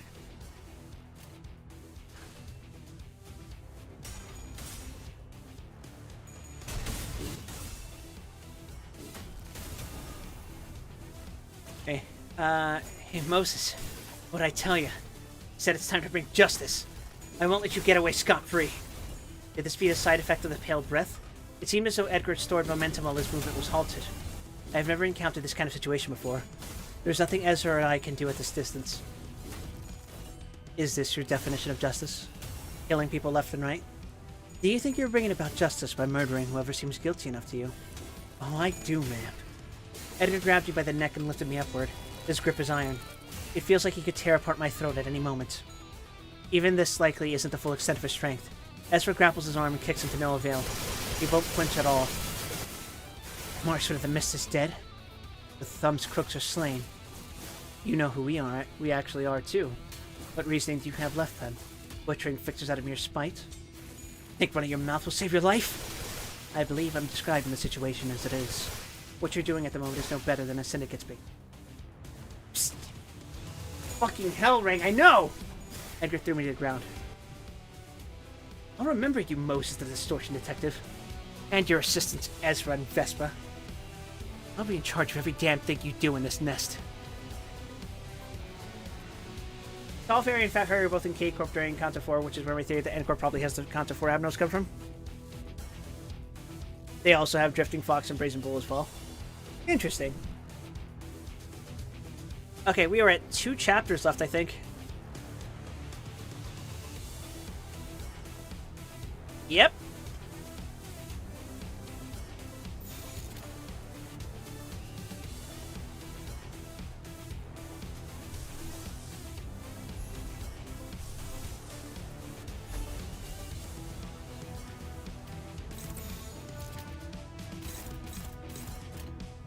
Let's rock.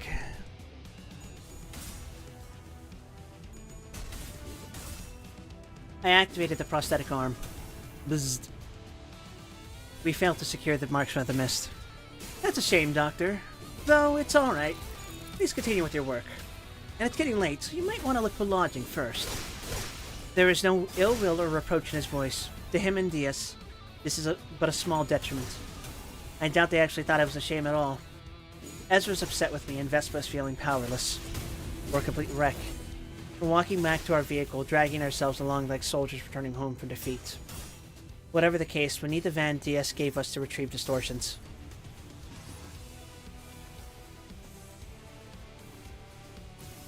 Ezra. I had to take the option with the highest chance of success. So you're gonna use that blue breath every time, Detective? No. Only when it's necessary. And that was one of those cases.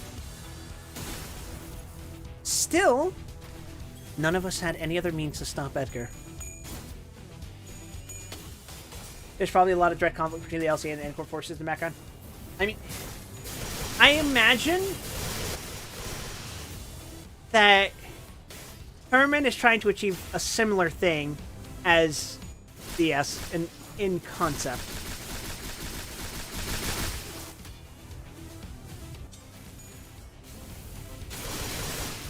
Heartbreaking. Both major parties in this game fucking suck. What do you think is going to happen in part 1 of Canto 9? We're going to be introduced to a parent and a child. That's all I got. The fucking 27 speed Malfaust. Sure.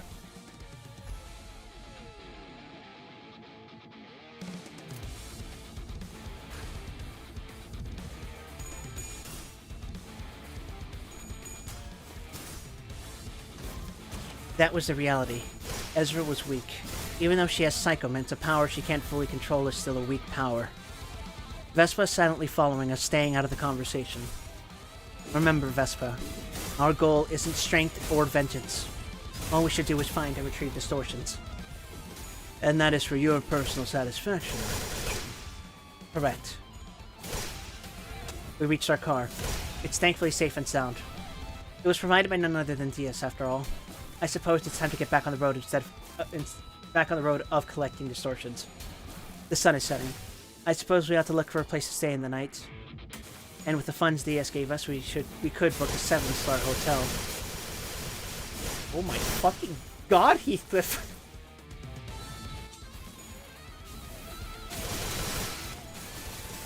However, whether a proper hotel is still up and running in this nest is another question entirely. Either one of you have a place you want to stay at? Ezra, give me a map of Elcorp's nest. Ezra hands me a wrinkled piece of paper after rummaging through her dimensional bag. It's a basic map that shows major facilities located in the nest. It lists restaurants, accommodations, and such. The problem is it's hard to tell where we are in this mist. We can't walk into unknown danger like that. We'll just beat the shit out of them.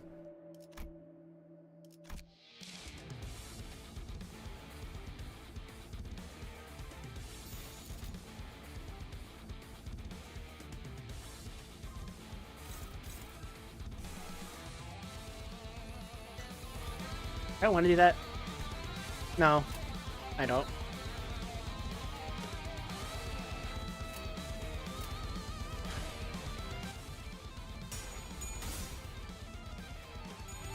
Holy fucking 70 coin.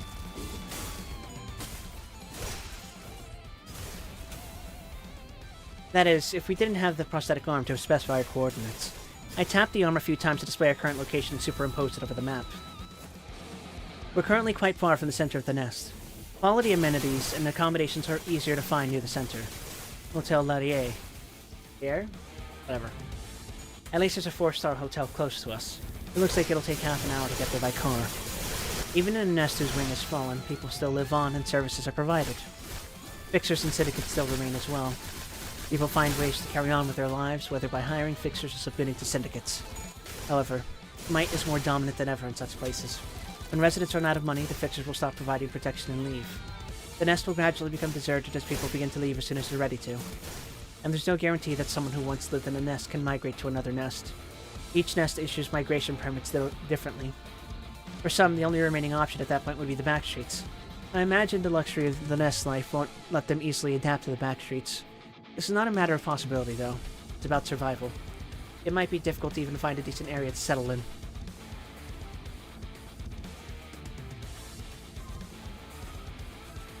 Wow, the shit on the LCE is going well. I sure hope nothing interrupts our evil collaboration amongst fingers. The bamboo-hatted Kim in Hohenheim's back pocket. I think it's going to be a lot worse than that.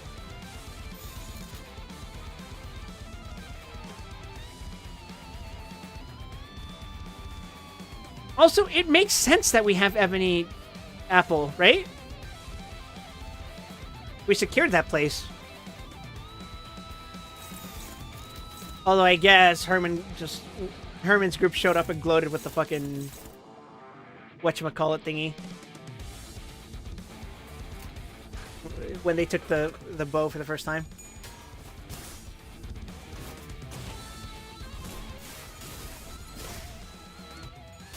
On the way to the hotel, we faced several small-time syndicates. Those attempting to rob us of our cash and vehicle.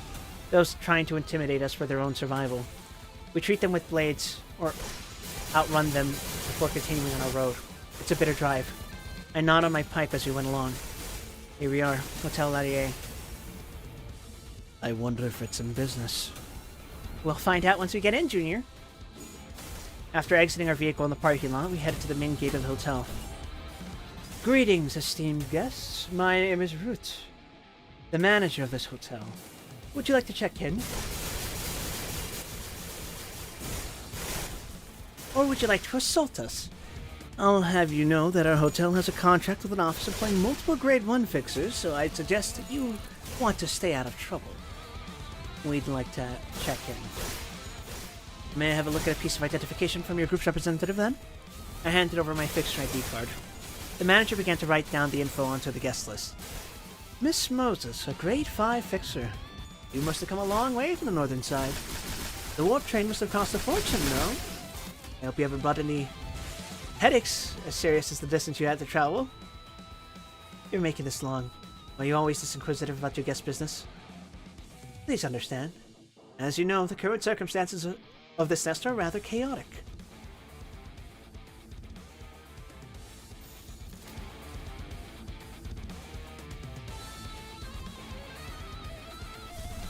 Yeah, I guess I ought to start fucking double cast healing.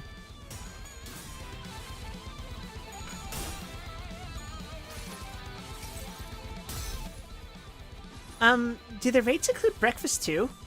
Ezra hesitatingly asked. Yes, of course. Well, not as good as before. We still serve delicious meat pies and tomato juice. What a weird combination. I'd like to request that the others provide their IDs, please. We used to check only the person representing each party, but as I said, recent circumstances have made our procedures more thorough. Ezra and Vespa handed over their fixer IDs as well. Miss Ezra, grade 3 fixer, and a grade 1. The manager's pen stopped for a moment. Perhaps you realized that we might be above what his hotel can handle. It's possible that he lied about having a contract with an office. We won't cause any trouble. We'll leave as soon as the morning breaks. Trouble, hmm? You never know until the night passes, isn't that right? A voice came from behind. Hotel area has quite a bit of a legacy. It's even partnered with the Hana Association. Even though it doesn't guarantee immediate safety, it's solid enough to screw over the lives of fixers like me. A hotel that signed a contract with an association. If a fixer causes injury or damage with no good reason, the Hana Association will investigate and punish them according to the course of events and severity of the case. Causing a scene in a venue partnered with an association can be grounds for additional punishment. The offender may be bombarded with penalty points that will accelerate demotions and disqualification. I'm Rusk, leader of Rusk's office. I've been staying here with my crew.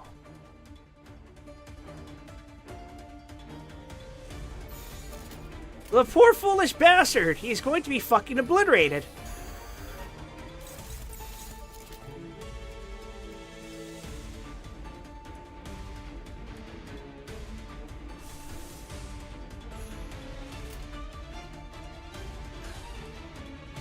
Death!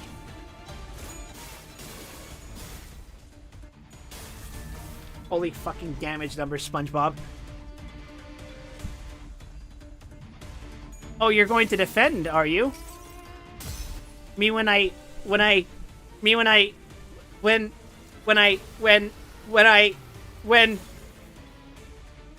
Vor. The punchline is Vor.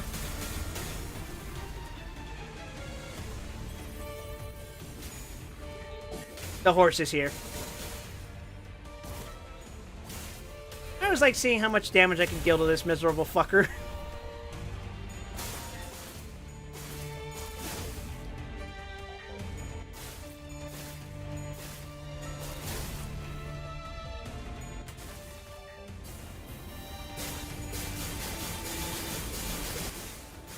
Yeah, I think it's dead.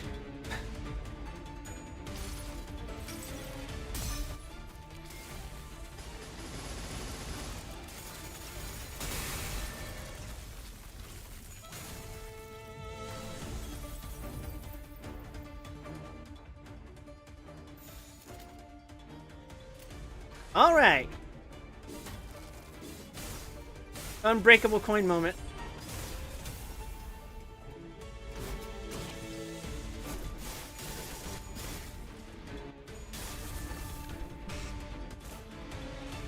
Alright, Vespa turned around to carefully scan the person. If what the manager said is anything to go by, this man must be a grade 1 fixer.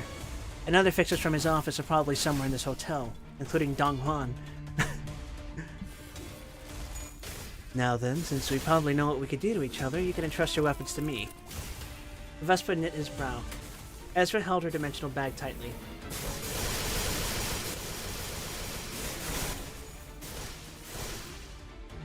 Detective. Oh. The evil shit is here.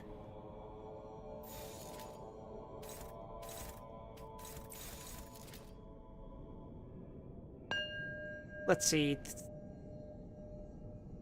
I'm going to unbrilliant glory you to death. Please look forward to it.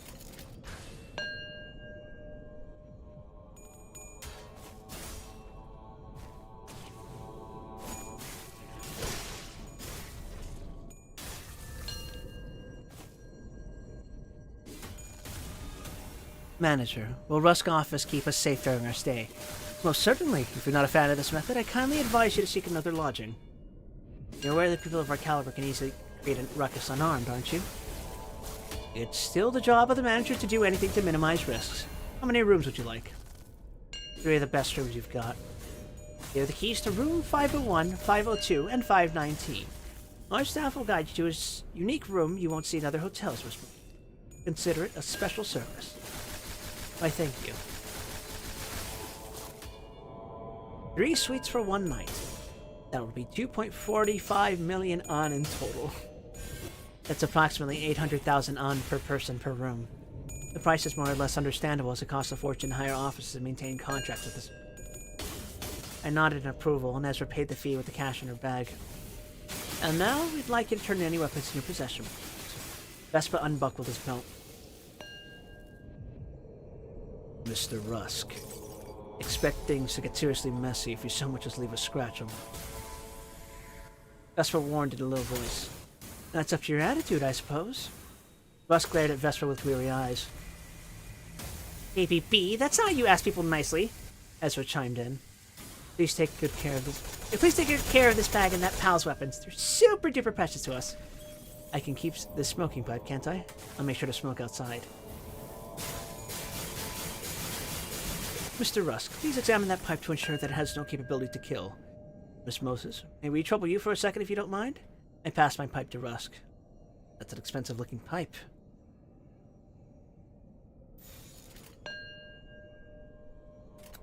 Gloom? How dare you? I will use anti-Miheisho packs all day fucking every day.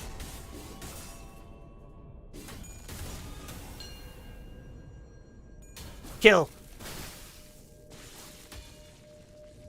The fucking snipe from Gregor. Oh, look at that. We're 4 hours in and we're on the last floor. Nothing could possibly go wrong.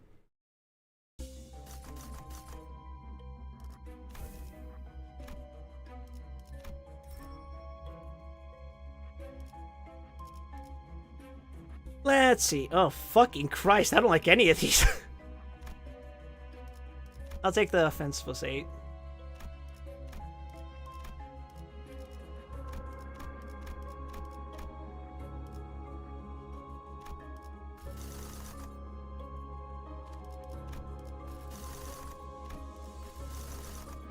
Alright, and for our last trick, we'll be fighting the fairies as usual. I just think they're the easiest ones to fight on floor 15. Now imagine if Don Quixote shows up at the last second. Yeah, we're gonna fight it. Because it would be funny.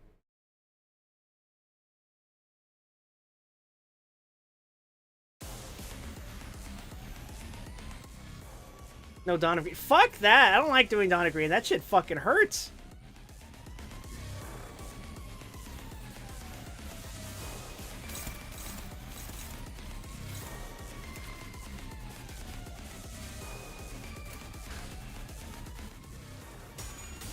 Oh.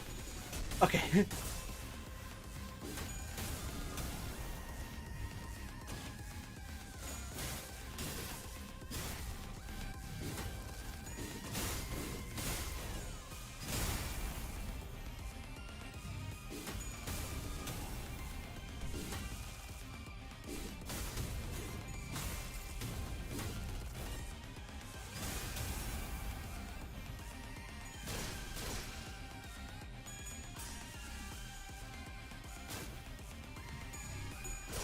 Uh-oh. Roll tails, you piece of shit! Wait, it's fine. We have fucking shields.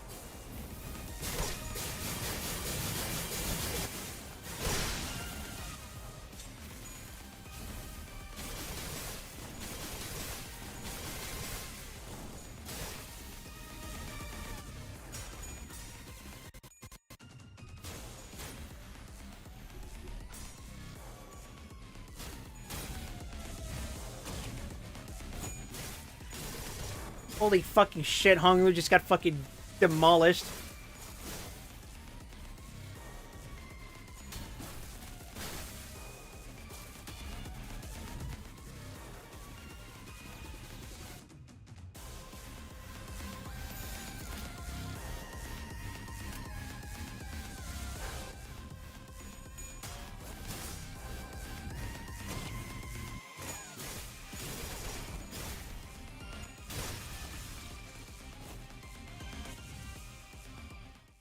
Kind of fucked up to me that this thing's an Abno, considering what it is.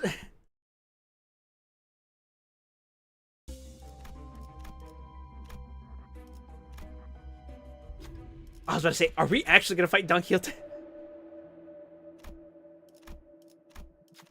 You didn't do the portal thing? Yeah, when you're this fucking strong, shit don't matter.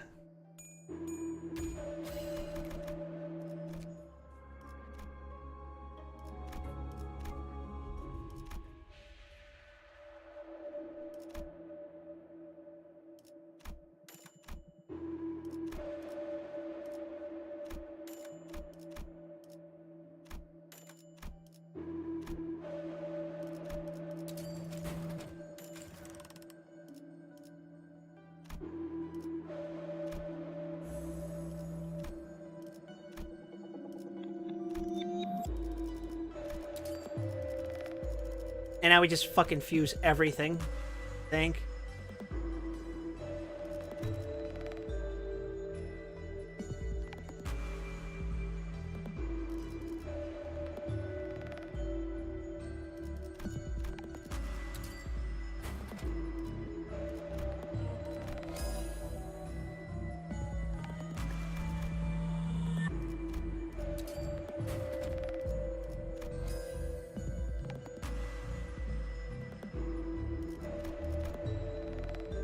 Something has to give eventually.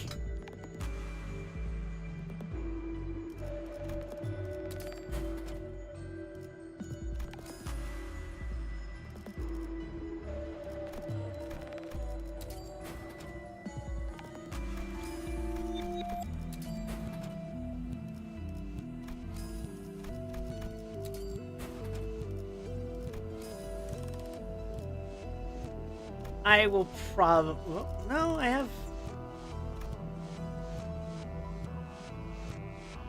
This is fine. I'm goated like this. Watch. It's not an ill-informed decision.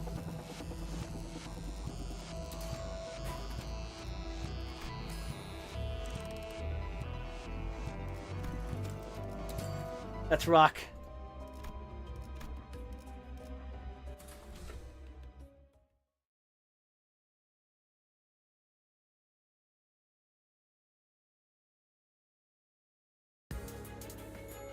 Anyway, inspected the pipe, the smoking pipe from several different angles. I found no problem with it, Mr. Root. The manager nodded. Have a couple of nights rest then. We followed the hotel clerk into the elevator. Ezra and Vesper went into their designated rooms. Mine is room 519, located at the end of the corridor. The clerk explains a few things on the way. Breakfast is provided from 6 until 9 in the morning, and with them many guests. There are more visitors than you might think. Many guests have checked in to stay here long-term as well. That's fair. This may be a safer option than a common residence in a fallen nest. Although the price for a single night's stay will be more expensive than the monthly rent of a backstreet dwelling. For a hotel that has seen an increase in the number of guests, it doesn't seem very populated. I haven't seen anyone other than us. I guess it's because it's late evening? Anyway, here we are, room 519. It's one of the proudest rooms Hotel Arié has to offer. The clerk opened the hotel for me. Opened the door for me, and I slowly walked into the room.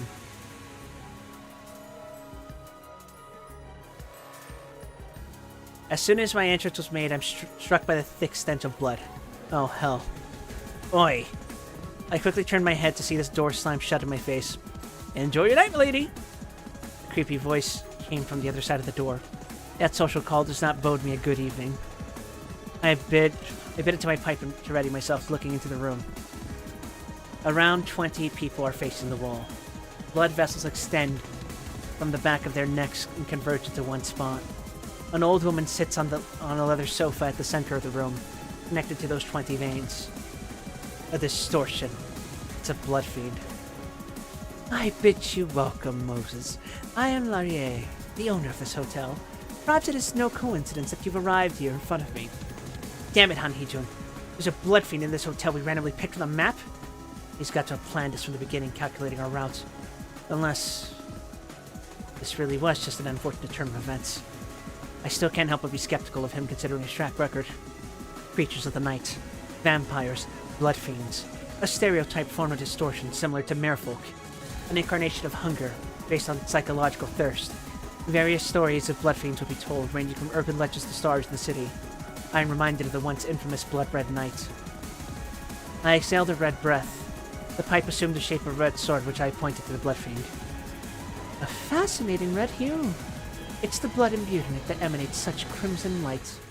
As the blood fiend waved her hand, the blade melted into wine-colored smoke and dissipated. Moses, could you take a moment to listen to what this old lady has to say? The woman lifted her arm and waved her hand, raising a red chair next to me.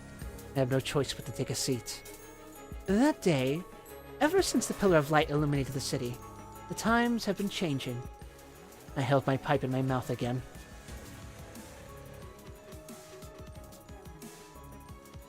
Alright. This is the last chapter now.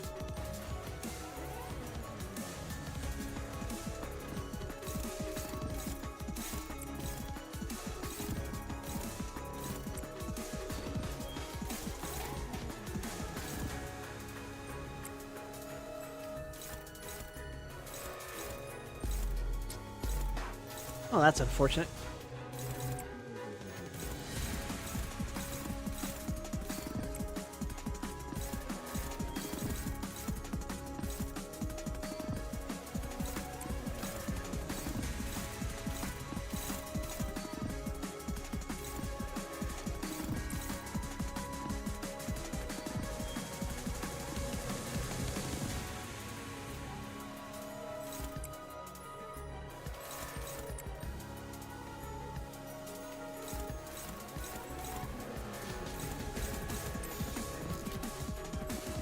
Is Heath gonna be my goat? Let's see it. Oh fuck! I forgot to unblock for Isan. Oops.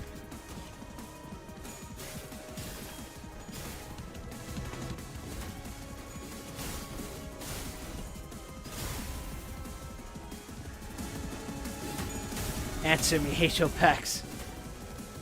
Are we fucking goated or what?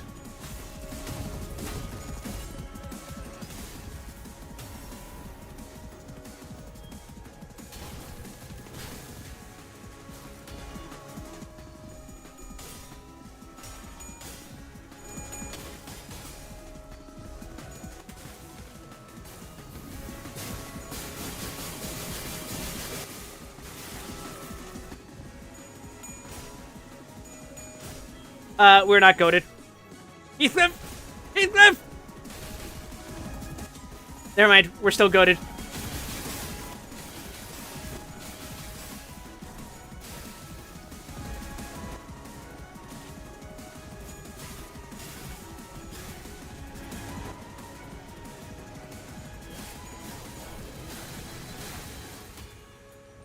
Notably, that was Sinclair. They're both cocks, that's fine.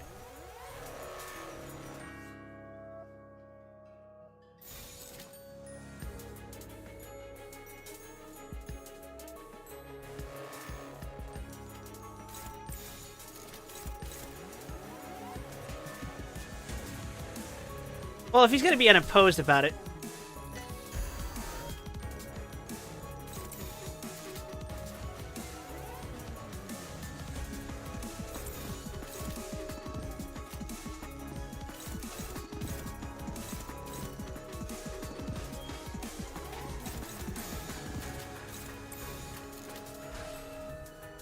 Okay, we should be fine. The Blood Red Night. A star of the city that made its mark a few years ago. known for randomly kidnapping people from the back streets and the nest alike who would later be found as corpses robbed of all internal organs. Those corpses would then come to life and wander looking for the next victim. The eastern and northern sides of the city trembled in fear of her for quite some time. From an urban myth to a legend, from a legend to a nightmare. And soon enough she rose to be a star. Multiple associations and offices joined forces to study the star, reveal its true identity, and ultimately slay it. Our office was part of that collaborative effort. Though looking back, it's embarrassing to say that we contributed at all. I never got to see the Blood Red Knight in person. The closest encounter I had was the corpse of a person killed by one of the walking bodies. We were never included in the major missions. I lacked experience as the Distortion detective at that time, and it probably didn't help that my response to the situation wasn't the most professional. The 70 power coin, holy shit. Several offices tackled the menace, but she would elude them every time, only leaving them with living corpses to take care of. Those that most likely did face her were later found dead, more often than not. Alas, the brighter a star is, the earlier it burns out.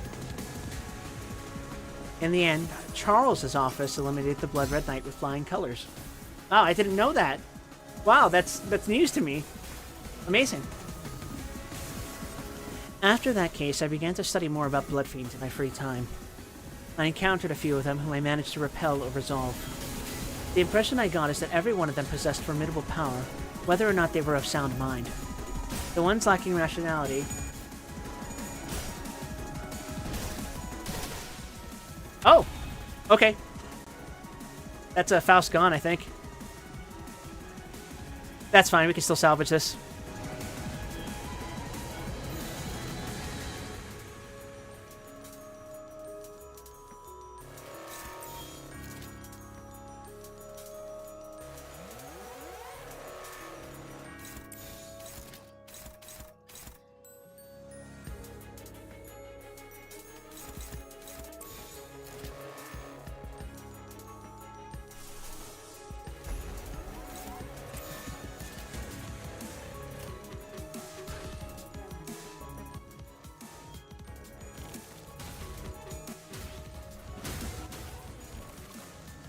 Sinking power!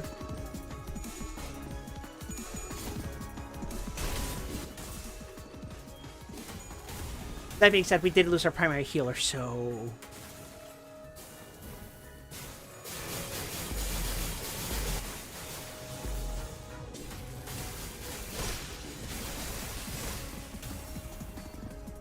No, it's fine. After that case, I began to study more about blood fiends in my free time. I encountered a few of them whom I managed to repel or resolve. The impression I got is that every one of them possessed formidable power, whether or not they were of sound mind. The ones lacking rationality demonstrated explosive physical strength and tenacity, driven by raging thirst. Those with reason behave in clever and cunning ways until they're cornered, at which point they will resort to inhuman strength out of desperation. All because of their thirst. There is one thing they strongly crave. Blood.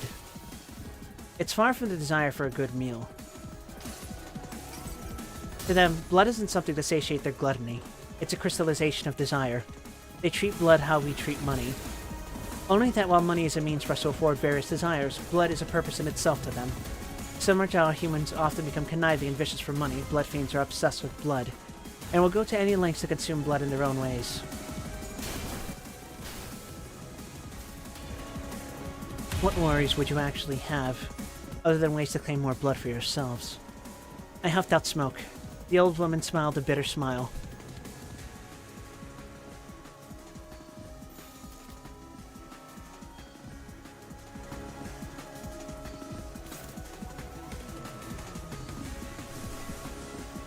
AoE time, baby!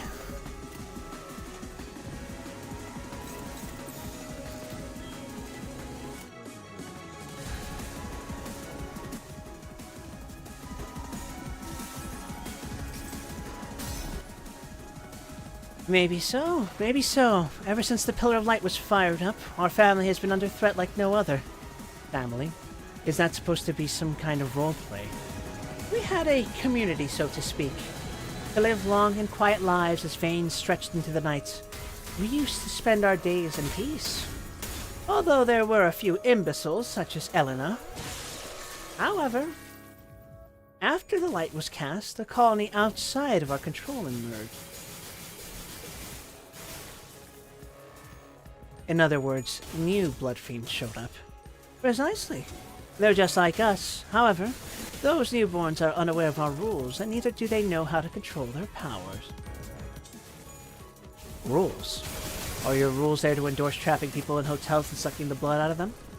Those people won't even remember what happened by the next day. I merely take an adequate amount of blood from them in return for ensuring their safety. They'd been living moderate lives until we were faced with this trial. The purity and pedigree of the elders are put to test.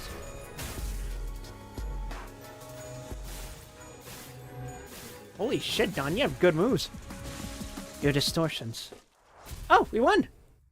I don't know about purity, but you can't have any pedigree. Distortions, you say? Moses the distortion. She who sees the twisted minds of people. Yeah, that doesn't surprise me at all. Wow, guys, which ID did the most fucking damage?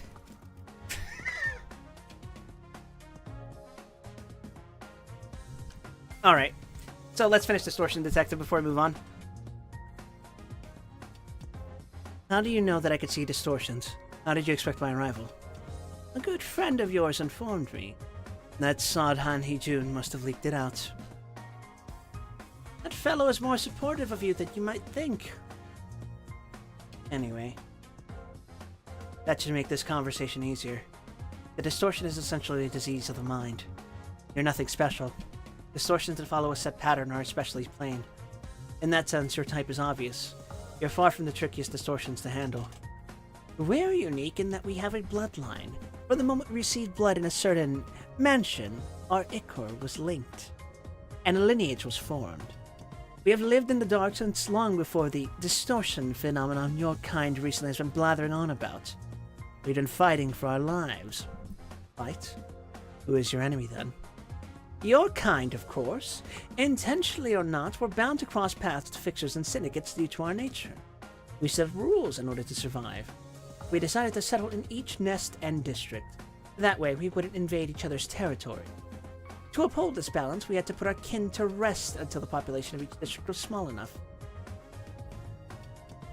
You mean there are 24 more elders like you out there? One for every district? Yes, and now my position as one is being threatened.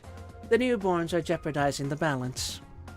Seems to me that your balance wasn't all that firm if even before that it couldn't stop the Blood Red Knight from showing up. The Blood Red Knight. If you're talking about Elena, I concede that she was our mistake. She was an embodiment of violence, one that even we had little success in calming. I worry that more of such incidents might happen. Do all the employees of this hotel know that you're a blood fiend? Only Root does. So who is the supposed menace that's threatening your seat? Rusk. The fixer hired by the hotel.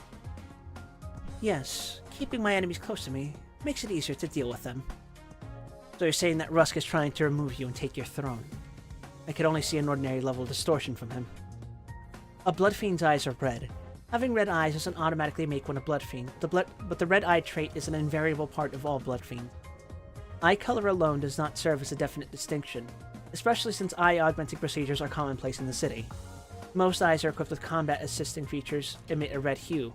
However, I can tell the eyes of a blood fiend apart from them.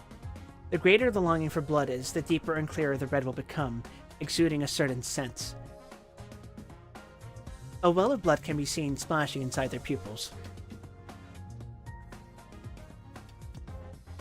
I could not observe such traits from Rusk's eyes. He only reveals that side in his sleep. That might be why you couldn't see it. Why not strike him first while he's awake? Were I to fatally injure him, his instinct of self-preservation would awaken his inner beast then and there. It is no use for me to meddle in and make matters worse. What's stopping Rusk from killing you right away? He isn't aware yet. He knows none of the fact that I'm here, or that I am in charge of this area. Your friend told me that the Distortion Detective is currently on a mission to collect distortions. I don't wish to resolve this through violence. I want you to take him with you. You sound rather reluctant to stain your hand with blood for someone who loves to drink it. Rusk and all the fixers from their office are blood fiends. Although Rusk himself isn't aware, he turned them all into his kith and kin in their sleep. Or perhaps I should say, subordinate entities, you would put it. I've told you everything that you need to know. I'll leave the rest to the professional. The old woman waved her hand. I was then sucked out of the room and ejected into the corridor. If what Laurier said was true, then the organizational capabilities of blood fiends must far exceed my imagination. I'll need some time to reformulate my understanding of the modus operandi of this species. I shook off the dust from my body and stood up. At least the direction of this matter is in my hands. I could choose to neutralize Rusk. Or I can subdue Laurier instead, the lady who was one with this hotel.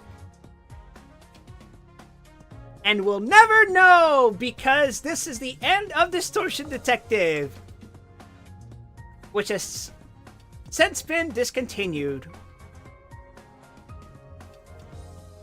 But with that, everyone, I have finally caught up to all Project Moon content. All official content. Meaning, next week, we are in time for Canto 9. God fucking help me.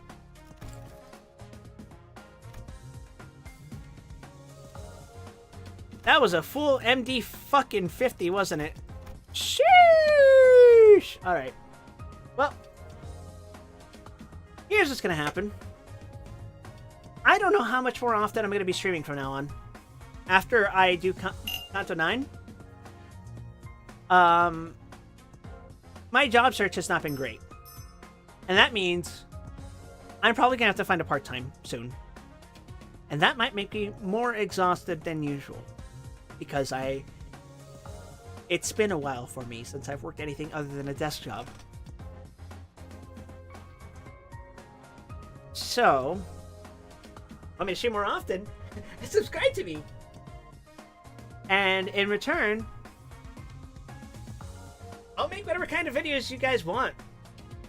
You guys want me to do a retrospect of Final Fantasy X? I'll fucking do it. I honestly want your guys' ideas. I've got stuff going on in my head, but frankly, there's so much noise in there that I need an outsider's perspective to kind of give me a direction. Otherwise, money is a fucking thing that I need to do right now. Retrospective of Kingdom Hearts. Oh my fucking god, bruh. Alright, I could do that. I mean, what would you want me to talk about? We could talk about that on Discord, I guess.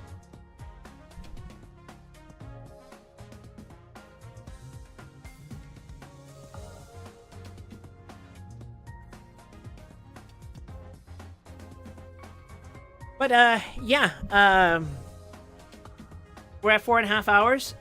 I gotta go. Banpresto games. Oh my god. I am not in a fucking headspace for Banpresto games right now, but I can try. If you want me to talk about, like, fucking Soulcasted or something like that, sure, why not? We'll do that. But, yeah, if you're new to this channel, please consider giving me a follow here at twitch.tv/WildWesson, or if you're watching from YouTube, subscribe to me at YouTube/WildWesson. I will try uploading more videos in the future. But, as I've said, times are tough, and I know they're tough for everyone, so thank you, everyone who's doing that right now. Who's supporting me, that is. I also post on Blue Sky and Twitter sometimes. I give you some updates about how things are going. My recent misadventures with AI interviews, that's great.